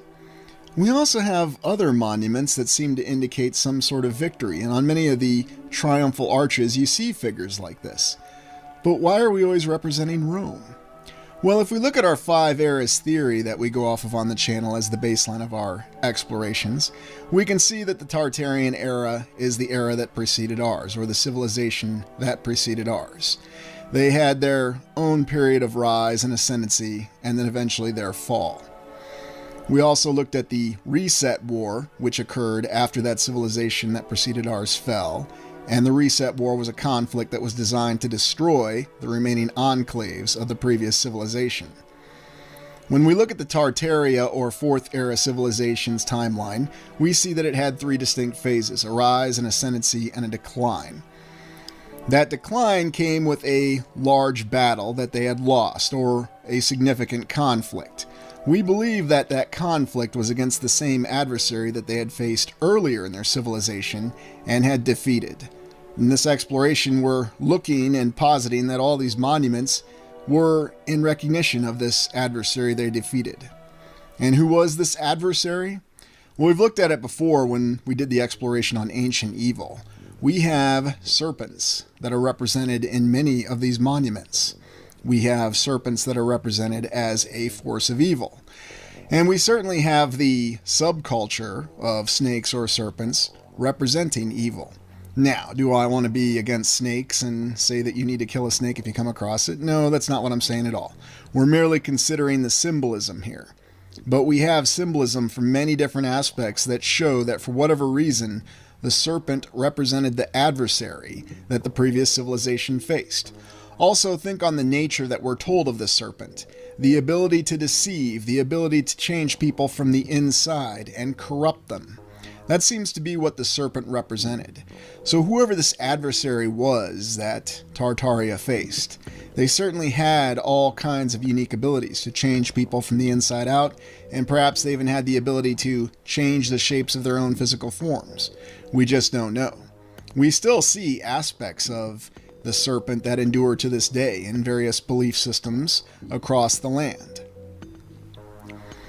We also look at how the representation of the serpent factors into many of our fantasy stories that we're told have no basis in fact and absolutely have no historical foundation. Yet we can't ignore the fact that the aspect of the serpent is constantly depicted and used in many different stories, from Conan the Barbarian to the revived He-Man series, which interestingly enough was quickly canceled once they decided to depict a race of serpents that they fought, and even Snake Mountain becoming a giant serpent god. Now that could all just be a coincidence, but I find it very fascinating that a popular cartoon that was used for marketing was suddenly no longer popular and pulled off the air very quickly. Again, it could just be a coincidence. There are depictions of serpents and what they represent in all cultures from all times, from our contemporary era. We view the serpent with a sense of trepidation. And of course, there are many people who seem to have a natural, almost instinctive fear of serpents or snakes. Yet not all the time is the depiction or use of serpents negative. In the alternative, there seems to be a very positive depiction of serpents that can be seen with different societies, that they represented power and the ability to achieve power. However, looking at most of the representations, they seem to show a very powerful and capable adversary that had to be overcome. We look here at these reliefs in Riga and Latvia, and we see some very serpent-like qualities in this dragon creature. And indeed, dragons were also referred to as serpents or great worms. Many of these figures here in the same city, showing what appears to be some sort of serpent adornment. Is it possible that these were compromised human beings from the previous civilization? Were they changed in some sort of fundamental way, and this created a different segment within the previous Tartarian civilization that fought against it? Perhaps this was the enemy that they had to fight and overcome, and this was the great victory that they won. Until, as we suspect, the adversary changed their tactics and tended to be much more successful as they did so. It's hard to say, but at the same time, you can find this symbolism all over the land, from many different cultures, or at least so we're told. But do we really see these as different cultures? Or are all these symbols, or all these pictures, all these reliefs, very, very similar in how they're depicted? And what are the odds that all these symbols, all these reliefs, and all these depictions would look exactly the same across timelines and across many different civilizations? Because you can see that in many different civilizations they represented the serpent as some sort of divine being. Of course, the question always comes down to, was this a positive or a negative depiction? And to be frank, you can see both. The reliefs in Riga also show something else, a power of a lion, the power of the sun. There are many different symbols, and we will be exploring Riga in due time. It's quite an interesting location. But for right now, we're just taking a look at what we see. And in the symbols, it's almost as though we see a little bit of a conflict being represented. A conflict of almost two segments of humanity, or perhaps an uncorrupted segment of humanity against a corrupted segment of humanity. It's really hard to say. Yet we see some of the familiar symbols that we've seen in other explorations that we've done. We always see the lion, and the lion's always in a position of power. We've also seen this helmet before, and this helmeted figure, and it's in the most unlikely of places on a building that we're told was Art Deco in New York State. And yet even more interesting figures that could perhaps depict something that was far more advanced. Is this a being? Is this just an artistic representation? What exactly is this relief truly of? There's no shortage that we have, though, of triumph figures, or figures that are depicted on arches of triumph. And usually you'll have the same consistent images or statues. We have a horse. We have what typically tends to be a woman wearing a wreath or a laurel around the head. Sometimes we even have angelic wings. What exactly is this supposed to represent? And why exactly do we see this symbol depicted so frequently everywhere that we look? We're always told that the laurel wreath was usually the Roman symbol of victory and oftentimes worn during the so-called Roman triumph. But did the Romans really exist as we think or believe them to have existed? And yet, looking in other forms of symbolism that we have across the land, we can still see the power that was depicted in both eagles and lions. And interestingly enough, we're told that the so-called Roman civilization venerated the eagle, the aquila as they called it, that their legions carried. But what if this was merely a subversion of what really happened? What if the previous civilization did use eagles and lions, in addition to the often seen griffin, to represent an animal of power, to represent their unified strength when they engaged this terrifying adversary? We even have depictions such as Perseus decapitating Medusa and holding the head up high, and this was most certainly not an easy task. We have numerous depictions of lions and eagles fighting and defeating snakes, and in nearly every depiction that you see, it is the lion or the eagle that is victorious. That with the full power of the previous civilization, the adversary stood no chance against it. But we believe that the adversary changed their tactics and subverted the previous civilization, suddenly making the people believe that their great heroes were actually villains, and they began to decay and destroy themselves from the inside out. It might seem like it's not a plausible explanation, yet at the same time, we can see that in our current civilization, division and strife are the very things that seem to be constantly reinforced in every segment of our current society. But looking at all the depictions, we can see that there was a civilization, there was a time where they seemed to be far more unified in purpose. And it was through that unification in purpose that we see in all this symbolism that they were able to achieve a great victory over the adversary that they had faced in the Fourth Era. Other aspects that you consider when you look at many of these reliefs and many of what is represented in these statues is to realize that this was not an easy battle. Oftentimes we see that this was a life or death struggle, and perhaps this represented what the previous civilization truly faced. Now, it's true, these monuments, these statues, these paintings, all these depictions could simply be a coincidence that all these symbols represent different things from different cultures across different times. And once again, you have to ask the question, just how many coincidences are we actually looking at and accepting for the account that we have of history to be exactly accurate and correct? How difficult was this struggle the previous civilization faced? And if it really was the great triumph that we see, and we see many triumph arches all across the land, the arches of triumph, showing the wondrous architectural capabilities, while at the same time reflecting the achievements of that previous civilization. Now, could these remaining monuments have been altered over time with all the so-called renovations that we witness? That the symbols, at least some of the symbols that could be changed, were changed to potentially give us a different perception, or to try to reflect to us that there were many different civilizations that just happened to have a appreciation for one root previous civilization. I find that explanation very difficult to believe. I find it very difficult to believe in the fact that everybody wanted to emulate the great architectural achievements of Rome and Greece, and they kept doing it all the way to the end of the 1800s. How exactly does that make any sense? Or does it make more sense that all of these stunning monuments and architectural achievements that we see, all of these symbols, the reason there is so much recursion in them is because they were produced by that civilization that preceded ours. That these civilizations had their monuments, and they produced their monuments to reflect their great achievement of winning a very difficult conflict. A conflict that required their society to truly be unified. You have to ask yourself these questions. What truly makes sense? And if it doesn't make sense, how exactly do you explain it? You always ask the 5 W's, the who, what, where, when, and why. And after you ask those 5 W's, then you have to ask how.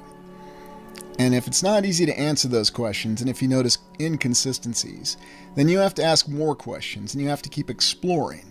because the answer tends to elude us if we just accept whatever simple explanation that we're given, even if it makes no sense whatsoever, such as this wonderful monument being constructed in 24 minutes, which someone may try to tell us. And do we believe it, or do we question it? It's ultimately up to us how far we want to go with these explorations, and if we're really seeking answers. It's not easy.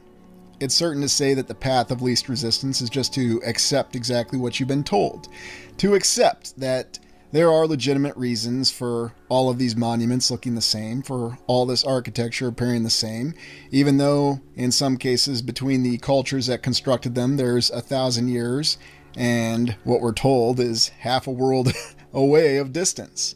So how exactly does that make any sense when you really consider it?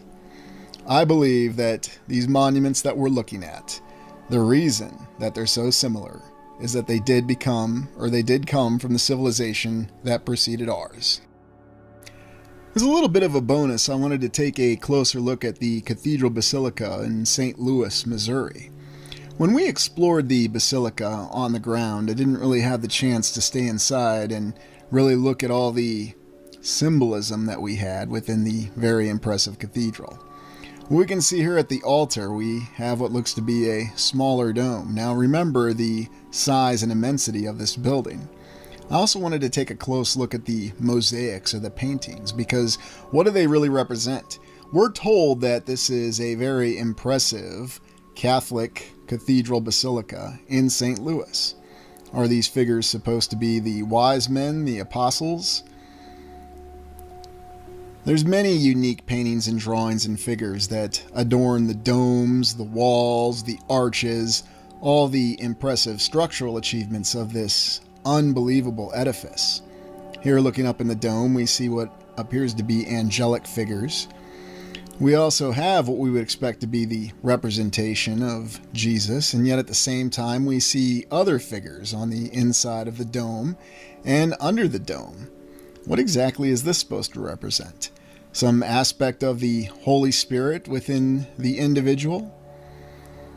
The more you look, it seems as though you get more questions, because these are very interesting depictions. Is this something from Ben-Hur, even though this cathedral basilica was constructed well before that film came out? At least so we're told, although I suspect it was constructed very long before Ben-Hur ever came out. Looking here over at this particular dome, they seem to represent more modern aspects within this painting. Yet we see many structures that are depicted on the wall as well. Is that showing some sort of development? Or is that chronicling something that came in a civilization before us? Because you look and you see some of the structures that are depicted in the painting. And what exactly do these symbols represent? And I'm sure there'll be many who will tell me that these are simple Catholic representations and that they represent the ultimate form of piety in Catholicism. And that's fine, and I could accept that. But I have to look at these figures, I have to look at these depictions and really ask what exactly is being depicted. Is this really showing us what we're told? Well, here it may. And I do suspect that there are tenets of our major religions in our current civilization that do have their origin in our very distant past. So, could we have constructed parts of it, changed it, decorated it? Yes. But are there portions of it that have been there a very long time? Will pour out my spirit on all flesh. I will pour out my spirit on all flesh. What exactly is this representing? And what does it truly mean? Both the saying and the depiction. Now I have some familiarity with Catholicism, but that just defies what I'm aware of. Maybe somebody out there.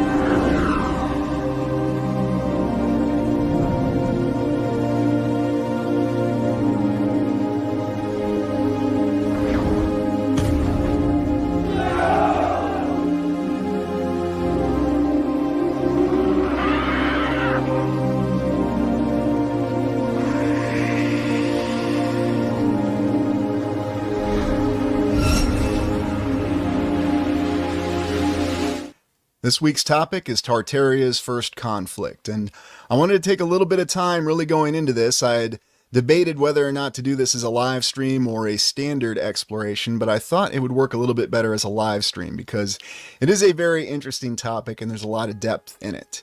Although the first question might be, how exactly do we know that there was a first conflict even for the civilization that preceded ours, that on this channel we refer to as Tartaria? And one of the main pieces of evidence I'll highlight concerns the monument in Leipzig, Germany, and that is the monument to the Battle of the Nations. At least that's what it's officially called.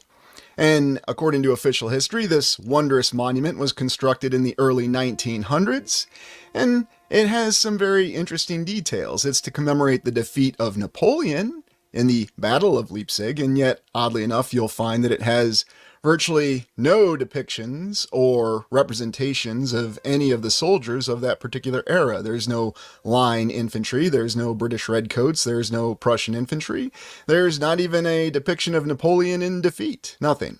What you have are these very interesting and advanced looking knight characters. You have all other kinds of figures that almost look like they're from a science fiction film. I was speaking to someone earlier today that said that. And you even have the endless depictions of serpents.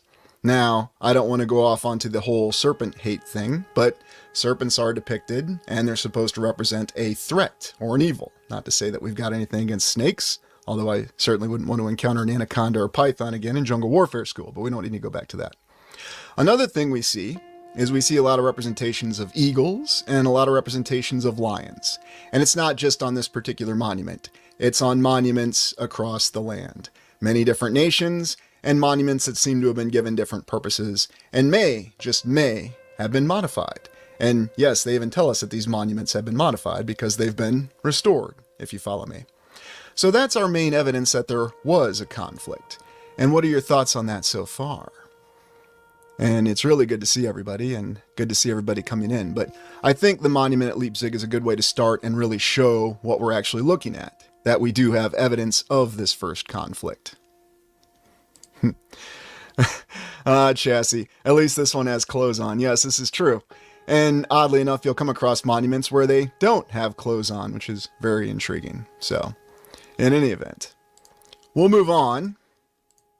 And here's the top of this monument, and once again, we have these individuals who might look more at home if we're talking about a Middle Ages monument, or a monument to some great battle in the Middle Ages, and yet they seem to be wearing more advanced armor, and they actually seem to have lions' heads, bears' heads. I mean, you could see it anyway, but, you know, they're supposed to be lions' heads, but who knows for sure?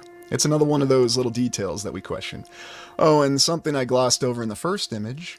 What are your thoughts on this sword that this knight, at least what we might think of as a knight, or man-at-arms, or housecarl, or all the other different official terms we had for soldiers in the Middle Ages, which, remember, this was to commemorate the Napoleonic Wars.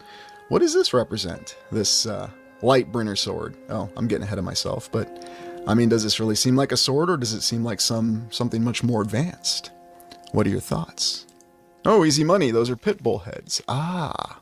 Yes, I could see that. PMC, he's a Jedi. Yes, it's your wide-angle lightsaber. Maybe that's what they should have gone with in the sequels. It would have had a little bit more credibility, right? Instead of the handguards, right? In any event. Great question. Who carved those? I have absolutely no idea. I mean, yes, I could recite the official historical account to you, but the fact that they pulled this off in the early 1900s, right before World War I, is quite a feat in and of itself. But to tell you, who knows? Not sure. It's just very intriguing. And this is a drawing, a painting, a picture that's supposed to represent the commemoration of the Battle of the Nations, the defeat of Napoleon. So we decided not to put Napoleon at all on that monument. Oh well. Now, this is something else I want you to keep in mind as we go through and we actually look at this conflict. And I really want you to take this statement here and apply it to what we've had in our modern conflicts, basically World War I and onward. And this statement goes as follows: the primary purpose of arms in mortal conflict is to inflict as much physiological damage to the recipient in the most efficient and effective way possible in a short amount of time. All other considerations are secondary. Now, I want to ask you a question. How many times in modern conflict, so World War I and everything that's followed, has this really been abided by? Now, you can always make the argument that, well, perhaps, militaries were incompetent, politicians were incompetent, there was political meddling in military affairs, and that's why we've had so much difficulty achieving this, because even when we had World War I and World War II, you can find numerous examples on all sides where it didn't really seem like they were remotely trying to abide by this. Now, this was something that started to get me in trouble in the history department because I began to question this. The reason I bring this up is I want you to keep this in mind because we're really looking at a conflict, and I'm not going to call it a war. Wars are what we call things today. I'm going to call this a conflict because it really seemed like they were actually abiding by this. And you really have to think about what this would really be like. If there's really nothing holding anyone back, if you're really trying to physiologically or physically destroy the recipient or your adversary without holding anything back. That's really the unlimited conflict, because really I can find many examples of constraints in every conflict. Yes, even World War II.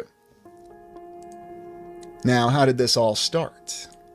How do we know that this conflict started? What were the rumors of this conflict? And what was the state? Ah, Robert, New Age wars are theater. Yes, quite a manner of speaking they seem to be, don't they? Ah, psychological warfare. Yes, that's become a very powerful component of it as well. Oh, thank you, Tracy. I try to do the best that I can. We'll see how far I can go with it. Ah, KC933. Now we have Dwayne. Warfare today is an economic investment. The world banks invest on both sides. If one side is dominant, the conflict would be short. Both sides are evened out to extend the conflict. Ah, that does seem to be what happens.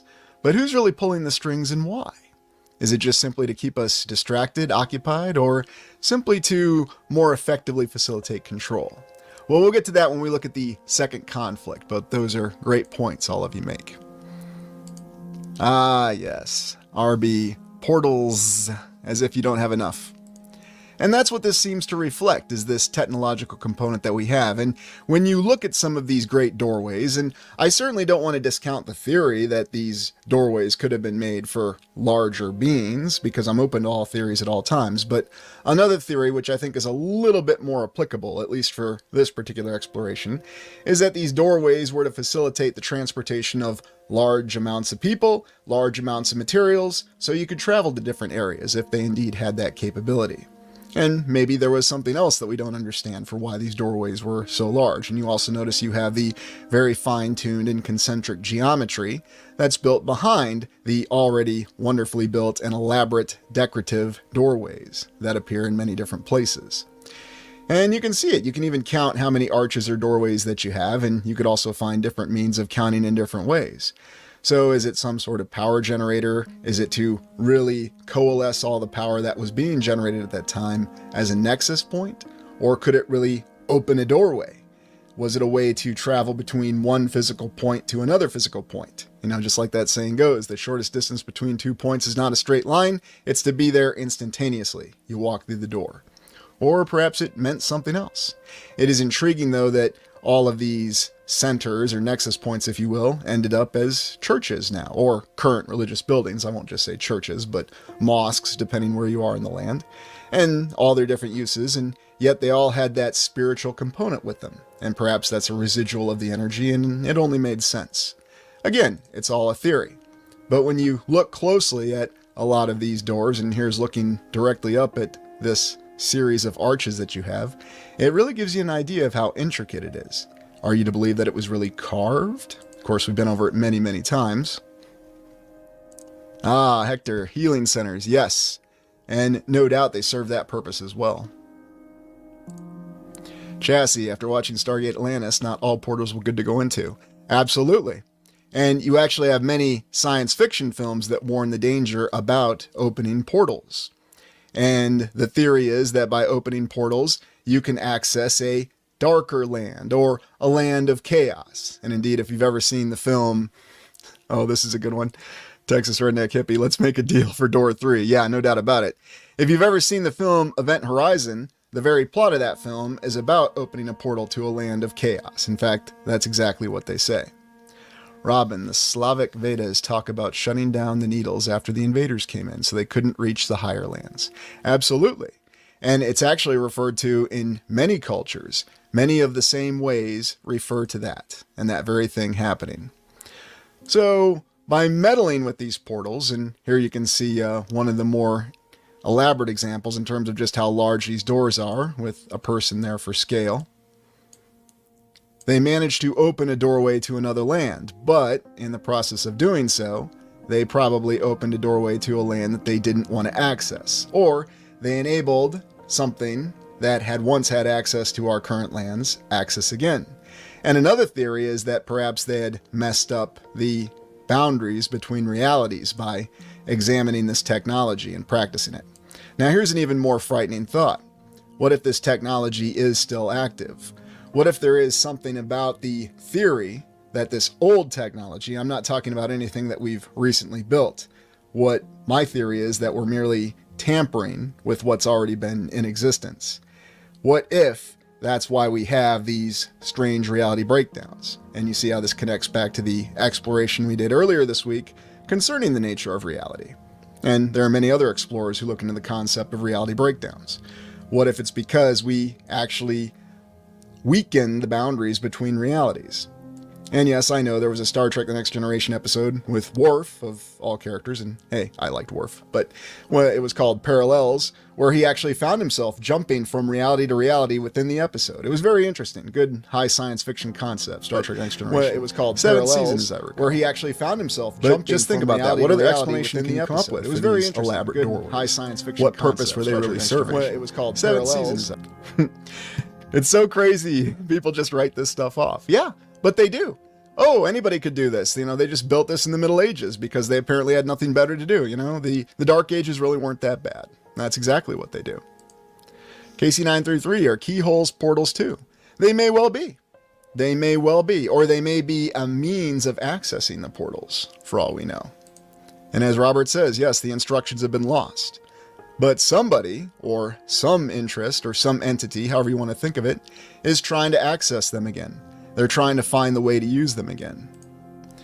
Clara, there are guards who watch over it. Not everyone can see the creatures. Ooh, that's very intriguing. And that actually segues nicely into our next talking point. And I just want to show you this image because you see the symbolism. And yes, symbolism is going to be something that we look at a lot in this exploration. I mean, look at how ornate and detailed this is. What's really the purpose behind this? And if somebody really could do this in the 14, 15, 1600s, as we're told. Now, granted, they also tell us that in many cases, these cathedrals were constructed over hundreds of years, which is quite an interesting proposition to consider. You know, I mean, unless you're going to accept the fact that weather is just always very moderate in Europe all the time and doesn't change that much, or North America, or wherever in the northern latitudes, you have these incredible achievements. And they're oftentimes hard to describe. But it was in meddling with these portals that they actually enabled a chaotic entity, or what we might think of as some other sort of creatures, what we refer to on this channel as the ancient enemy.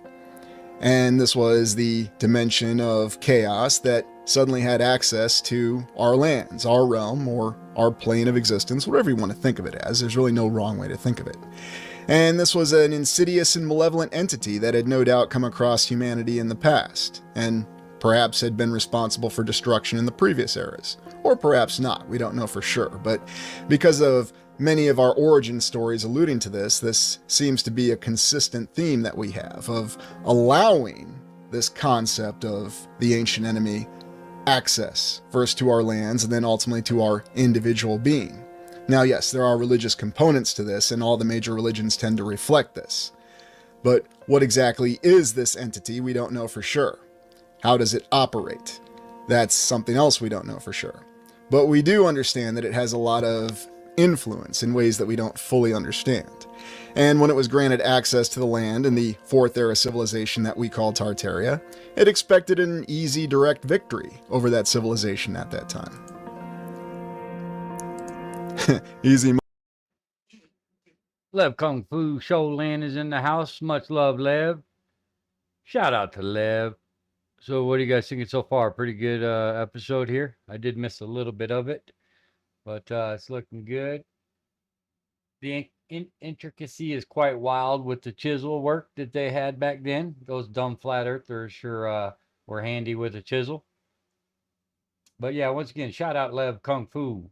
Appreciate you being here. Funny, mega mind looking. Yeah, I mean, different ways to represent it. You know, I've already used the representations from John Carpenter's Prince of Darkness, and I thought I would do something a little bit different this time.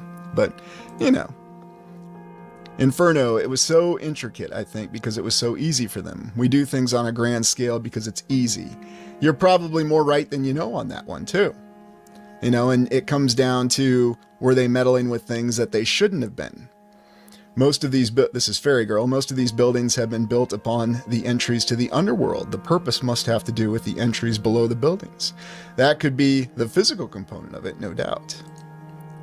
Rebecca, why is our species so curious? That's a good question.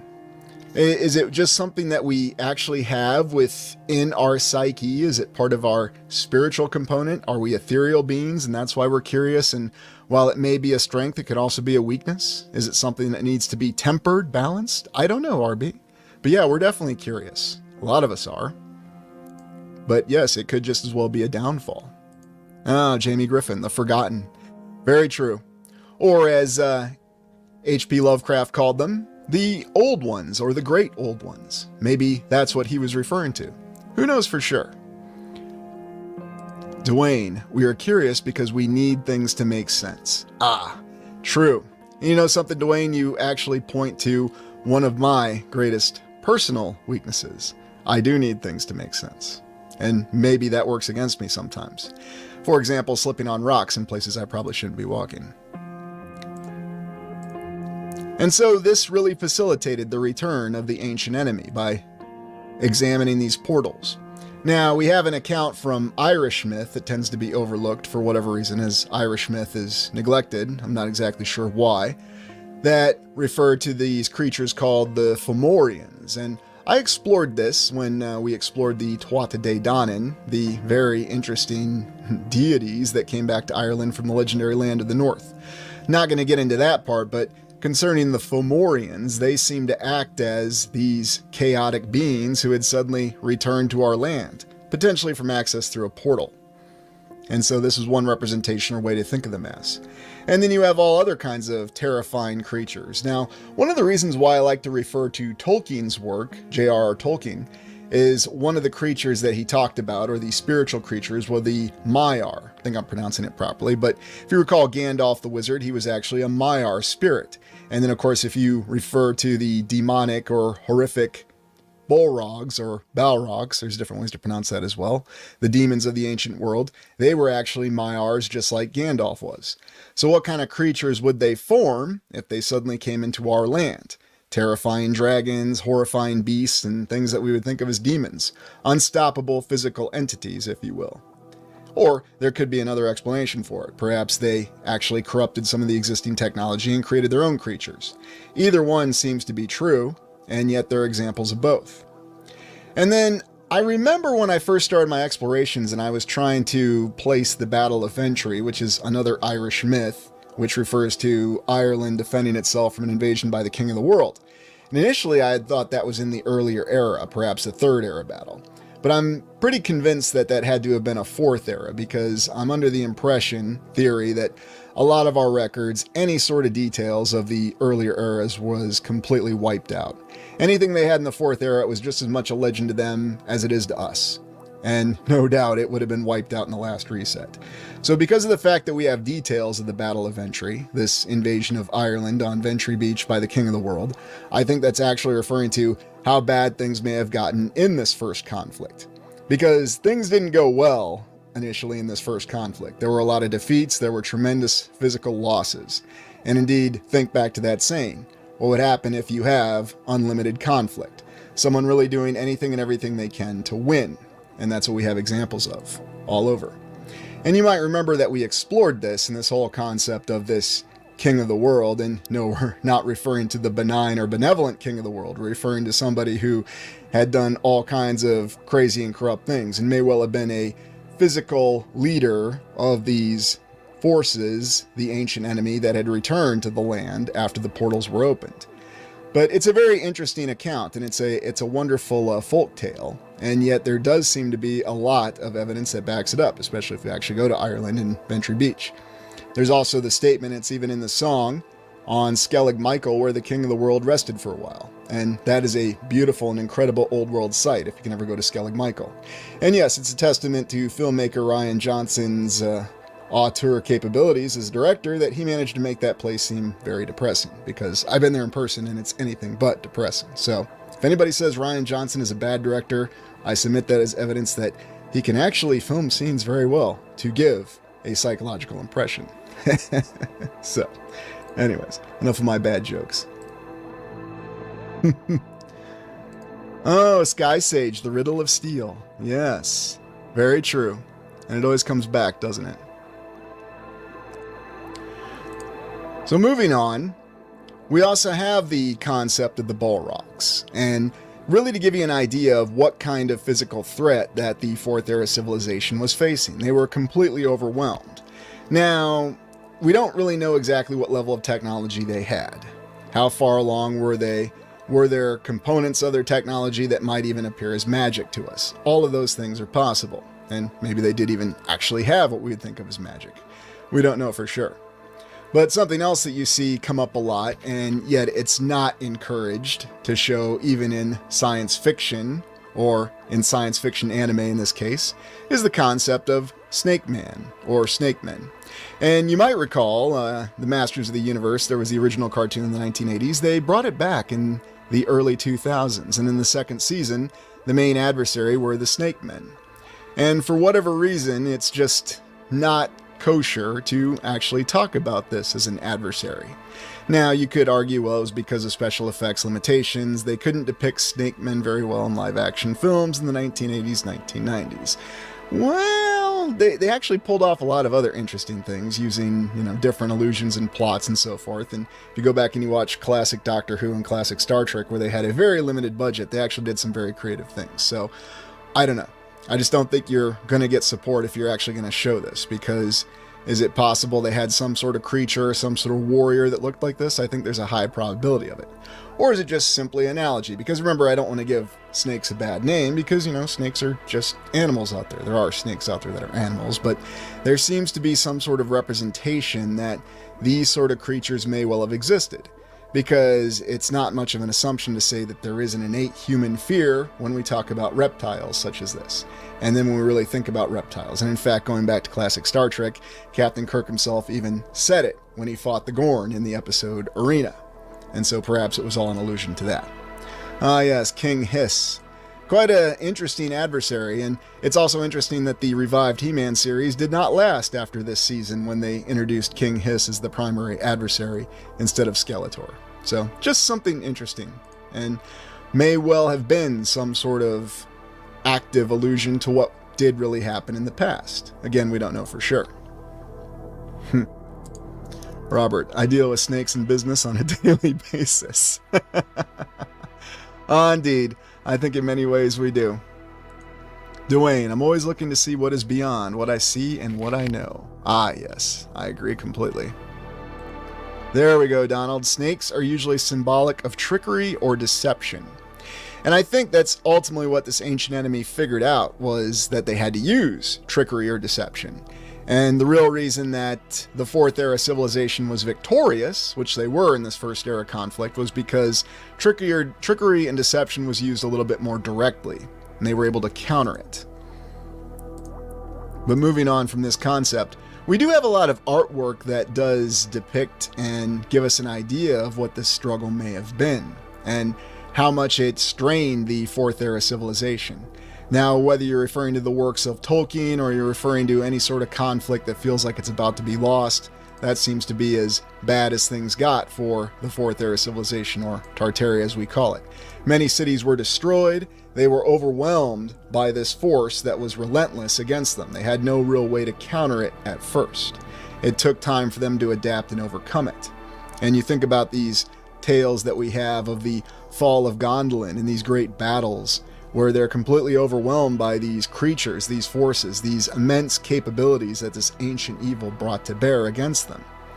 And that's where we have all these tales that constantly are repeated, or maybe repeat is not the right word, but are told in different ways, whether you're looking at different cultures, or whether you're even looking at what we might consider works of fiction, such as Robert E. Howard. And you might remember how he referred to certain civilizations which everybody thought he was making up, but oddly enough, when you actually look in the official history, many of them do seem to conform to these civilizations that Robert E. Howard was just making up. He was the author of the Conan stories. So there seems to be a lot more connections than we're initially aware of. And why is that? I'm not really sure. Hey, Sooner West, good to see you. Ah, Rod, yeah, lots of griffins too. No short of griffins. And what they represent. But what kind of technology did the Fourth Era civilization have at that time? We don't know. Was it something we think of as steampunk? Was it far more technologically advanced than anything we think of today? And this is why we have all these science fiction concepts that are still in our mind, because they're not really science fiction. Or was it something more like this, where it was what we think of as classic medieval warfare? You had one static defensive position or one fortification falling after another. And it was really just a terror to the people at the time. What was really going to stop this and these forces? Now, oddly enough, you also have official works of art, if you will, whether you look at tapestries or paintings from what we think of as the Middle Ages or the Dark Ages, and they show you conflicting accounts as well. They do show you armies fighting each other, but then they also show other strange things that don't always seem to add up. And if you look into other cultures, you'll also find many of the same themes that come up in the very points that we've been talking about. So this isn't just one culture's story. This seems to be a story that's shared throughout many different cultures and many different origin stories. So it's not just something that you can say it's isolated. And how do you explain that? Well, you have to take into account that it means that this happened to all of us, or all of our predecessors in the distant past. We're not so divided today as we are led to believe. Now, I know that's a controversial thing to say. I think that's a pretty cool concept that I never really thought about. Just knowing that our history is a lie and that they're far more advanced than we were, in the modern days. When you think about how they fought wars and how he's laying it down to where, like, a lot of these movies and unrealistic futuristic wars that they have with the weaponry, is it more like that, or more primitive fighting like our history tells us? It's a good question that I've never really ascertained. I think that's a good question, but I'd have to say the latter. I don't believe that we were primitive when they said we were. So why would we believe that the were fought back then primitively? They obviously wouldn't be. But yeah,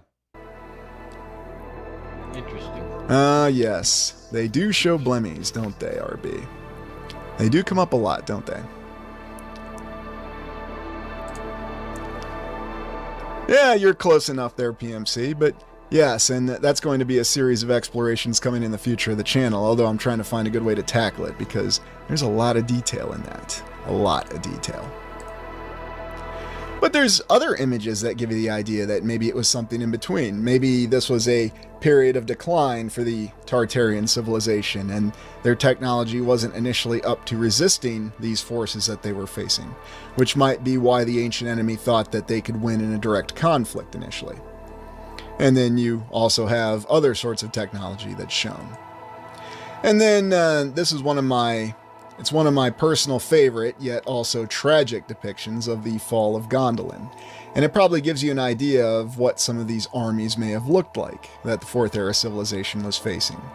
Things we think of as dragons and endless armies, hordes of creatures that are trying to overrun one of the last great cities at that time. And it does seem to be something that has just as much documentation and just as much detail to it as any official historical battle that we have. Now, of course, you could say, well, Tolkien just made up a lot of things. People just make up things. Yes, people can be creative and they can make up things, but I was always impressed by the amount of detail and thought that seemed to go into it. Now, of course, we look at some of the worst weapons that they have, and were they dragons? Were they some other creatures of destruction? Were they technological implements of destruction? We can think of them as dragons, but one of the works of Tolkien with the First Age concerned the greatest dragon of all, Ancalagon, the largest of all dragons. Now, could you think of this as some sort of incredible destructive weapon that the ancient enemy had? No doubt about it.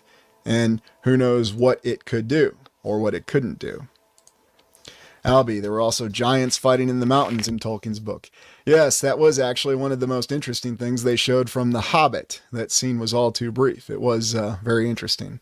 Yes, The Hobbit, the first movie, probably the only one they should have made. Just my humble opinion. I'm not going to dump on Peter Jackson. He did the best he could. He was put in a bad situation.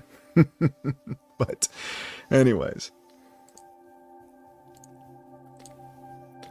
And then you also have these accounts of these incredible battles between the leaders. Now, that's more of what we would think of as a direct conflict. Here you have Mechlor fighting one of the great Noldor nobles, at least that's what the artwork is, but could this actually represent something else going on? One of the great leaders fighting one of the great leaders of the Fourth Era civilization.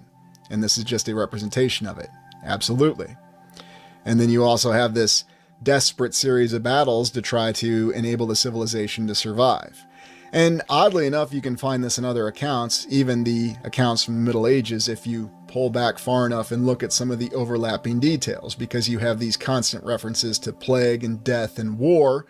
But if you think of this as an ongoing conflict, and then you even see how they try to tell us that some of these other conflicts, such as the 100 Years' War, and you actually have numerous conflicts that they say, well, these are wars that lasted for decades or hundreds of years. And then, well, there were breaks, there were breaks. Of course, there wasn't a break between the English and the French in the 100 Years' War. There was just a bit of a timeout, if you will, during that bubonic plague. It was just a minor inconvenience. Yeah, it's funny how they say conflicting things like that. But if you really take it more at face value and realize that they're talking about this great and terrifying conflict, and who knows how long this conflict lasted? Was this decades, or was this really hundreds of years? And how terrifying would that be to actually be locked in a mortal conflict for that long? And we're not talking about one of our nice little controlled wars today where we're just throwing a few drones at one another and we have all these constraints. You're talking about unrelenting conflict where anyone and everyone is a target. Now, I'm certainly not saying that there's things about today's conflicts that are better or anything like that, merely given the comparison. Just imagine what kind of psychological terror that would afflict on the population. And not to mention what kind of civilization and society you'd have that would really be able to stand under those conditions and continue to fight. Because one of the things we know about our present society is that, our psychological will might not be all that we think it is at times. But I'm sure there's plenty who could debate me on that one. Dwayne, I need to get a cool alter ego name. Kathy, who says that these wars were actually real? Good point, Kathy, and they might not be. They might be something else completely different. Maybe it was really just a time of destruction, and war is just merely a facade to put over it. That's always a good point. Sarah with an H. I always thought dinosaurs and dragons are the same thing, just different language because dinosaurs are fossils of animals that were alive. That's a good point too, and I've had the same thought many times. Rebecca, I wonder if the lands outside the ice wall have legends and stories about us. Maybe they do. And maybe, whether they're outside the ice wall or in a parallel reality or whatever, that could be very, very true. And that's a great thought. And again, something else I've thought myself. And you have this constant great struggle. Now, whether you want to say it was a conflict or there were other means or weapons that were used at that time. And this just gives you a little bit of a concept of the size of Ancalagon. And modest estimate, 1 kilometer, 0.62 miles, the size of a mountain. And indeed, that's what the text says. So are you talking about some kind of super weapon, or are you actually talking about a literal creature that was this large? How exactly do you counter this if you're fighting this directly? And this is what you'll see in a lot of the artwork when you look at what was really happening. And think about this with the first conflict, that these are the kind of creatures that you're facing. Or at least this is the kind of threat that you're facing. And it's interesting to me because some of this artwork I hadn't seen myself either, looking at how some of these battles may have looked, whether it was the fall of Gondolin or any of these other great battles as part of this conflict, where you're trying to overcome these creatures that have these immense and terrifying capabilities. And Tracy Jones says it, the unseen spiritual battle. Absolutely, Tracy. And that's a great way to look at it. Hey, Wendy, good to see you. Thanks for joining us. Hector, lots of craters under the dirt and soil. Seen with LiDAR, star forts and walls all over. Looks like ancient battles or cataclysm. And that's something else I've wondered, because yeah, that's all over the place, Hector. And there's actually certain areas you can go, especially when we talk about those deserts, whether it's the Mojave, that little area that's between Interstate 15 and Death Valley. You can find the terrain looking like it's scarred in that way, and this would be an explanation for it. Robert, could be what Homer's Iliad was about. Very likely. Yes, and not that less than wondrous movie Troy, but it wasn't as bad as some films could be, right? Ah, Sky Sage, the Bloodstone Emperor in Japanese lore, yes. And oddly enough, making an appearance again, referred to in a certain fictional account that we've looked at recently. Albie, warriors were like a dominant class in the past. They were definitely referred to. Hey, my bailiwick zone. Well, thanks for joining us, and hope things are going well there for you. Hope things get better there quick, too. Carl, I've wondered if all the world's armies are actually on the ready for an unseen enemy they are expecting back. That could be possible as well. That's very true. Now, how exactly do you counter these creatures? Now, what we're told, or what we're informed, is that there is the presence, the symbolism, if you will, of eagles killing snakes. Now, that's just a symbol. And yes, I'm well aware that certain nations actually still have it as their standard, as an eagle killing a snake. And it's not just eagles, you also have bears that are doing it as well. And it comes up quite a bit. So, was this to reference some sort of development of a technological weapon that the Fourth Era civilization had? Or did they find something within themselves that enabled them to do this? I mean, we can certainly debate it. Now, Tolkien says there was actual eagles that were representatives of one of the gods, one of the Valar, that came and helped the forces of what we would think of as humanity, although when he was writing about the First Age, he was talking about elves and dwarves. Everybody was fighting against these dark forces of Morgoth, or Mechlor, one of the corrupted Valar. But if we think of this from the Fourth Era civilization facing the ancient enemy, how did they develop it? Was it just a representation? Is it an analogy? Why do we have signs, symbols, statues of eagles always killing snakes? What's that represent? Ah, yeah, that's a good one. That's a really good one. Anne-Marie Miller, the Bible even says we existed before we were born. Very true. In fact, that's actually shared with many other major religions too. Sun symbol around a head represents a god, and gods are idols. That's interesting. Inferno, the great scavenger bird. Yeah, that's true. You can definitely see it like that. That they hate snakes too, says Kathy. Iris Rainbow, winged snake equals dragon. That is very true. Yeah, Sky Sage, referring to the Mexican flag. Yes, it's prominently featured on the Mexican flag. Sarah with an H, we consciousness have always existed. Yes, we have. And you'll find examples of it, though, in some areas where they still show the eagle destroying the snake. And then you also think about the great battle that's talked about in Tolkien's works when he wrote the Silmarillion. Silmarillion, if I'm saying it properly. I know I've heard it pronounced many different ways, but his original work where he referred to the First Age, where you have the eagles fighting and defeating Ancalagon, Thorondor, the Lord of the Eagles. Now, is it some sort of weapon that they developed, or was it just the fact that eagles don't like snakes or winged serpents either? They want to be the only winged creatures. Not really sure, but it comes up a lot. And if we take it from whatever this development was from the Fourth Era civilization, this finally enabled them to turn the tide.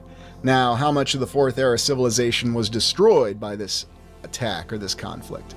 We don't know, but if we look at some of the total destruction that we have across the land, and no doubt there are areas that seem to be destroyed for a long time, whether we're talking about the Sahara, any of the deserts, and not just them, but there's also other areas where it seems like it should be teeming with life, and we're even just talking about natural plant life, flora and fauna, and yet these areas seem inexplicably devoid of life.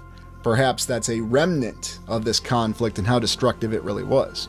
So who knows how many lives were actually lost, how many cities were destroyed.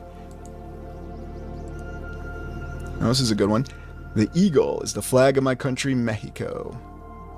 Well, thank you very much. And yes, it is featured prominently on Mexico. And I don't wonder, and I've done an exploration on Mexico City. There definitely seems to be a very particular perception that if you're outside of Mexico, you're supposed to have. And yet if you actually go there, it's quite beautiful. Another one of those interesting little observations that I make. Albie, those battles were epic. Yes, and this is exactly why no one will ever make any movies about battles such as this, because, well, one, they wouldn't get it right, and two, I'm sure they'd want to put in their own points, if you follow me. So,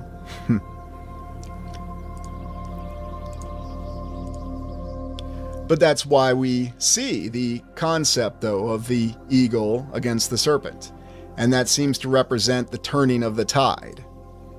And just imagine overcoming some sort of creature such as this, and Caligon, a creature as large as a mountain, or having unbelievable destructive capability. Now, of course, we're informed that our present civilization possesses tremendous capability for destruction, although what the reality of that is something we can certainly debate. But you look at the whole concept of George versus the dragon, St. George slaying the dragon. And that is a bona fide legend, and there is a lot of what we would think of as medieval or Middle Ages artwork that backs that up. And you have the knight that is actually facing a dragon. And there's a lot of different depictions of this, and this is one of the official forms of artwork, and this is actually what I put on the thumbnail, and I'm going to explain why. Because I believe that in this image, we actually have a lot of things encompassed by what this conflict is really about. You have a lot of slain individuals shown in this work of art. Now, of course, you'll be told it's just all from this one dragon, but is this representative? Is this dragon, I mean, does it really look like a dragon? Almost looks more like a demon creature with leathery wings, and that's maybe what the more apt representation that we have here of this ancient enemy, or whatever creatures they were actually committing to destroy the Fourth Era civilization. The other thing I like about the artwork, though, is you show the concept of chivalry, although chivalry, which is something we'll talk about in a second, tends to get, the mentality of it is not properly conveyed now. A lot of people think, well, it simply refers to the concept of courtly love. No, the original concept of chivalry referred to defending those that could not defend themselves. That was the literal translation. That is what chivalry is all about. So if you think about the defense forces of Tartaria actually able to overcome this threat, that is what it's all about. And when you look at this painting, oddly enough, it does have some more advanced architecture in it, and things that would seem to be beyond what we would expect of the Middle Ages, and certainly not necessarily even reflecting what we would think of as classic Middle Ages architecture. Or maybe, if you're in Florence or Venice, right? But that's why I always appreciated this particular work of art, because I think it shows everything at that turning point of the First Era conflict. And you can find lots of examples of George versus the dragon. And maybe George is a representation of one of the great leaders who was able to rally the defense forces at that time. When you actually had defense forces that concerned themselves with defending the nation, and not simply acting in their own best self-interest to get their own best evaluations. Whoa, did I just say that out loud? Yeah, I guess I did, but yeah. Chassis, the palm trees are interesting. Yeah, it's an interesting work of art, isn't it? Sky Sage, I see Jamie. Oh my goodness. Here's a good one. Why do the tail of these beasts always look curled? The only animal I can think of with similar tails are pigs. That's a good point. Maybe it's just because it's a creature we don't encounter. Hector, how do you kill a dragon? Gotta use some creature. Either that or there's a weakness on it. There's an inherent weakness. That's something that's also reflected when you look at things like smog. Jamie Griffin, yeah, the Russian flag too. That's true. Johnny, it looks like Florida. Yeah, although maybe all the land looked like Florida at one point in time. And who even knows what it was really like at that point? Oh, Yeah, some of these comments just really crack me up whenever we do break. But you can find that there are a lot of references, there are a lot of examples of artwork. There's even a movie, St. George versus the Dragon, early 2000s. It wasn't too bad. And it had James Purifoy playing St. George. I think it even had Val Kilmer in it, if memory serves. Wasn't too bad. Very interesting plot. Definitely something you wouldn't see today. But there's an interesting modern example I can think of. They wanted to show some artwork of St. George slaying a dragon at a certain museum. I'm not going to say which one, because if I do, I'll definitely be outing who I am. I'm not going to do that just yet. But the museum wouldn't allow it to happen. And so, for whatever reason, it's another example of certain artwork. Now, I'm not saying all museums have this reluctance to do so. You can find examples of the artwork of George slaying the dragon. But it seems to be another one of those things that they just really don't want you to see. And you can find more modern examples of the artwork that gives the same conclusion. Although this is interesting with this more modern interpretation, if you will, of George versus the dragon. So who's to know, who's to say? Did it represent some decisive point in this conflict? I think that it does allude to that. Or at least all the statues that we're about to look at that show of dragons and snakes and creatures being slain. Perhaps they'll represent the same threat. And we talk about the age of chivalry. Oh, yeah, there you go, Victor Black. St. George is a heartbreaker. Ah, yes. Barbara, if this art is history, then it's completely subjective. I'm always for the underdog, but the underdog has a story too. Oh, so true. Very, very true. Sky Sage, warship or warship? Ah, yeah. Fun with English right there. Oh, William, the Order of St. George. Yes, there is still an Order of St. George. And yes, if you're a member of the United States Army, or if you've served in the Armor or Cavalry, you could actually be inducted as a member of the Order of St. George to this day. Adam Baum. Oh, yeah, well, see, I had to dispel those notions of being the guy from Northern Exposure.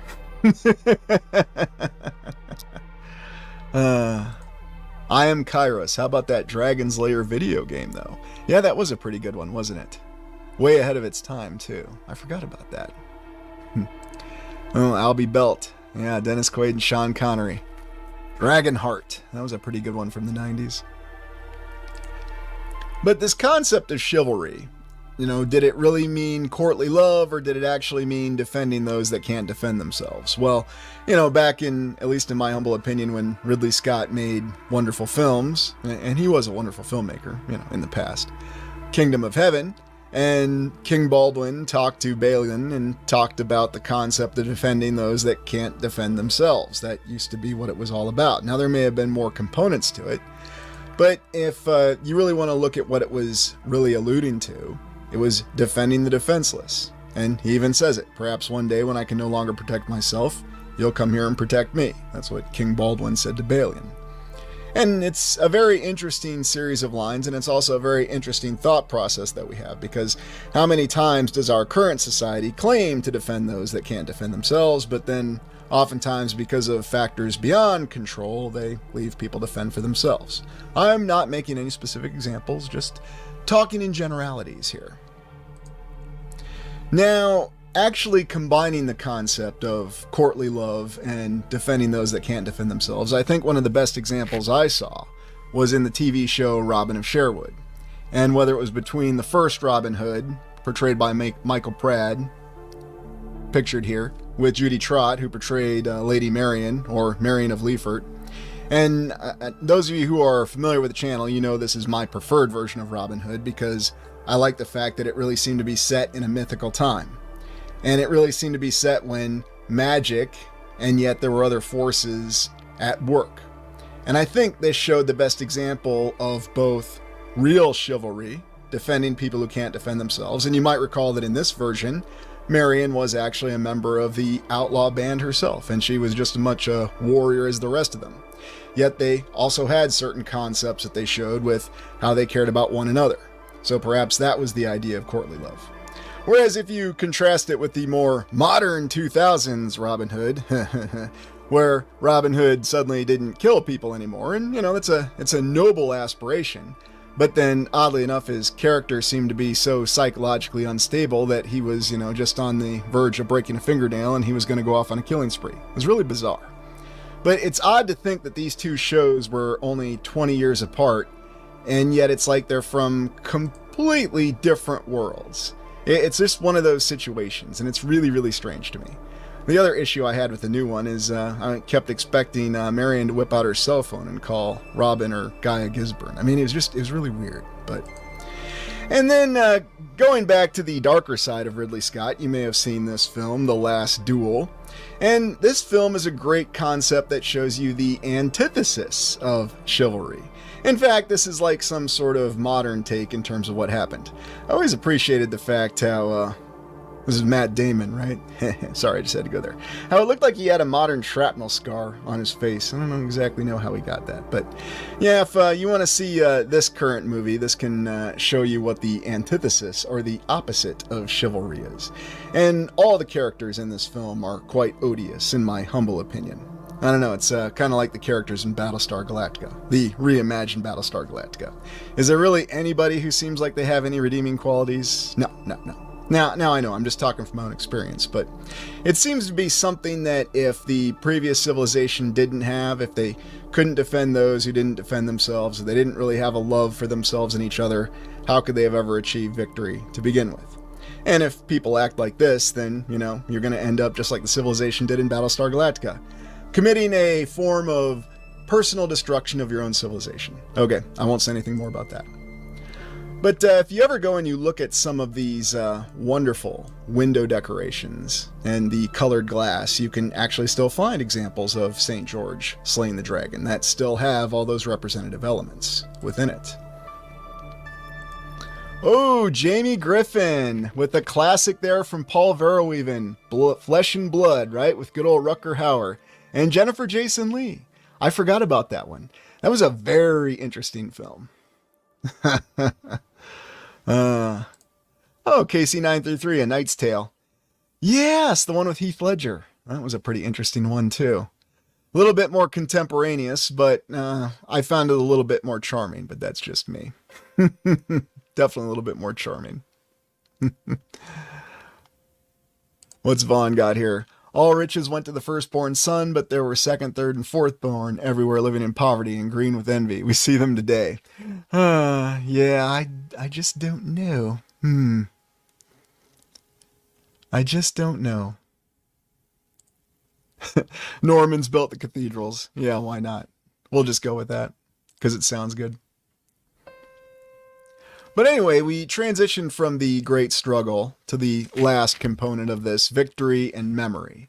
And that's what you see with a lot of these remaining monuments or these colored glasses that we have. This was a very difficult struggle.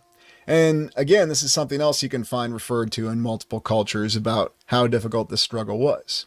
And there's no shortage of art, of statues that show, whether it's the lion, the eagle, or even the griffin, slaying the snake. And that's not an image that you can find so much anymore. It used to be a lot more prevalent. And whether you were just looking at some random quote-unquote high school somewhere that was built anywhere from 1880 to 1930 in the United States, you might find a random statue like this, showing a lion slaying a snake. And then, of course, we go back to the great monument to the Battle of the Nations. Now, I ask you, is there anything on this that looks like it represents the struggle against Napoleon and France? And now, keep in mind, this is a monument built in Germany to commemorate this battle. And yet, according to official history, there were Germans that fought on both sides of that battle. There were Germans officially that were fighting for Napoleon's army. That is a quote-unquote historical fact. Now, of course, people can debate it. But whatever the case may be, are we really to believe that in the early 1900s they threw up this incredible monument? And they were able to build it right from the start looking old? And now, of course, people will tell you, there's a process for this. This is just called rustication. Yeah, rustication. Yet another capability that we don't have, but we apparently had in the 1900s. Or does it make more sense that what we're looking at here really is a monument? It's just a much older monument to a triumph that was achieved in that conflict. What are your thoughts? Please share. Michael Walker, Indiana Jones, only the penitent shall pass. Search for the Holy Grail. Okay, I have to ask, are some of you actually looking at my segue or my upcoming explorations? I really have to ask. Kathy, built in 6 months. Yeah, you're not too far off. A couple years is what they say. Yeah, I'm with Robert here. Old as the dirt. It does look that way. RB, what's underneath it? Good question. Maybe that's another stop we'll have to take the airship to once we finish it up on our way out. Julia, red sandstone? No idea. Limestone, marble, something else? Who's to say, who's to know? Jackie, rust gargantuan construction style. That's a good one, Jackie. I might have to use that one. Rust gargantuan construction style. Wendy, what was on top? It's a good question. It does look like they removed something, doesn't it? Maybe some giant obelisk or something else that we don't know for sure. Yeah, I could see those being pit bulls or lions or what have you, but I mean, who knows? Maybe it's some animal that doesn't even exist anymore. But it's down here at the bottom, you know, you have the snakes. The snakes are there. You have the fallen, if you will. Now you could say, well, those represented the fallen in the Napoleonic conflict. Yeah, everybody was wearing their armor and they had very advanced looking eagles and swords of light, you know, because why would you actually depict people in line infantry regiments fighting with muskets or the early rifles? Well, they really didn't have very good early rifles yet then, but they were starting to. This is the interior. And again, not seeing anything. Now, there are other images, but I dare not show them on this live stream, but you're certainly welcome to explore them. And in fact, you might even find a very particular interesting image of one of these great carvings or statues, or whatever you want to think of them as, that shows a woman. And it looks quite a bit like the same image of the woman on the Soldiers and Sailors monument that we have that represents the state of Iowa in Des Moines. It's really strange. And it's something that doesn't make sense, especially when we consider the very, very unique sensibilities about women being depicted naked during that particular time frame. But I guess they were totally cool with it in Iowa in the 1890s, and they were okay with it in Germany in the very early 1900s. You know, you didn't need the 1920s to have that happen. It's just one of those conflicting accounts. It doesn't make sense with what we're told. But again, you see these interesting shields that they have here, if that's indeed what they are, and then the armor that they're wearing. I mean, again, what's this represent from the Napoleonic conflict? I know I keep bringing it up, but... Kathy. Yeah, very Knights Templar vibes. I agree. Jackie reminds me of tiki heads. Yeah, you're waiting for one of them to talk. Reminds me of that scene in the movie Labyrinth. WMP, Merlin is missing and wouldn't look out of place there. Yeah, that's true. You can actually film a lot of great films here. Science fiction films, high fantasy films. Yeah, Gregory, good call out there, the floor. William, Iron Cross on the floor? Let's take a look. Hopefully I won't see anything here. I guess, I mean, it doesn't even seem like it's a direct cross. It kind of seems like it's a cross, though, doesn't it? Have to go take a look. It's on the Explore in Person list. Here is the construction photo of it. Yes. See, they could build it looking old already. Yes, another one of our very wondrous construction photos. Because it has scaffolding around it. Now, why in the heck would you put scaffolding around a stone masonry construction?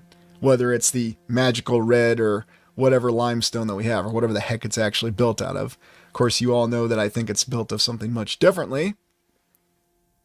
And it's probably very similar to those incredible retaining walls that I came across in Dubuque, Iowa, I would suspect. But I don't know. I haven't been there.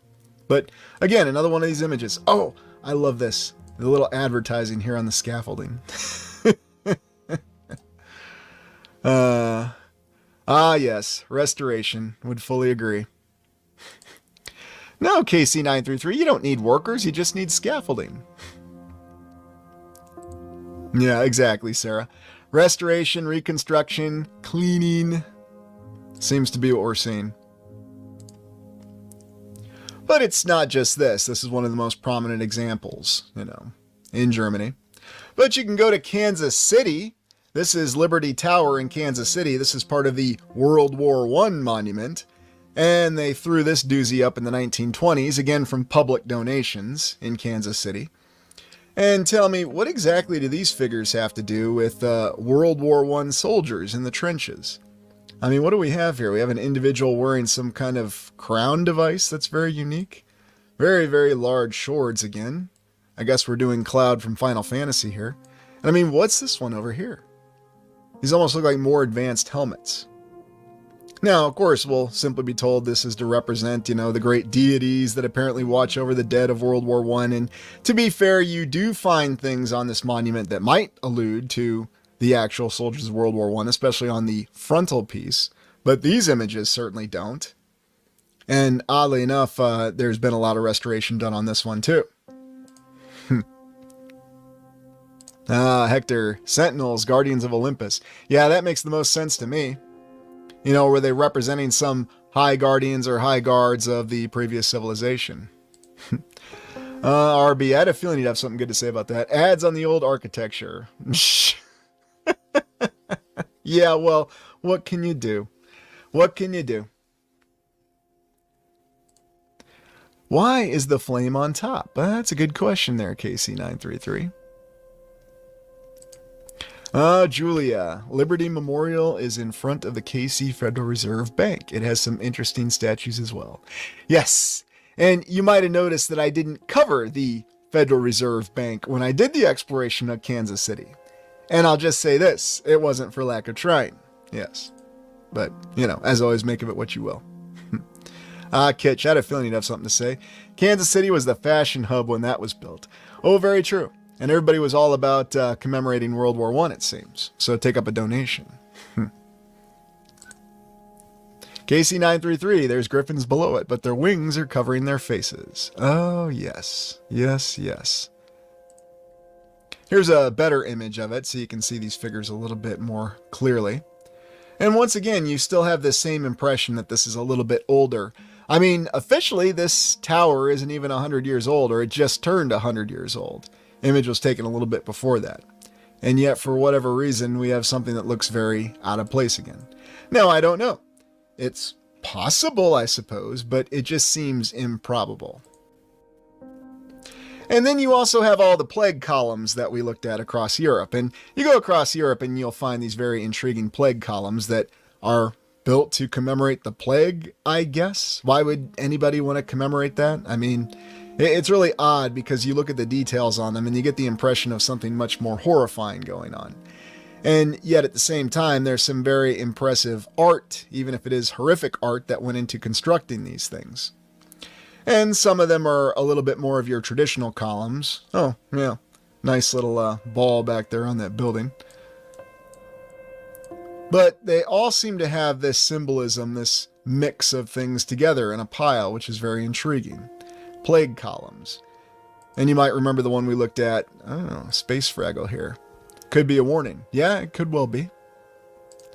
Dwayne, I lived in KC for 17 years in my 20s and 30s, never thought twice about these things. Yeah, I'll be honest with you, Dwayne, I went down there several times before I thought twice about it, and I can't tell you how many times I went through Union Station there, before they turned it into a shrine to the Kansas City Chiefs, which is probably what it's always going to be now, so.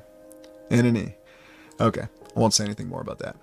Oh, here you go, KC. Yeah, I did actually get this. This is from the World War I monument, so this is at the foot of the Liberty Tower. They'll tell us these are sphinxes that are covering their faces, but since when did sphinxes have wings? Well, I guess they can have whatever they tell us they have them. Or are they actually griffins? I'm definitely with KC on this one. I think they do represent griffins. But yeah, you can actually walk your way up from Union Station, and you might recall during the on-site exploration, I opted to do that during the hottest day of the year last year. It was a lot of fun, but it was worth it. And really verify the strength of these materials. And you get the feeling that this is a structure that's going to last, and No, it was prominently destroyed by 2 hydrogen bombs in the film The Day After. They actually showed Jason Robards walking among the wreckage. But I have a feeling that even if you did have those kind of forces, not that I'm saying one way or the other, that this structure would endure it. Just my opinion. I could be wrong. Here's another close-up of those figures from the Monument to the Battle of the Nations in Leipzig. And again, you have this giant face here. And another one of these intriguing plague columns. And I mean, what is this really showing? I mean, it's really odd to me that anybody would build a column to commemorate a plague. I mean, is it to memorialize the dead? Is it to respect those that survived? Is it both? It's just really strange. And you do see them in places in Europe. And, is it just another explanation for the column or what? Not really sure what to make of it.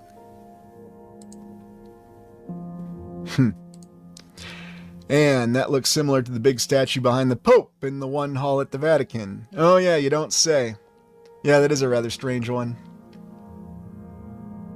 Yes, the Papal Hall Auditorium. The building that just happens to look like a snake, inside and out. But I'm sure that's coincidence. It's coincidence, Anne. It's coincidence. Ah, Jackie celebrates violence. That is probably one of the best interpretations I've seen. Yeah, there's a lot of odd things in that building, Anne, including the fact that there's no crosses to be seen inside of it, but yeah.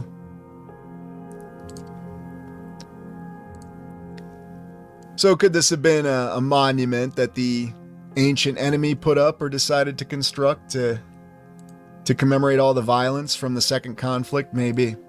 It's just interesting, especially when you compare and contrast it with all these statues that we have of the lion or the eagle killing the snake. And then you also have some medieval artwork that gives you some other impressions, that maybe there were certain knights that were subverted or corrupted, in a manner of speaking. And they even poke fun of that in Monty Python and the Holy Grail, of all places. Because you have what seems to be the Knights Templar here. Now, if it's a black cross, you'd say it's the Teutonic Knight. That seems to be favored by some sort of spiritual force or some sort of ethereal force. Different ways to look at it, of course. And yet we also have the conflicting account that the Knights Templars and the Teutonic Knights were likely corrupted. And maybe they were. Maybe there was one point in time when they represented the legitimate defense forces of the earlier civilization, and they were corrupted. And that's the legacy they still carry to this day. Explorations to come in the future. Now, this is a really interesting one. I'm trying to remember where exactly this plague column was, but this is at the base of it. And you have this terrifying violent act committed here, and I'm not really sure what this has to do with the plague. But then you have this individual looking to this other individual that seems to be influencing this. It's just really strange. Yet there's also a lot of detail. And keep in mind that this is actually in the stone itself. Now, I'd have to go explore in person to see if this is of the same material or if this is a new addition. Somehow I get the feeling it's a new addition, but I could be wrong. Not really sure.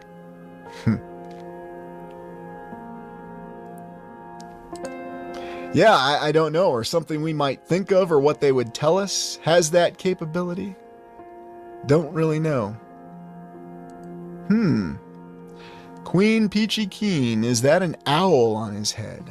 Let me look. Might it be? I don't think so. Just really strange though, and I think it goes back to commemorating that act of violence, someone falling under negative influence to commit violence. I mean, I think it's really that simple.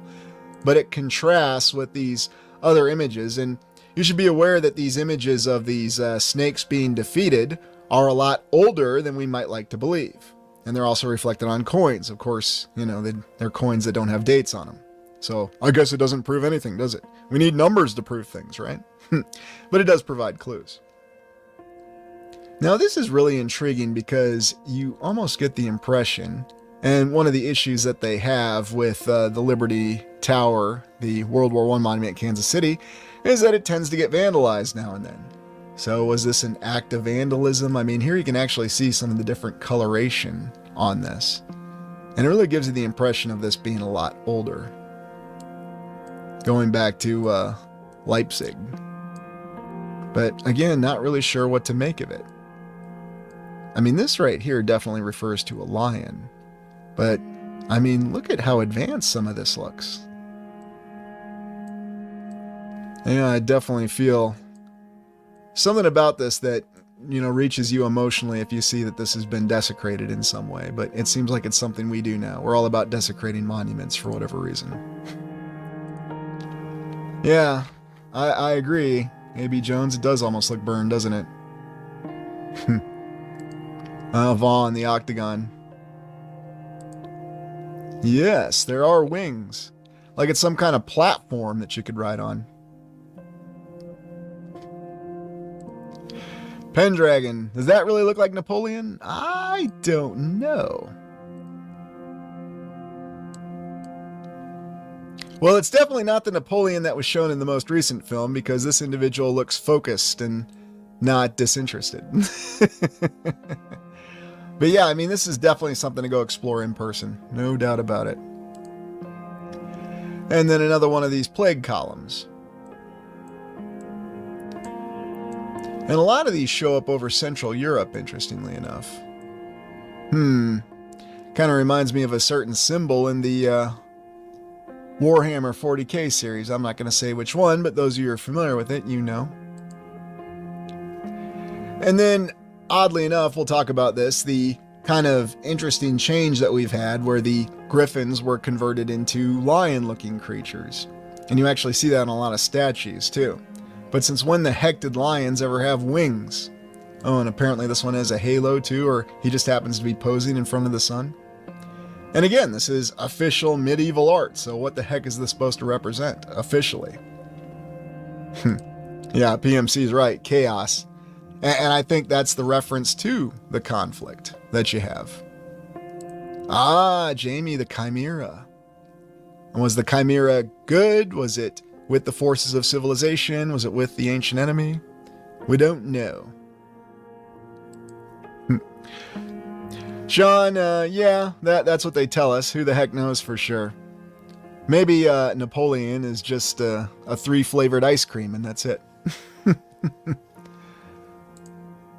Alchemy created beast. Yeah, that seems like it would be the most likely. Jackie, unicorns everywhere with their horns knocked off too. Yeah, I agree. You do see a lot of that as well. Hey, Sooner West, thanks for that, and welcome to the new members, and by all means, check out the member content. Appreciate that. Yeah, Reality Checkmate, definitely a biotech of some sort. And I think that's what the legacy really is. And so who knows what these plague columns are referring to. Definitely not monuments from the first conflict, but probably something following it. And yes, since you're probably asking, we will get around to exploring the second conflict. The one that didn't end so well. We've done some direct explorations on it, but I think as a little bit more time passes and we get more details, we should look into it. There's also the prominence of lions, and you still see lions in a lot of positions where they're in these sentry position, as though they're guarding the structure, and clearly representations of what the previous conflict had ended with. And if you pay attention, and speaking of unicorns, you will find unicorns that are still shown on the inscriptions such as this. And then, oddly enough, showing other strange details that don't seem to make a lot of sense. And of course, why not have a lion? So yes, very interesting here. We have a unicorn. We have a woman here who almost seems to be a divine being holding up some kind of spherical device. Very, very interesting. And then we have a lion. And so what would that represent officially from our civilization? Not really sure. It's just like when you have all those warrior women that you see in the state capitals from the 1800s. How exactly does that make sense? Can't really explain it. They were all about the Terrakians. They were building statues because they knew Tarna was going to be a great warrior. They saw heavy metal early. Yeah, right. But that, it's amazing some of the cheetah flips you get when people try to explain these discrepancies you have. Because what you tend to see is a society where everyone participated. Everyone had the same roles and responsibilities, and there wasn't this big deal made about who could do what and who couldn't do that. You could either defend yourself or you couldn't, and you defended those who couldn't defend themselves. The original concept of chivalry. Ah, yes, and what one of these great armories may have looked like. Now, one of the things we're going to explore coming up here in the near future is the sudden advent of this actual modern technology that we have with large-scale guns or cannons. Because isn't it interesting how with naval ships, how we suddenly went from small ships to much larger ships? And does that refer to other technology that was rediscovered? Unless, of course, we're going to accept that cannons were what we told they were.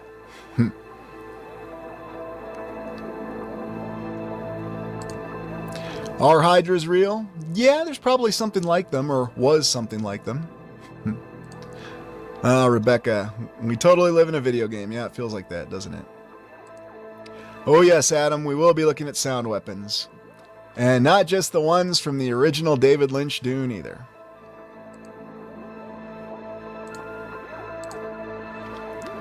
And this whole concept of the eagle or the lion defeating the snake, it's a lot older than you might like to believe. Indeed, on some of these statues, this one purported to have been from the Sumer civilization. Yes, you heard that correctly. Sumerians. Apparently, they had statues of lions killing snakes. Isn't that intriguing? So, a couple thousand years ago, and hey, yeah, lions killed snakes, and, we're going to make a statue of it. I mean, official history, if you take it at face value, has he asking a lot more questions. But if you can get to Europe, or if you're from Europe, I strongly advise you to take a look at these plague columns, as they call them, and see what kind of meaning you can derive from them. Because they do seem to be some kind of old world architecture, but how much have they been subverted, changed, or repurposed? Well, that's what on-site exploration is for. And I think that's why they're interesting. But then you can look at something like this that really actually seems to memorialize the unfortunate victims, and this is looking back at the monument to the Battle of the Nations, and yet you have the powerful horse depicted here that's well armored. And so this actually does give you an idea of the monument that was to all the fallen of that conflict. And it looks like they didn't hold back on depicting how horrifying a lot of these people died. And keep in mind that this was to commemorate the fallen of the Napoleonic Wars. And this was well before trench warfare was invented, or even when they tried it out in the American Civil War, which I always found an interesting proposition. But it really gives you an idea of what kind of horrifying ways a lot of these people fell. This doesn't look like they fell to a musket ball or a bayonet or a cavalry saber. No, it looks like they died from something much worse. So, were they plague victims from the Napoleonic War? I mean, there's really no way to actually justify anything that they have on this monument. I know I've reinforced that point ad nauseum, but it's just really strange to me. William, I've worked as a cement mason for years, and I don't know a single stone mason that could do that. And when I actually talk to the legitimate people who are stonemasons, that's exactly what they say as well. And thank you for that, Space Fraggle. And we got 5 more new members. Scott Baker, 1/3 of the fallen angels built everything? Yeah, it might come down to that. Yeah, I mean, it's really it, Barbara. And I know some people try to say that alternative historians look to make things a little bit more palatable, but that's really not the case. I think in some ways, and that's one of the points I wanted to make, the real history, we have to be prepared, may be a lot worse than what we've been told of recent history. And that's why I showed that saying up front, because I certainly don't want to say that I'm just trying to make things more optimistic. I mean, I believe that the previous civilization did achieve greater heights, but they also had a much greater fall. And that's the darker side of the tale, if you will.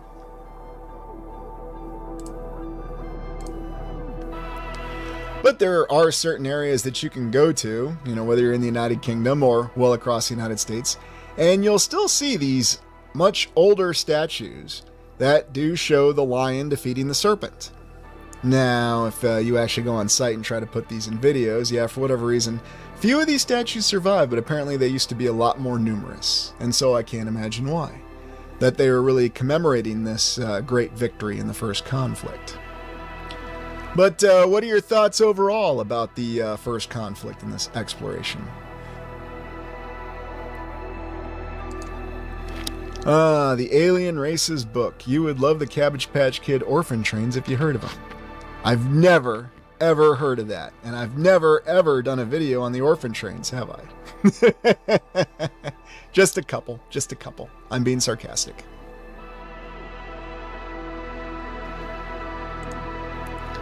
Milk Tea Alliance. It was the battle of the Middle Ages of Middle Earth. Yeah, that's probably a more apt way to describe it. Stabulator. Biblically, Jesus can come at you like a lion or a lamb. It's been a while since I've heard that saying, but yes, I remember hearing that a lot more in the past. Jamie, it did occur. Too many calling cards set in stone. And I think that's probably the most literal way to say it, too. I am Kairos. The statues must represent reality. And I think that's something that constantly is being obfuscated every day. You know, and that's one of the reasons why I say you're one of the best on-site explorers, because you have those little witticisms and yet those facts that you actually back up with observations. So, oh, thanks, Robert. I appreciate that. Julia, St. Christopher was a dog man who was delivered of his animalistic nature. Ah, yes. You know, I might have to do an exploration on all the accounts of the saints. That might be interesting. Atom Bomb, the lion defeating serpent equals good overcoming evil. Very true. And whatever that good may be.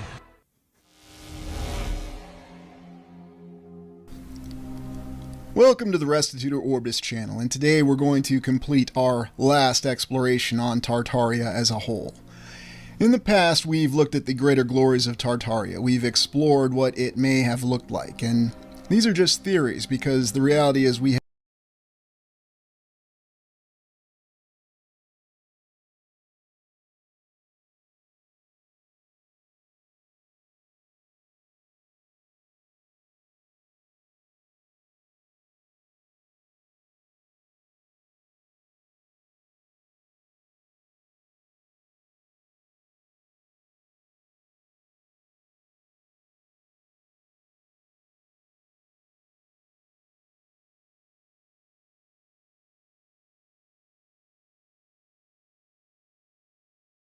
that reach to the very clouds, and who knows, perhaps the very nature of the land is very different than we can imagine. It's not just buildings, it could have been vast flora.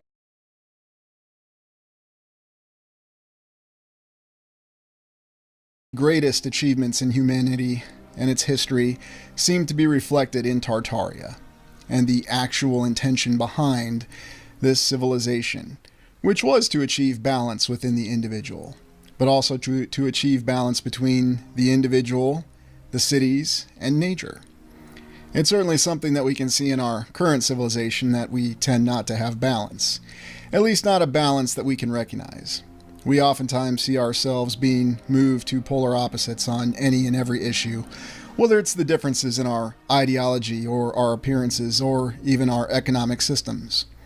And as a result of our deference to this type of conflict, we see our civilization in ruins. We see the ruins of the previous civilization of Tartaria. We know that it was a great civilization that had achieved wondrous heights, a unity of purpose within humanity. But how exactly did it fall?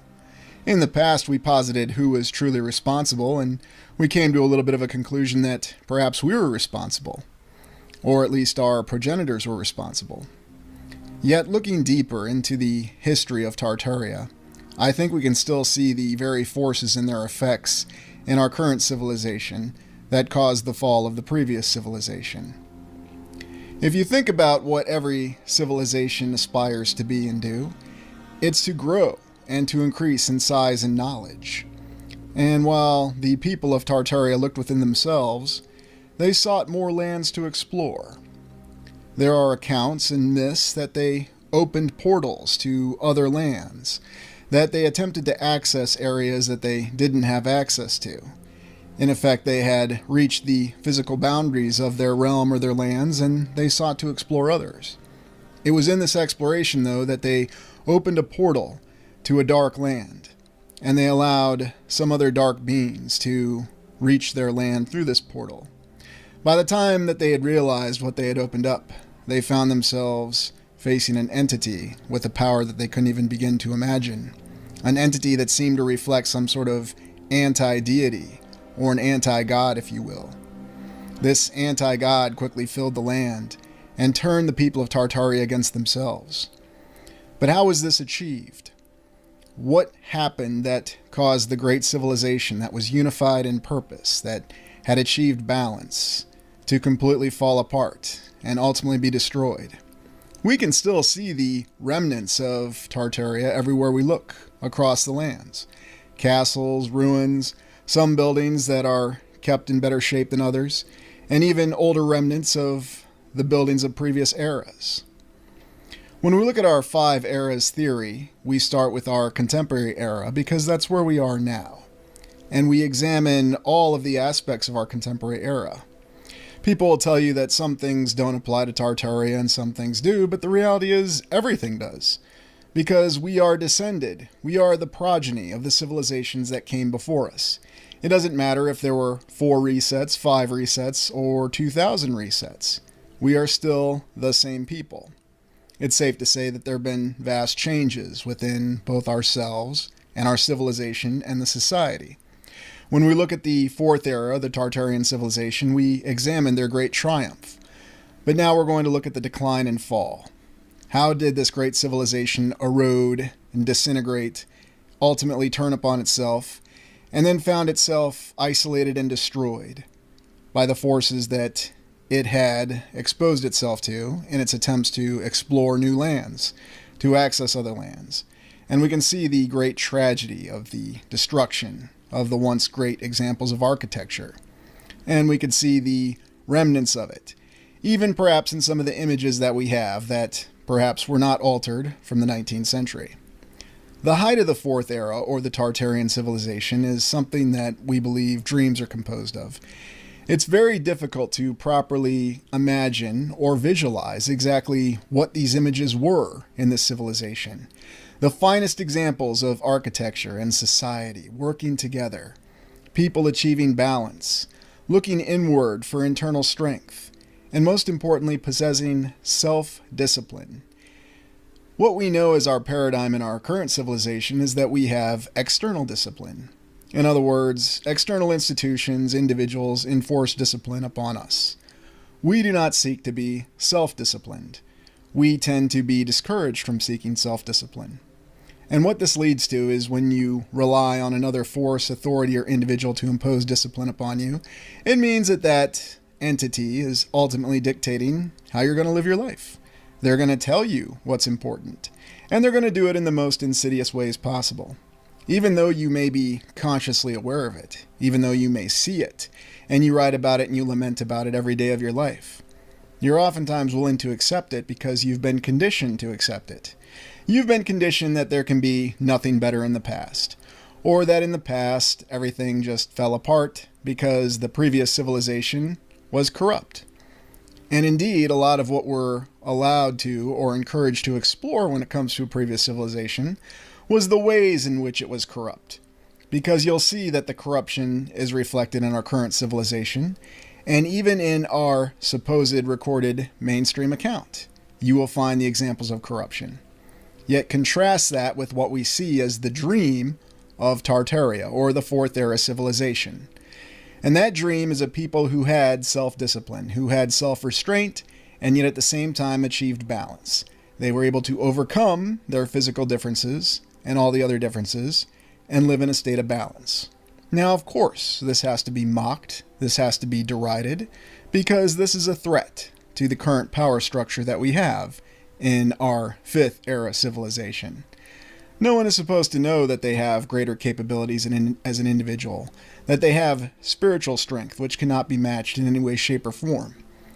Yet looking at the examples that we have of the 4th civilization, with the great achievements in architecture, we'll be told that somebody else had to do this. It was a divine being, or it was some form of artificial intelligence, which nowadays seems to be a substitute for a divine being for many.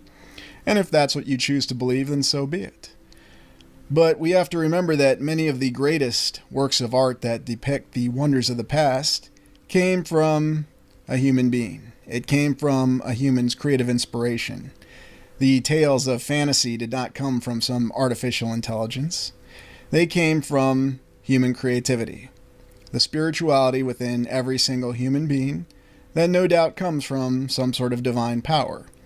And while I may not have spoken of it directly in the past in the channel, I've certainly alluded to it. And the reality is, our search for understanding and who we are comes from within. It does not come without. And ultimately, that was the great mistake. That was the mistake that was made in the past that led to the eventual destruction and downfall of Tartaria. When you look at all the myths and all the examples of what may have been in the past, even that does not match the grandeur for what was in reality. Because we can look across the lands and we can see great examples of horrific destruction in Siberia, in the northeastern portion of Siberia. And we'll have a designated historical account that'll tell us what was there, and will tell us about the great kingdoms that were there. But I don't believe that at the height of its civilization that a person, a citizen of Tartaria, the civilization, or whatever it was actually called, because remember that we just use that name as a placeholder because we don't know what language they spoke. We don't know what exactly they called their civilization or how they divided their lands, and perhaps they didn't divide their lands at all. They didn't believe in such a concept. It's always interesting when you look at the concepts of certain cultures that we're told believed in boundaries on land, but then conversely we're told that they did not believe in the boundaries of land, that land had now boundaries, that land was for everyone. Now you might be arguing, well, how could anybody live in such a system where there's no division? Well, somehow we manage to live in cities now where there's no actual division, although we believe there's a division of ownership. Is it real, or is it just what we accept? These are all questions that we have to explore. We also look at the concept of Camelot and King Arthur and the legend of Excalibur. I believe that that particular myth alludes to what was very likely the last legitimate regime of Tartaria, or the civilization that preceded ours. It was not based upon one person's vanity, or one person acting as king. Yes, there was King Arthur, but King Arthur didn't see himself as some sort of divine monarch. What he ultimately saw himself as was a person who worked for the betterment of the entire civilization. That was indeed the very crux of the idea of the Round Table. That everyone was equal, no one was above any other, and that the role of being the leader was simply a function. It was not some sort of near divine being that was to be worshipped. Ultimately, Arthur sacrificed himself for what was and the dream of what could be. And it's those very words that we have to remember. Things were once very great in the past, and they could be very great in the future. The way things were subverted was by kings and titles. Once the entity that managed to infiltrate Tartarian civilization, or the Fourth Era civilization, grabbed hold, one of the first things it seemed to do was to subvert individuals. And where that started was many individuals taking the title of king. How much do we value the title of king? How much do you see the use of king this and king that? King Charles, King Henry, King Charles the Simple, King Charlemagne. It goes on and on. Although Charlemagne had himself declared emperor, it doesn't really matter because what you have is this obsession almost with titles. Now, before anybody says that I'm degrading anybody who puts value in titles, that's not what I'm saying at all. But what I'm saying is that when you embrace the importance of titles, you have to be cautious because before you know it, you are suddenly putting the certification of a larger group on your own self-value. In other words, the titles that endure to this day. I remember there was a political science teacher during his class who was explaining to his students that we don't use titles in the United States anymore. For example, you would call me Lord Schmidt if we still use titles. And then one of the students quite accurately quipped, yes, but we still have to call you Dr. Schmidt. Everybody got a good chuckle out of that, including myself. But what it says, though, is that if you value titles over your own individual value, then you're letting someone else dictate what your value is. And that is not what life is about. We dictate our own value. And no matter how many people try to tell you fallacies, how many people try to convince you that they're doing the right thing, or whoever dresses up in kingly robes with their wonderful adornments and decorations, there really is no difference between one human being or another. And one of the other things that caused the Fourth Era civilization to fall apart was not just the embracing of titles and indulgence in self-vanity. It was also the change in identity. What we saw was suddenly a more increased political division, a geographical division within the lands, dividing up the lands into many different principalities, and suddenly changing the ways in which they were facilitated, and even embracing the concept of being governed. If you have a people who are self-disciplined, what need is there for governance? But if you have a people who are not self-disciplined and have to be disciplined by an external force, then you have every great need for governance, which involves individuals taking the titles of king and dressing up in all the pageantry that you can imagine, with flowing robes and very nice tights. And we have room for queens too, or it doesn't really matter. Anybody can call themselves a king. It doesn't matter what your gender or your background is, or it's interesting how it even transcends cultures, that pretty much anybody can be declared a king for any point in time, or an emperor. And indeed, many of the symbols of this endure to this day. So what you have that's been effectively undermined, and what was no doubt effectively undermined in the Fourth Era civilization, was the concept of leadership. Instead of a leader seeing themselves as a servant of the people, they looked to themselves as divine beings. The defense forces of Tartaria were subverted as well. Now, I've long had an exploration looking into the military orders that we have of the medieval period, and not just focused on Europe, but all the other military orders across the lands. Yet, we can see a great example in the military orders that we believe are associated with Europe, even though they operated extensively in what is today the Middle East, such as the Knights Templar, the Teutonic Knights, the Knights Hospitaller, all the other military orders that we have. The one that tends to get the most attention, though, is the Knights Templar. What we're told about the Knights Templar in our official history is that they were a military order that was founded for the Crusades, for the European or the Latin nations, as they were called at that time, to recapture the Holy Land for Christendom. And in their foundation, though, we seem to have views of chastity, views of poverty, and that they were specifically dedicated to their mission. But the Knights Templar, unfortunately, according to the official account, decided to embrace the concept of wealth, and that they were, in effect, one of the early banking systems, at least according to the official history, that presided over Europe, and as a result of which they were targeted and destroyed by the monarch of France, again according to the official history. And yet, if we look at how they operated, the Knights Templar, if they had stayed true to their original vows, what was closer? What was closer to the original concept of the once great military that defended Tartaria or the Fourth Era civilization? I believe it was the original vows and concepts of chivalry. And I've noticed that when you study this, when you study the official historical account of medieval history, you'll be told that knights only applied chivalry to noble ladies and nobility. They didn't apply it to anybody else. But what if it did apply to everyone? What if the reality was the concept of chivalry, the concept of humility, of actually embracing and defending others, did universally apply to everyone? How much does that change these military orders in our eyes, if that's what they were truly about? And over time, they became subverted. Much in the same way that the leaders of Tartaria were subverted, these knights became subverted and suddenly began to embrace the importance of material possessions, and not just money, but even the idea of money. Strangely enough, the very same things that we contend with every day. Now, I'm not saying that the concept of material possessions in and of themselves are bad. Like everything else, it's how we deal with things. If we allow ourselves to be consumed by anything, whether it's material possessions, love, or anything, it can cause us to do things that we would not do otherwise. Because suddenly we start to value the idea of this over our own self-discipline. We lose. Memorial Gardens in the house. Shout out Memorial Gardens. Our self-identity. And if you look at the things that we contend with every day, it seems as though everything is directed towards keeping us from understanding our true selves.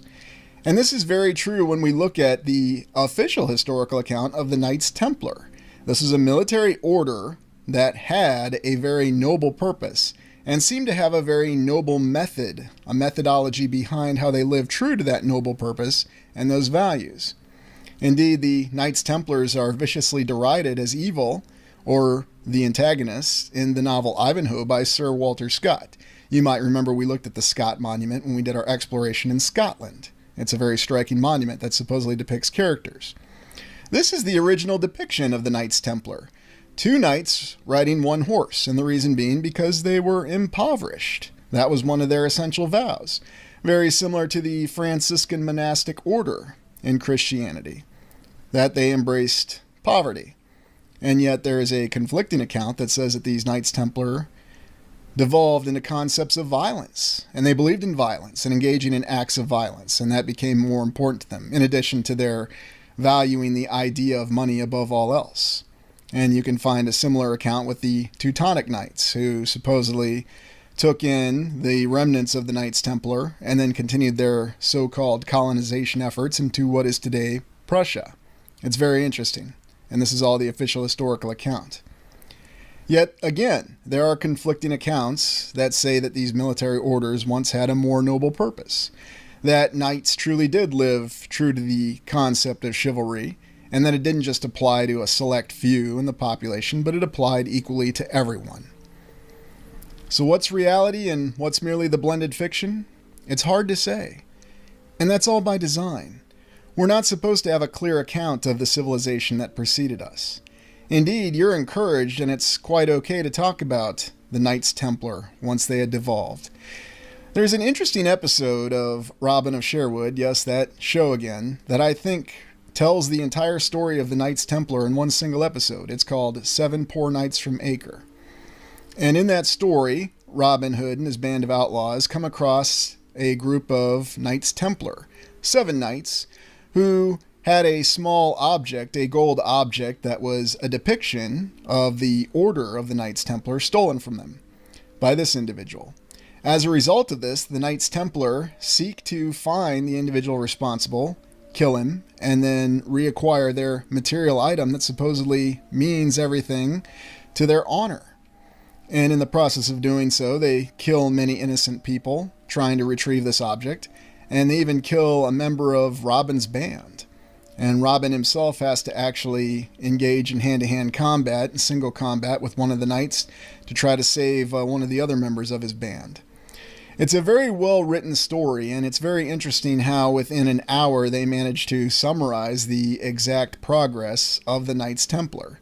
How they went from being a monastic order that was dedicated to the defense of a society to an order that was self-serving. Supposedly it was about their honor, but the reality is it was about the material item that had monetary value. That's why they went on this little quest near Nottingham, and why they killed innocent people, and why they attempted to terrorize Robin Hood and the outlaws. They even ran afoul of the sheriff and Guy of Gisborne, although the sheriff, acting on his own opportunistic notions, tells Guy to stand down and allow the Knights Templar to hunt Robin and the band of outlaws. Shout out to Lock Smart in the house. Appreciate you being here, fam. Much love. Shout out Lock Smart. Because why do it when they could have someone else do it for them? In the end, Robin Hood prevails, and I didn't understand it at first, but I do now. The knights are stripped of the armor, and then they're sent off on 1 horse. And you can see that the 2 knights here, without their armor, do actually reflect what's supposed to be the ideal concept for the Knights Templar. 2 knights riding on 1 horse. I'd missed that when I initially viewed the episode, but upon rewatch for this exploration, I saw the truth in that. And that's what it reflects. It doesn't just reflect that truth for military orders, leaders, or monastic orders. Consider that Tartaria was carved into successor states, ruled by kings. And these are the aspects of Tartaria we're supposed to talk about. And you'll find 3 greater Tartaries or Tartarias all over the map in many different locations. We also have the accounts of madness that gripped the previous civilization. And there's no doubt that there were some people who tried to live true to the values of self-discipline, and they ran afoul of the compromised leaders and military orders, some of which who still acted in accordance with the rules of the old civilization, and others that didn't. And this is likely why we have these accounts of all these strange sicknesses, such as the dancing plague and many other bizarre accounts from our supposed incorruptible mainstream historical account. But I do think there's a lot of truth to this. There is a lot of truth into the history that we are able to see. But what seems to be the consistent reality is that we're only supposed to see the previous civilization as being a failure. We're supposed to question ourselves, and we're supposed to feel helpless, and the last thing we're ever supposed to develop is a sense of self-discipline, a sense of the ability of exploring ourselves and finding our own spiritual strength from within. You need to rely on other institutions. You need to have other people tell you what to do. When you look at how the lands were carved up and divided politically, you notice that as maps become newer, these political boundaries become more prevalent. They're a lot easier to see. Why is that? Why is it on older maps it seems as though there are no true political boundaries? Why do these accounts of mass insanity and hysteria seem to increase in certain times? What makes more sense? Was there really just all these isolated incidences of mass panic going on? Or was it really a population that was trying to struggle to find itself, to understand why their entire civilization was collapsing, why the leaders that they had trusted had suddenly turned against them, and were constantly keeping them turned against one another? Why was the great defense force that they had once relied on suddenly turning to materialism and not living true to the values that they always had? It had to be a very frightening experience for them, and no doubt many did try to find their way back to their own self-internal images, and yet at the same time, they found the people that they had relied on turning against them. And it's safe to say that this mentality, this primary method of operation, continues to this day. It is very easy to keep people turned against one another, and you can find any variety of reasons to turn people against one another. And I have no doubt that even in the grand heritage of the previous civilization, that some groups were told that they were more responsible for the achievements than other groups. It's another way. It's more of a positive way that you can turn people against one another. You can say that some people are more responsible for others for achievements than others. You can then say that those people who are not more responsible are the outcasts from society. They're people who shouldn't be listened to. You can use any number of means to reinforce this. You can use financial incentives, you can use patronage, and you'll see it every day. And no doubt this has been with us longer than we can begin to imagine. That is how the previous civilization ultimately collapsed, how it broke down into successor states, corrupted by the very forces of evil, corrupted from the inside and the outside, disintegrating and eroding, until finally it became vulnerable. Vulnerable by the very forces that it had unfortunately encountered. In its exploration for more land to explore, they unleashed a great evil. An evil that destroyed them from the inside. And there's no doubt that there are concepts of this evil that remain with us to this day. And you don't have to look very far or very hard to see examples of it. Can it be overcome? Well, the reality is, it's still unchanged from when King Arthur said it. Defend what was and the dream of what could be. There is still a very powerful dream of what could be. Thank you for joining me. Please like, comment, and subscribe.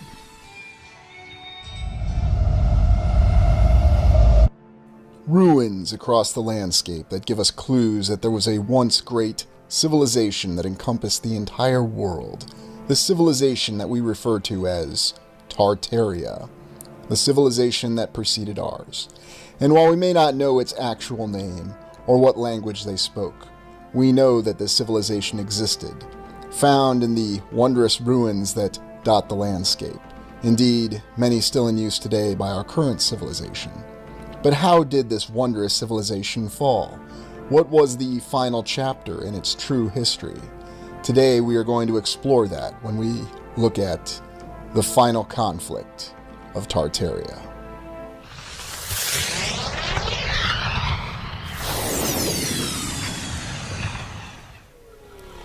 The legacy of Gog-Magog, Tartaria's final conflict. In the Five Eras theory, we posit that there were several civilizations that preceded our own. There may have been 4, there may have been 5. These civilizations were destroyed by what we consider hard resets, and then the civilization had to begin again. Were these natural disasters, or were these artificially induced disasters that destroyed these civilizations? In the 4th era Tartarian civilization, we see that it had 3 phases: a rise, an ascendancy, and a decline and a fall. During its ascendancy, we believe that it won a great conflict against some unknown external enemy. We've posited at the locations and origins of this potential enemy. Yet in this exploration, we're going to consider the final conflict that Tartaria faced, which brought about the downfall of this wondrous civilization, the civilization that managed to build incredible structures all across the land, cities that were built on top of the ruins of previous civilizations that we call the Foundation Eras. The 5 Eras theory explains the fact that we do have deep structures with many foundations and many structures that are built on top of the remnants of previous structures. But there may have been many more eras. Indeed, the many memorials that we see across the land. Were these really memorials to national achievements, as we're told, great conflicts that we know of in our official history? Or are the other symbols that we see that don't make sense to us representative of something else? A great victory that Tartaria won in its first conflict during its civilization. Perhaps that explains why we see all these discrepancies with what we would think of as Civil War monuments or other great conflicts that we're told of in our history. Memorials that were simply repurposed and redesigned to reflect the achievement of Tartaria. And yet, Tartaria faced an adversary that it could not possibly overcome. The legacy of Gog Magog. Gog Magog. It has a biblical reference to it, although, oddly enough, it appears in multiple religions, mythology, or official history, or scriptures, or whatever you want to call them. Gog Magog represents an evil force, originally referring to 2 individuals, and yet in many of the maps of the Mappamundi and the history of the Middle Ages, we're told that Gog Magog represented an entire force of individuals. Perhaps it was this sort of external threat that faced Tartaria that they were unable to contend with. Or maybe it refers to the fact that many individuals within their own defense forces, this civilization's great leaders, who were corrupted or subverted by the external forces that had somehow been unleashed on their civilization. Or perhaps it was merely the same adversary that Tartaria's predecessors had faced, and now they had returned to exact their revenge on the people of Tartaria. Initially, their first conflict was unsuccessful. The unified peoples of Tartaria were unable to be overcome. Therefore, this invasion force, this external threat, had to change their tactics. And we have accounts of Gog Magog being people who were completely and totally uncivilized, and perhaps not even human beings in many ways, shapes, or forms. We even have accounts that they were individuals who were cannibals and did not recognize the precepts of society. Whatever the reality is, we have many maps from the Middle Ages that indicate that the invaders of Gog Magog were confined to a particular geographical area. And indeed, the residents and the denizens of Tartaria were threatened, as it seems as though these ruthless attackers were unrelenting in their efforts to completely destroy the people. But we just don't know if this was simply an external threat or if this was something that attacked Tartaria from 2 sides, externally and internally, as we do have accounts of individuals who were corrupted by the influences of Gog Magog. There's also the account of Alexander the Great, the hero, at least the hero when it comes to contending with the threat of Gog Magog. Gog Magog, the nation with uncivilized individuals that was destroying all the other civilized peoples of the world at that time. And maybe Alexander the Great represents Belisarius and Lucius Aurelian, leaders who we're told have a place in history, but may in fact have been the final leaders of the great Tartarian civilization, trying to defend it from the unrelenting attacks from the threat of Gog Magog. Many of the maps that we have from the Middle Ages, or the Mappamundi, indicate that the threat of Gog Magog was confined to a geographical area. They were trapped by walls and natural terrain features that were reinforced by obstacles. There are many different biblical references from both Christianity and Islam that indicate the actions of Alexander the Great and the threat faced by Gog Magog. Very odd for something that only came from one particular area of the land, that it's referenced by multiple civilizations and multiple religions in our current civilization, giving the indication that perhaps there's a lot more to these origin stories and this threat of Gog Magog than simple mythology or simple fantasy. When we look at many of the images in the accounts, we see various efforts by the people led by Alexander, the remnants of the Tartarian civilization, to attempt to safeguard their civilization by building walls and building forts and building outposts that would survive this attack. What we don't know is if this attack from Gog Magog came before or after what we consider the Great Reset event. There might have been a series of disasters that befell Tartaria, and they turned to their final great commanders to try to defend and safeguard their civilization.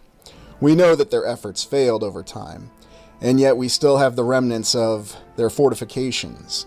We're told of great walls built across the land, and indeed the Gates of Alexander, which exists to this day in the Caucasus Mountain region, may have been an attempt to try to forestall this attack, this invasion by these forces of Gog Magog, this nation that had no civilized rules, that seemed to be unrelenting in its efforts to destroy the people of Tartaria. And when we look at the maps that we have, we can even find the natural passes through the mountains of the Caucasus. We're told that the Gates of Alexander fall right here, where there's reinforcing fortifications on the natural mountain passes. Although for all we know, perhaps the original mountains themselves may not be quite as natural as we're led to believe. When we study more of the maps of the advances of the individuals of Gog Magog, or this terrifying nation, or whatever this external threat truly was, we can see that the walls were not successful in keeping them contained, that eventually, according to subsequent maps, they spread across the entire land, destroying every civilization that came in their way. And indeed, we do have historical accounts that try to relate this to other nations that we're told were simple hordes that crossed the land. It wasn't just the Mongols, it was also the many other forces of the Huns and the barbarian invasions. Perhaps all these refer to the same force, the original force of Gog Magog, simply being hidden at different points in our history, with different individuals all referring to the same event. Perhaps the great leader Alexander the Great, whatever his name really was also corrupted by this influence. We have accounts and images that show Alexander the Great even working with the devil, or at least the forces of evil, to try to contain these forces of Gog Magog. Perhaps he fell to the corruption and the influence that had overcome many of the leaders of Tartaria, and this led to the unfortunate fall and total destruction of their civilization. After they were hit by the natural disaster, or perhaps it was an artificially induced disaster, they were left at the mercy of these relentless forces of Gog Magog. This would explain these isolated monasteries that we have and what we view as reset compounds. Perhaps they were also survival compounds, the last-ditch attempt by a civilization that could see its end rapidly coming, trying to preserve anything and everything that they could of their civilization, their society, their true history, all that they had learned. Shout out to Martin Haley has arrived. Good morning to you if you're across the pond. Much love and welcome. Shout out Martin Haley. You guys want to watch the rest of this? We're almost done here. Yeah, there's probably 20, 30 minutes left, but I was thinking about throwing on the second part of the Bruce McGuire fallacy counter on the one we were watching last week. We watched the episode 1, but there's 2 more episodes of tallying the fallacies between those clowns. Mainly one clown, the credential professor. But yes, you want to watch the rest of this, or yes, you want to watch the debate?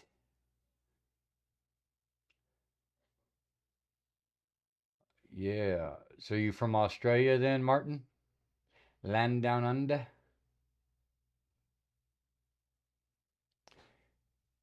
Yeah, this was pretty interesting. We're almost done with it, but I'm gonna go ahead and throw on that debate, a little more flat earth talk, if you know what I mean. Let's see here. Let's get rid of this guy.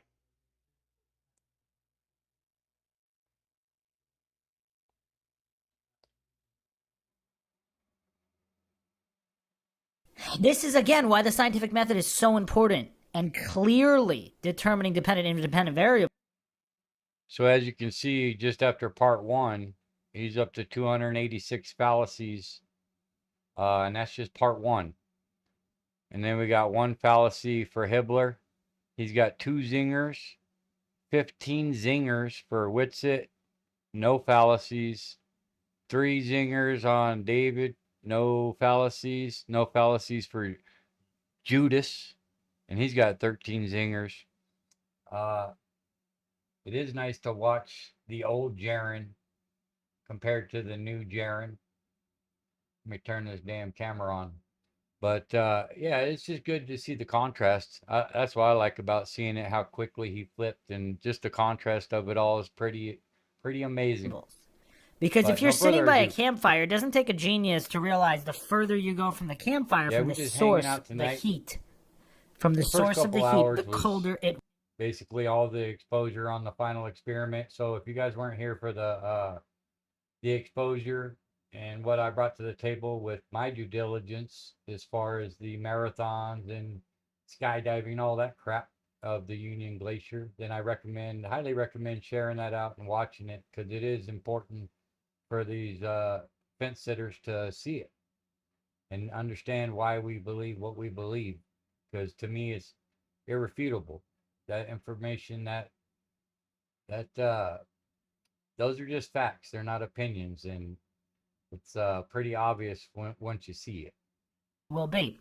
So scrambling and doing all these mental gymnastics to try, even if you're correct, you have to demonstrate how you're correct. You can't do all these mental gymnastics and expect everybody to take it on faith while preaching nothing but faith and fallacy.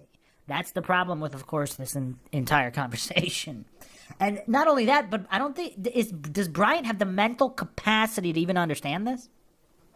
Because I brought up the possibility that he's some kind of idiot savant, where he's just like a math genius, but he misses even children's level basics when it comes to logic, even basic English comprehension and things of that nature.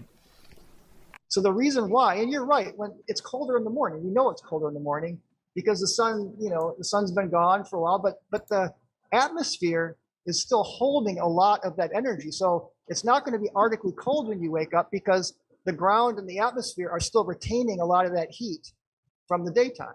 I mean, does that make sense? Well, I do agree that the ground keeps radiating heat, and it stores it and it releases it overnight. Yeah. But when I'm looking at the sun in June, yeah, I could the heat's strong, and I'll get a tan. Yeah, you can still get UV rays in the winter and get burnt, but you don't feel the heat. It's like far, and it's closer, but you say that percentage doesn't matter. At noon in December. Why would the percentage not matter if it's that powerful? And then also, he's of course stacking the fallacies, circular reasoning fallacies, etc., because he hasn't proven how far the sun is. I mean, he's this ignorant of the history of physics. He thinks that the sun has been approximated to be where it is. Obviously, there have been drastic changes to the tens of millions of miles. And this goof is just this clueless, this utterly clueless about the history of the sun's distance being determined. I look at the sun and it barely has any heat. Okay? But at dawn in the summer, when the sun's farther, I can feel the heat. Yeah. It makes no sense. Now, again, listen, you have to jump to big hurdles to say, well, it's because of the earth and the atmosphere is holding radiant heat and stuff. But it can't be that big of a swing. Here's the thing, though. On a flat earth, the idea of a local sun moving back and forth, that works out perfectly. We could actually test that. We could actually test it. But this is science too. I mean, this is science too. So he has no he's not even interested in hearing Professor Dave's experiment. Like, what if he has a legitimate, I'm not saying it is legitimate, but what if he does? Brian is such a zealot who's thoroughly indoctrinated into religion. He doesn't want to hear the blasphemy. He immediately goes to, well, this is science too. Well, okay. It's almost like a no true Scotsman fallacy layered up on all the other fallacies, because yes, you can scientifically prove that the ground can trap heat and energy and all of these things. Yeah, obviously. But to hallucinate that he can determine which factors are clearly responsible for what so clearly, because if he really could do that, why didn't he present the evidence that it could account for this level of distance at this power of the sun, where it's clearly against not only experience but basic common sense? Again, the campfire. The farther you go from the campfire, the colder it gets. It's not rocket science. And if Brian, again, I'm not even saying Brian's wrong here. If this can account for it, but he can't explain how it account for this much power of the sun. I mean, one of his priests, Einstein, once said, if you can't explain it simply, you don't understand it well enough. So clearly Bryant would be the wrong guy to discuss this, because clearly he doesn't understand it. If his only rebuttal is, this is science too. I mean, that must have been the most pathetic rebuttal thus far. This is science too? That's all he has?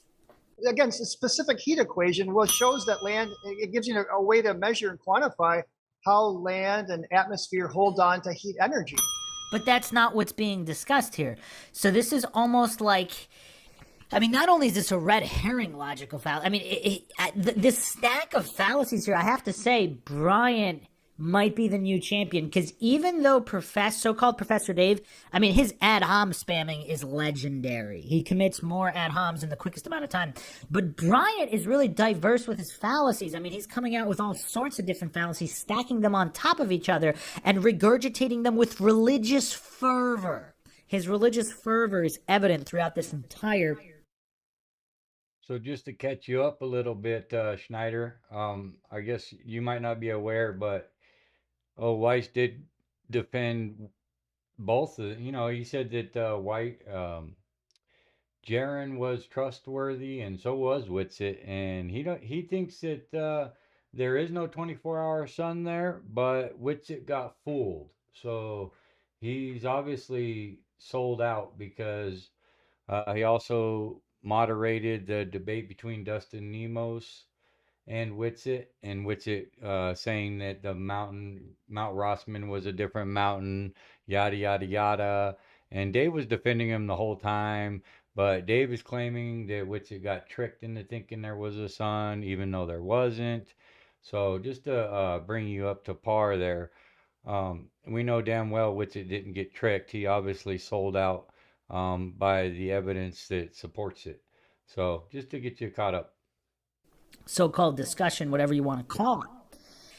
So this kind of red herring where, yeah, you could scientifically measure this energy trap. What does that have anything to do with Professor Dave talking about the alleged distance from the sun? I mean, where's the relevancy? I mean, sure, you could say it's tangentially related, just because there's some storage of heat, so that could account for X%. But obviously, again, the campfire example, let's dumb it down as much as possible. I mean, you'd have to really be able to come up with some really, because even if the ground and the atmosphere can store tons and tons and tons of. Yeah, I'm with you, Martin. I'm one of the people that was woken up by Weiss, and he's going to continue to wake people up. And that's all part of it. They're going to play both sides of the coin, two wings of the same bird, but they're playing good cop, bad cop is what it is. And they'll get you to trust them, including Weiss or Witsit, and they're going to continue to tell you everything you want to hear, but that's so you buy into trusting them, and then they're going to lead you down the wrong road and tell you there's a 24-hour sun and the AE map is garbage, and whatever the case may be. It's a tactic of playing good cop, bad cop, in my opinion. Energy.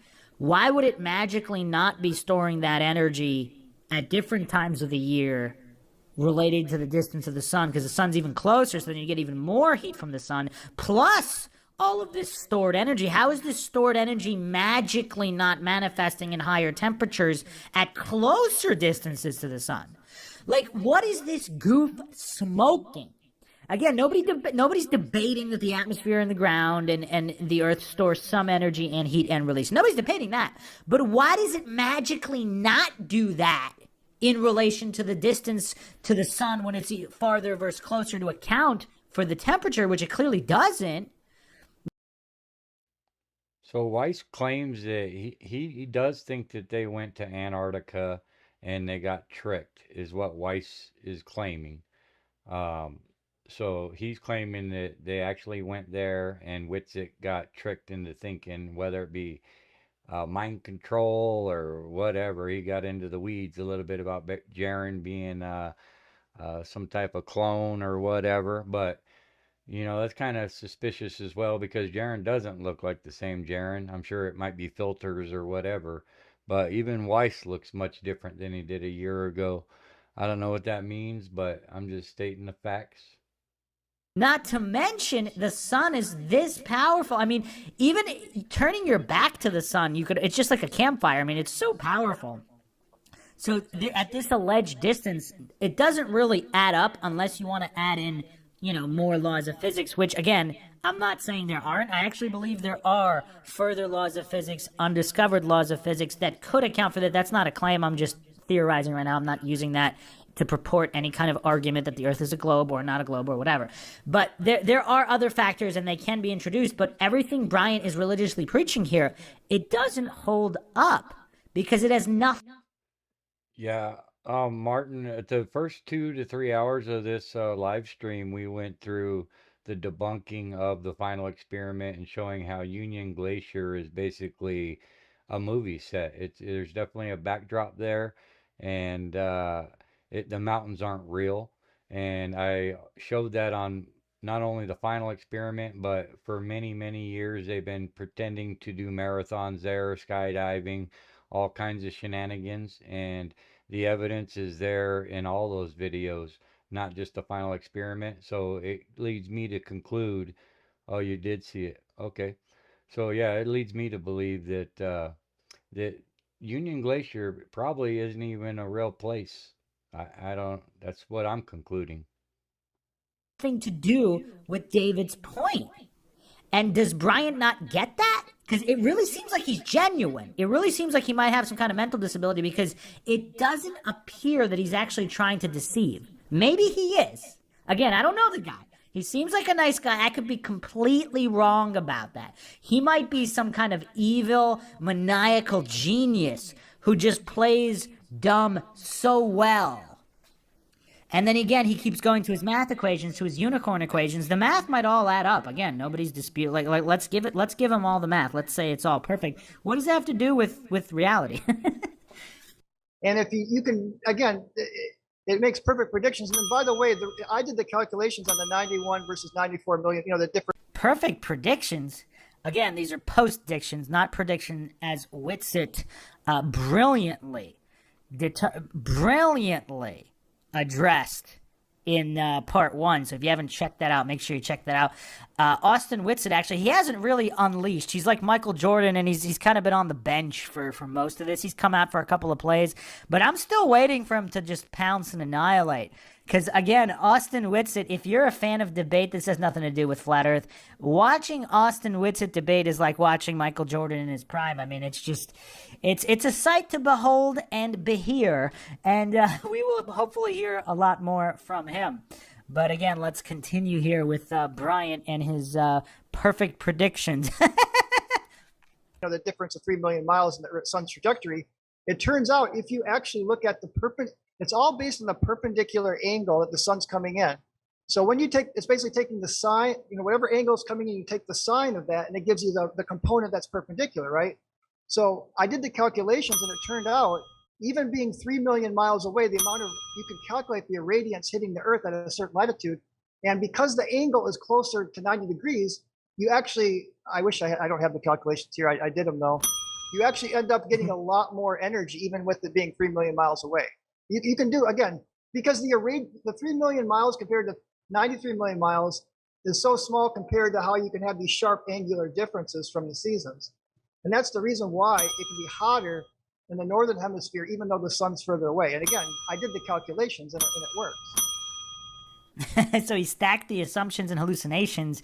So all these unicorns, if there were X amount of unicorns, then it would be the X amount of unicorns, and the math is perfect. It just works perfectly. Therefore, it must be true. That's Brian's position here. Again, stacking all of these presuppositions and circular reasoning logical fallacies, it's insane how many he stacked here. And look at the look on his face. He seems genuine. He seems to be genuinely under the impression that these fallacious religious points are somehow scientific. Obviously, that's the nature of scientism. Scientism is the religion of believing blind faith in fallible and or corrupt humans is actual real science. That's the actual religion. It's pretending that blind faith is science. Obviously, real science is adherence to the scientific method clearly demonstrated, which he hasn't done a single time about anything yet. But maybe he will. Let's see. Wow. It's actually significantly. I mean, it's not even close. It's very easy to show that. And any one person want to make a comment? Maybe Austin. Mm-hmm. So basically, you're saying that when the sun's 3 million miles further away, it's warmer.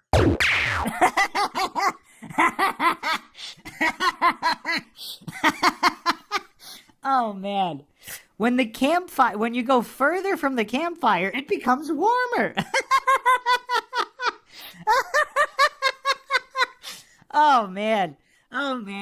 What do all the listeners think of this? Because seldom am I left this speechless where I can only just laugh at this, because this is degenerated now into just Brian's religious meanderings. It's just, it's insane, and how he can't understand just the very basics of logic. No, it's again, anybody that's in because of the angle, the perpendicular. Oh no, it's the angles. If you're in my friend's in the solar panel industry, and I explained this to me, he understood it right away, because solar panels, they have to find, based on a certain geography, right? What's the best angle for statistically the time, like how many sunny days are there that whole year, right? He actually just disproved himself here, because the sun is that powerful that one solar panel that's right next to another solar panel, if the angle of the roof has a different angle on one of the panels versus the other, so panels right next to each other, one of them can get more temperature and more energy than the one right next to it. So if that's the case, if there's this drastic variation, then why? This is a point I brought up before too. Again, this has nothing to do with proving a globe Earth or a flat Earth. Just take that all out of the equation. You can do an experiment with a flashlight and a globe. Because, again, I haven't seen an adequate explanation for this on the flat Earth either. But you take a flashlight and a globe. Every time the Earth is in darkness, it should be so drastically colder. And now, so obviously there's a few variables. This is a two-part point, so don't jump on me yet. Let me finish the two-part point. Part one, if the sun is that hot and that powerful, regardless of its distance far away, it should be winter every night. Now, if you're going to argue, and, depending on some days, it's actually warmer at night than during the day. Even in the winter, depending on where, obviously not every day and not usually, but it does happen. So the fact that it happens, that means there's other variables, there's other factors. So again, are we just endlessly arguing a false cause here? Because if he hasn't even proved the distance of the sun, all of this is just nonsensical rambling on the part of Bryant here. It's all complete nonsensical rambling.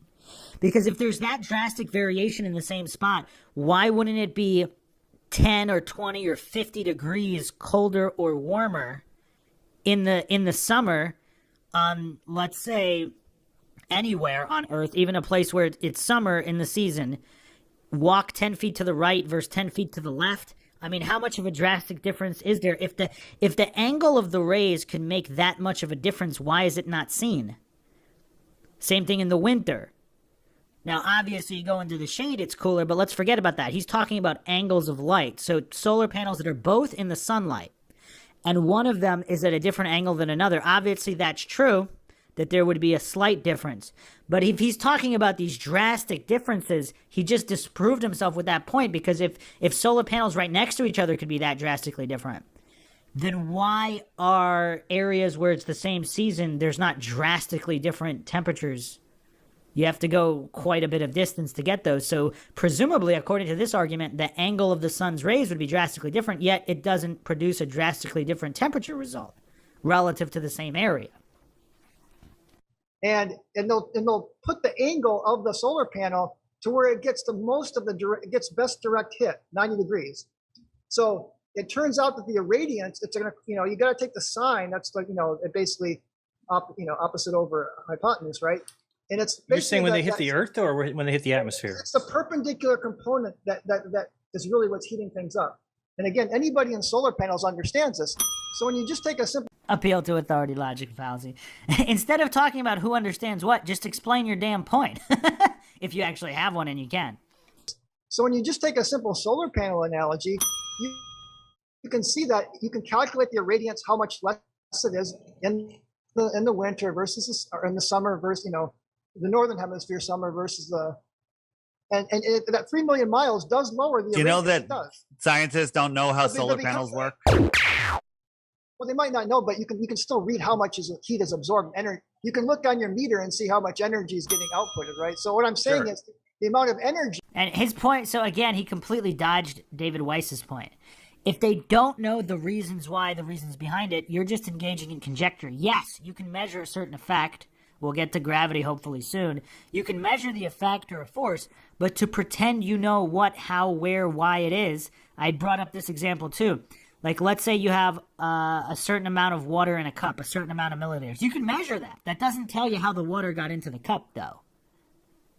So, what Brian is too goofy to understand is just because you have a measurement, that doesn't mean one of many various theories on why it is that way is true just because you can measure.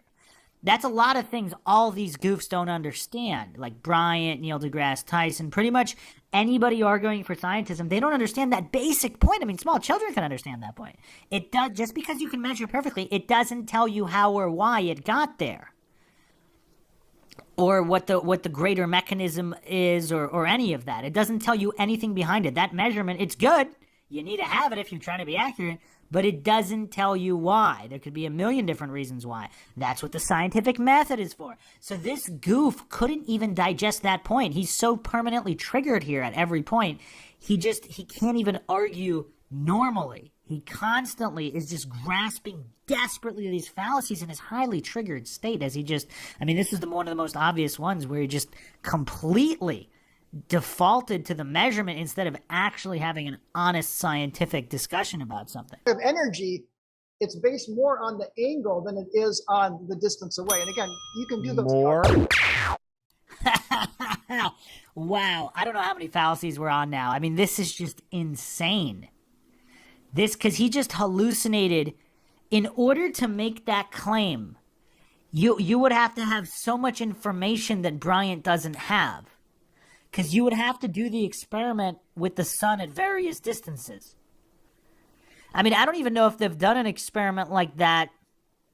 Let's say the top of Mount Everest to the bottom of Mount Everest with solar panels. I don't know if they've even done that one, let alone millions and millions of miles. So how... I mean, the level of religious delusion Bryant is under here. I mean, this is so extreme.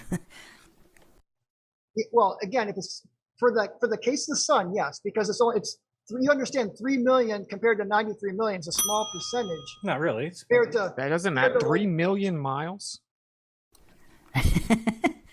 You got to understand between 93 million unicorns and 90 million unicorns, Chilling is in the house. Shout out Chilling. Welcome, my brother. Shout out Chilling. Good morning to you. 3 million unicorn difference. But it's 93 million. That's what? That's 130. Now it's 93 million, Bryant. In the past, it was 1 million. Then it was, I think, 10 million. Then 36 million. Yeah, it's pretty. And it even went past 93 million. I know, but again, brought it back down for you. So I know, but with the heliocentric model, we can see that all these distances perfectly fit with the equation. Did he not even understand? So is Bryant? Wow. Well, when you're constantly revising the equations to make them fit in a reverse engineering fashion, like all the unicorn calculations could be true, especially if you keep changing them to match the unicorns. Like if you change the weight, if you're doing the weight of all these unicorns and then you change the amount of number, then you change how much the unicorns weigh, and then after you change everything, now it adds up perfectly. That still doesn't mean unicorns are real. I mean, maybe they are. Again, I'm not saying they're not, but just doing all the math doesn't prove it. I mean, it's weird how silly a so-called intellectual academic like Bryant is. I mean, he's goofier. I mean, obviously small children, there's varied degrees of intellect, but there are many small children who could understand these basic points, and yet Bryant can't. It's kind of sad. I mean, what is this, like second grade English comprehension required? He didn't even I think in his triggered state, nothing's getting into his head. So he's not even really listening to any of these guys because he doesn't really. I mean, maybe he has the mental capacity to understand the points, but it looks like he's not even trying to understand anything they're saying. He's just here to preach his sermon on scientism. So I think he's just viewing this as a platform to preach his sermon and not actually have any honest, intellectual, scientific debate of any kind, anything going for truth. Or real science, anything like that. It looks like he's just here to deliver a sermon. That's what it appears at this point. The new model, yeah. Again, it used to be a new model. Yes, Bryant. It used to be a different dimension away. It wasn't always 93 million miles. Newton didn't even know. Man. Newton didn't have a clue how far the sun was. No idea. Yeah. It's changed. I want to see the project or science experiment that shows how they proved the sun was 93 million miles away without telling me anything about other stars. Equations. I'm talking about the equation. I showed you. Well, but you won't take. Again, I can tell you that they've shown where we can put radar on. He's not talking about now. He asked you how they came up with it. Yeah. Well, that's how they came up with it because they've changed it so many times. That's how you can measure. They haven't changed it in the past couple centuries, hardly at all. I mean, it's hardly at all. I mean, these are monumental differences in numbers. So Bryant's ignorance of even basic physics history, I mean, it's astounding. It is astounding how utterly clueless he is. Absolutely astounding. You go back far enough and they didn't know, but since we've been able to get the measurements of Venus... No, meaning these scientists at that time said it is exactly 36 million miles, and then it changed to 60-something, then it goes up to 93, then it goes past... then they bring it back to 93. And the fact that they changed Polaris by a third, maybe they're going to change the sun. A few years ago. Okay, I'll look at that, but whenever Bryant's completely and utterly decimated, all he can say is, I'll look at that. Send me the links. I'll look at it. I mean, I feel bad for the guy, yet at the same time, he brought it on himself. So, I mean, I don't know. Sure. Thank you for good answer. You'll look at it. Thanks. Good Can answer. we get to this magical gravity? You got me all excited, man. Okay, let's Gravity's real, yeah. It's real. okay, so it's relief. Well, anyway, I had a little experiment that you can actually. Well, you guys don't need to do it. You can actually calculate. This is kind of cool. You can calculate the 9.8 meters per second squared. Sweet.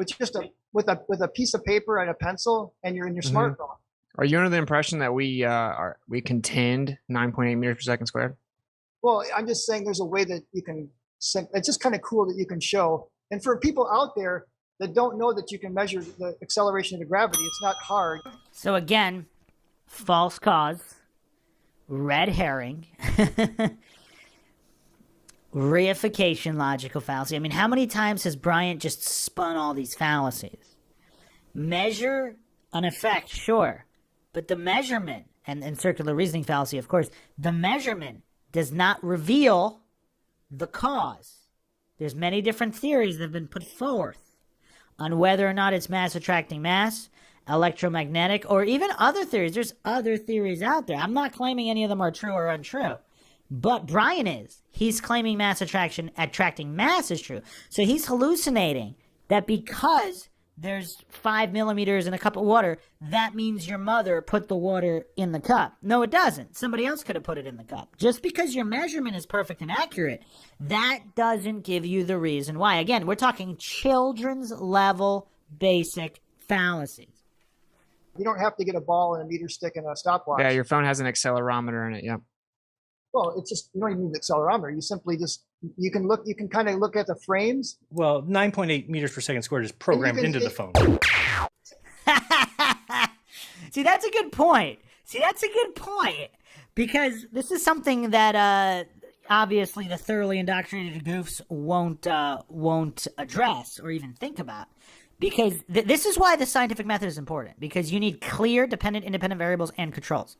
If you cannot determine those, if you cannot clearly determine those and demonstrate those, you're not performing a legitimate scientific experiment. So the same thing kind of goes, there's a lot of arguments about airplanes and flights and all of that. What's programmed into the plane computer? And again, this almost has nothing to do with flat or globe Earth, because if it's globe or if it's flat, if the continents are different shapes and sizes in different positions slightly, like let's say just slightly, no one would ever know, because the computer is spitting out the information and everybody's taking it on blind faith. So but you guys agree that we all agree that things fall 9.8 meters per second. That's an agreed upon average once things go down. Yeah. Well, it's pretty. The gravitational fields are pretty constant across the globe. It's agreed upon average. But there's no there's globe, also but... atmosphere here, so it's not going to be 9.8 meters per second squared anywhere on Earth. Oh, it can be measured. Wait. This doesn't prove anything though. You know things fall down on a flat Earth too, right? I'm getting to that. This is just the first. Things fall down is down on a flat Earth, Brian. You know that, right? Down on a flat Earth, down is down. There's no one upside down in Australia right now, hanging on for dear life. All right. Okay. Down is towards the center of the Earth. I know heliocentrism. I grew up with it. I understand. I'm saying heliocentrism. This is how down. It's not. No, this is a heliocentric theory. Yes. Correct. Yeah. Go ahead. It's not the theory. It's a very well proven theory of gravity that hasn't been. Wait, in the same sentence, he says it's not a theory. Then he says it's a proven theory. I've kind of lost all hope for Brian here. I mean, he's mentally gone. Gone. In the same sentence, he's even contradicting himself. Does he not even know the definition of a theory? I think he's just this triggered, and that he's having these three young guys completely obliterate him and David Weiss. No offense, David Weiss, but David Weiss is not a super young guy. I mean, again, I don't think Brian's ego is that damaged. I mean, maybe it is, because David Weiss is not a supposed academic, high-level academic. Even if he was... I mean, actually, I don't know. I don't know what, but Bryant, his ego must be so bruised from having these young guys like Jeranism, Whitsitt, Hibbler. I don't know how old any of these guys are, but they're clearly not as old as Bryant. They clearly haven't spent as much time in indoctrination facilities or have these super high-level degrees. I actually did speak briefly with Whitsitt. I messaged him. I've messaged him back and forth a couple times, and because I was curious as to his background, he actually had an academic scholarship to university, and he's clearly not a dumb guy. He's clearly extremely smart, and so this is not a random nobody, high school, middle school dropout in his mom's basement. I mean, this was a super sharp guy that got a full academic and I think athletic scholarship as well, if I'm remembering correctly. Somebody can correct that if I'm wrong about that. But yeah, I was just curious as to Whitsitt's background, because clearly, I mean, this guy, again, my best comparison, this guy's like Michael Jordan. Clearly there was some kind of talent there, and then he just built upon it. So clearly there was some kind of aptitude for logic and science, and then he just developed it over time. And now he's just completely obliterating this high-level quackademic, Brian Myers. And Brian Myers just can't handle it. And I think his meltdown's just going to get worse. It's proven theory of... Okay, what is the theory of gravity? Okay, again, this is... I just want to talk about gravity, man. I thought I was going to be able to go through some slides. Give your presentation. Go through the slides, and then we'll interrupt you. Yeah, there you go. Go ahead. Maybe next time we can just talk one-on-one, because this is. Give your presentation on gravity, man. The sermon continues. All right. Well. Anyway, one of the things that flat Earth believers don't seem to understand is there's a difference between laws and theories. The psychological projection continues. Brian Myers has firmly shifted into psychological projection. And also hasty generalization, logical fallacies, compositional logic fallacies. Obviously, there are many flat earthers who don't understand this, just like there are many quackademics like himself who don't understand it. So it clearly has nothing to do with the group they belong to. They're simply logical and illogical people.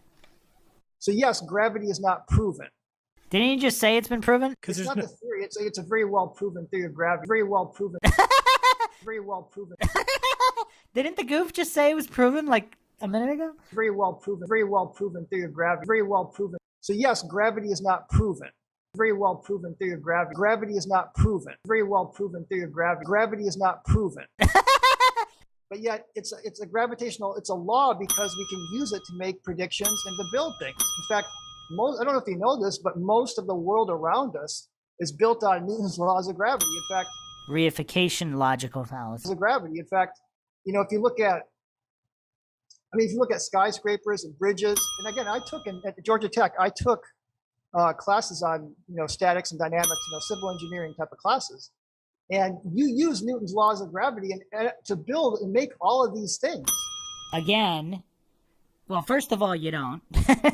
Second of all, computers pretty much do everything now. But first of all, you don't. Second of all, they were building bridges way before Newton, as well as many other technological marvels, pyramids, monoliths, all of these things with flat Earth cosmology, without any mass attracting mass theories. So Bryant is so goofy that he's hallucinating that, what is he hallucinating here? This reification logical fallacy just ad nauseum? The ancients with flat Earth cosmology clearly built marvels that can't even be replicated today. Some argue that they can, but they're too expensive, blah, blah, blah. But if they could, they would. So this has nothing to do with anything, obviously. Bryant is actually doing everything other than proving gravity here. So he thinks this fallacy stack is going to prove something to actual people who are demanding scientific proof. This sermon of his doesn't have any actual scientific proof. Does anybody notice that? It's completely missing the actual meat. Where's the meat on the bone? The actual proof. Where is it? This kind of reminds me of Al Pacino in Justice for All.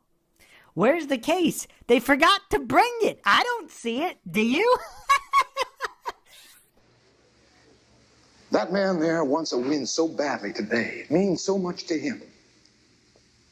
He is so carried away with the prospect of winning, the idea, that he forgot something that's absolutely essential to today's proceedings.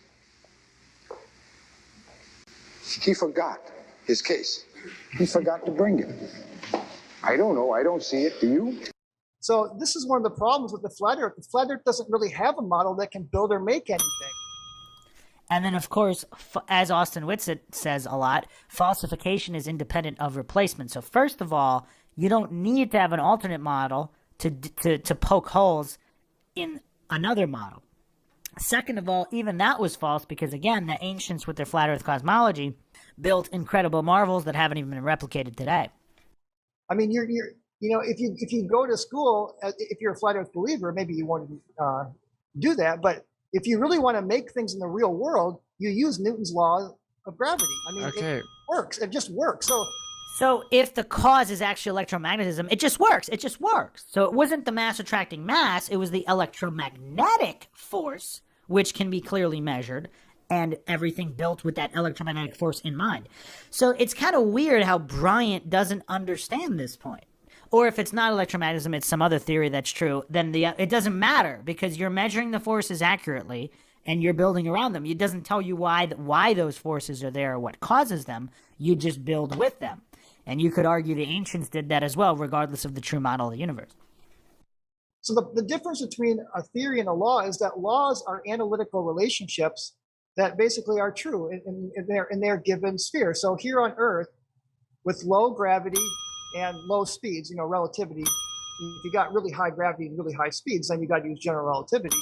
But for practical purposes. And if you haven't checked out my Run Z Cow breakdown, as well as a few other points on the complete debunking of Einstein's relativity.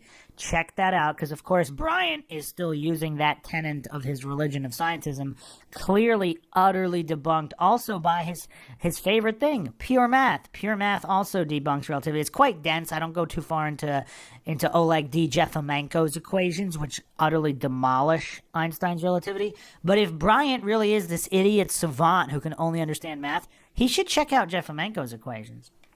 As we call these things laws, is because we can use them to make very accurate calculations to actually make things. The Industrial Revolution was a big part of, because of Newton's laws of motion. That we were able to build steam engines and all these structures, and so it's very pragmatic. The thing about gravity is very elegant. I mean.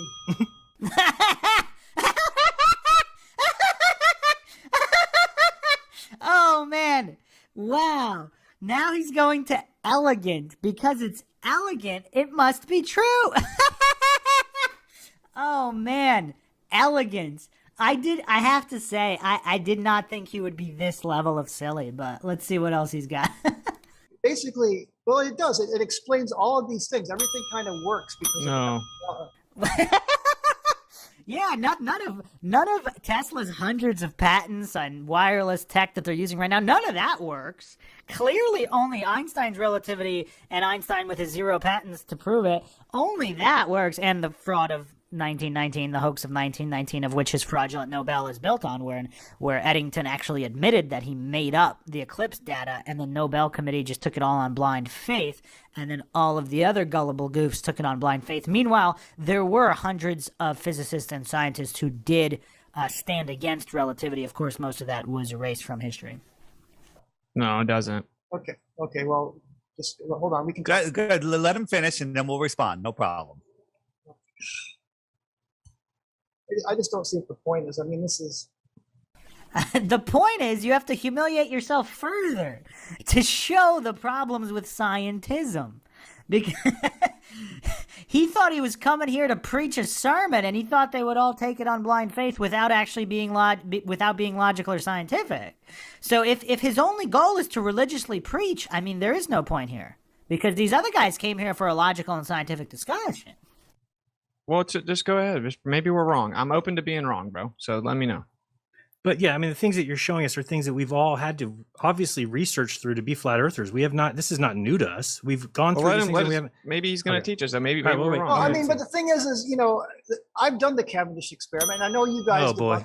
You have your reasons, and I've even got a Cavendish device here. What's a Cavendish device? A Cavendish torsion balance. It's a torsion balance, a gravitational torsion balance that you're able to calculate the gravitational constant. In your house? In your house? Yeah, he has one. He has one right beside him. I don't see it. Oh.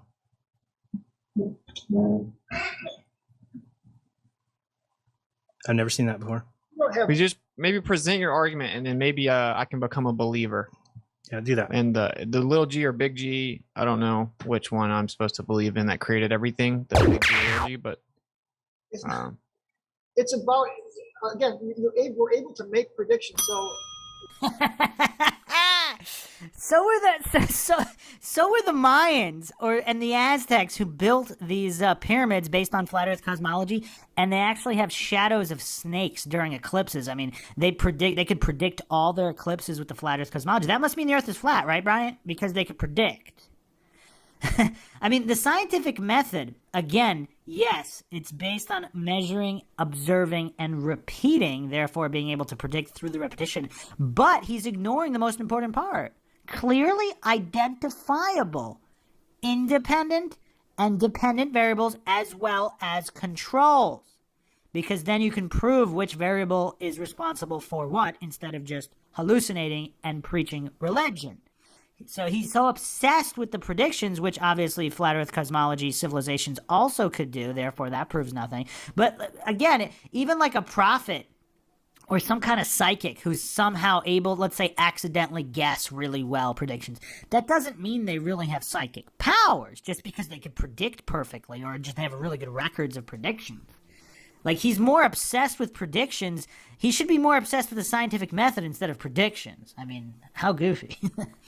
And again, you can measure forces with the Cavendish. I'm actually going to do a podcast on the Cavendish because this is probably the most misutilized experiment to prove alleged mass attracting mass because it doesn't account for the electromagnetic forces. And when you put because this is obviously not in a vacuum here.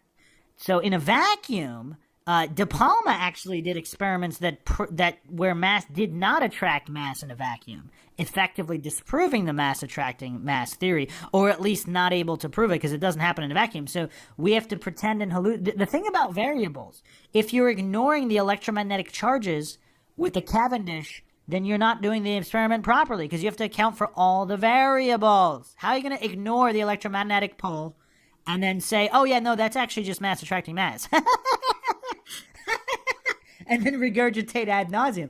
I mean, this is just insane. It's like Bryant is so focused on all this advanced math, he's missing even second grade science. We use Newton's laws of gravity to make... You got a little quiet for some reason, Brian, just so you know. Just can you get back towards your mic or something? It was really quiet there, just so people can hear you. Okay, so... there you go. So they have the Cavendish device, the Cavendish experiment I've done myself, and it gives you, I mean, if you do it yourself, you're not going to get a very super high level of precision.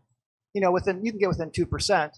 But the thing is that this has been done thousands of times in labs around the world. And even if it's off by a little bit, the fact that you're getting almost exactly the same answer every time. It's almost like there's magnetic forces. But what's the reason behind the magnetic forces? If you have all these people get a cup of water and it measures perfectly a cup, that doesn't tell you who put the water there. You could do this experiment of measuring a cup of water in every single country, and you can get within 2% of a perfect cup of water if you're using a cup of water. That doesn't tell you who put it there, does it? It's very, very good proof. In fact, and it's not just the Cavendish. There's other ways that you can measure gravity. You know, the Schehillian mountain experiment, they're able to calculate G pretty relatively accurately. This is a Von Jolly experiment. So the bottom line is we have overwhelming proof or evidence that mass attracts mass. And again, when I say a law, I mean something we can use analytically to make predictions here on Earth, is that mass attracts mass. And there's no other way, and I've seen your electrostatic stuff and density and buoyancy, this doesn't work. It doesn't work? And yet, what do you mean it doesn't work? In my dismantling, debunking relativity podcast, check that out. There's a lot of electromagnetic experiments you can do yourself with cheap magnets, less than $20. And you can see how all of magnetism works without any mass attracting mass hallucinations. So saying something doesn't work doesn't mean it doesn't work, because the argument is, oh, well, gravity just doesn't work. That's not an argument. Unless you invoke heavenly energies, and we have to look at what that is. But the point is these are gravity measurements. This is now mctune.net/G. Oh, good. You can good just source. see. Well, but again, you can click and look at the studies yourself. So You got a genetic logical fallacy from the flat earthers. Now, McToon is a goof of epic proportions. I mean, the guy clearly has some kind of mental disability, and nobody told him because I guess people were too polite around him in this, participation trophy generation on the rise. The guy's clearly got a mental disability. I mean, he can't even understand first grade English, so there's no reason to engage with McToon.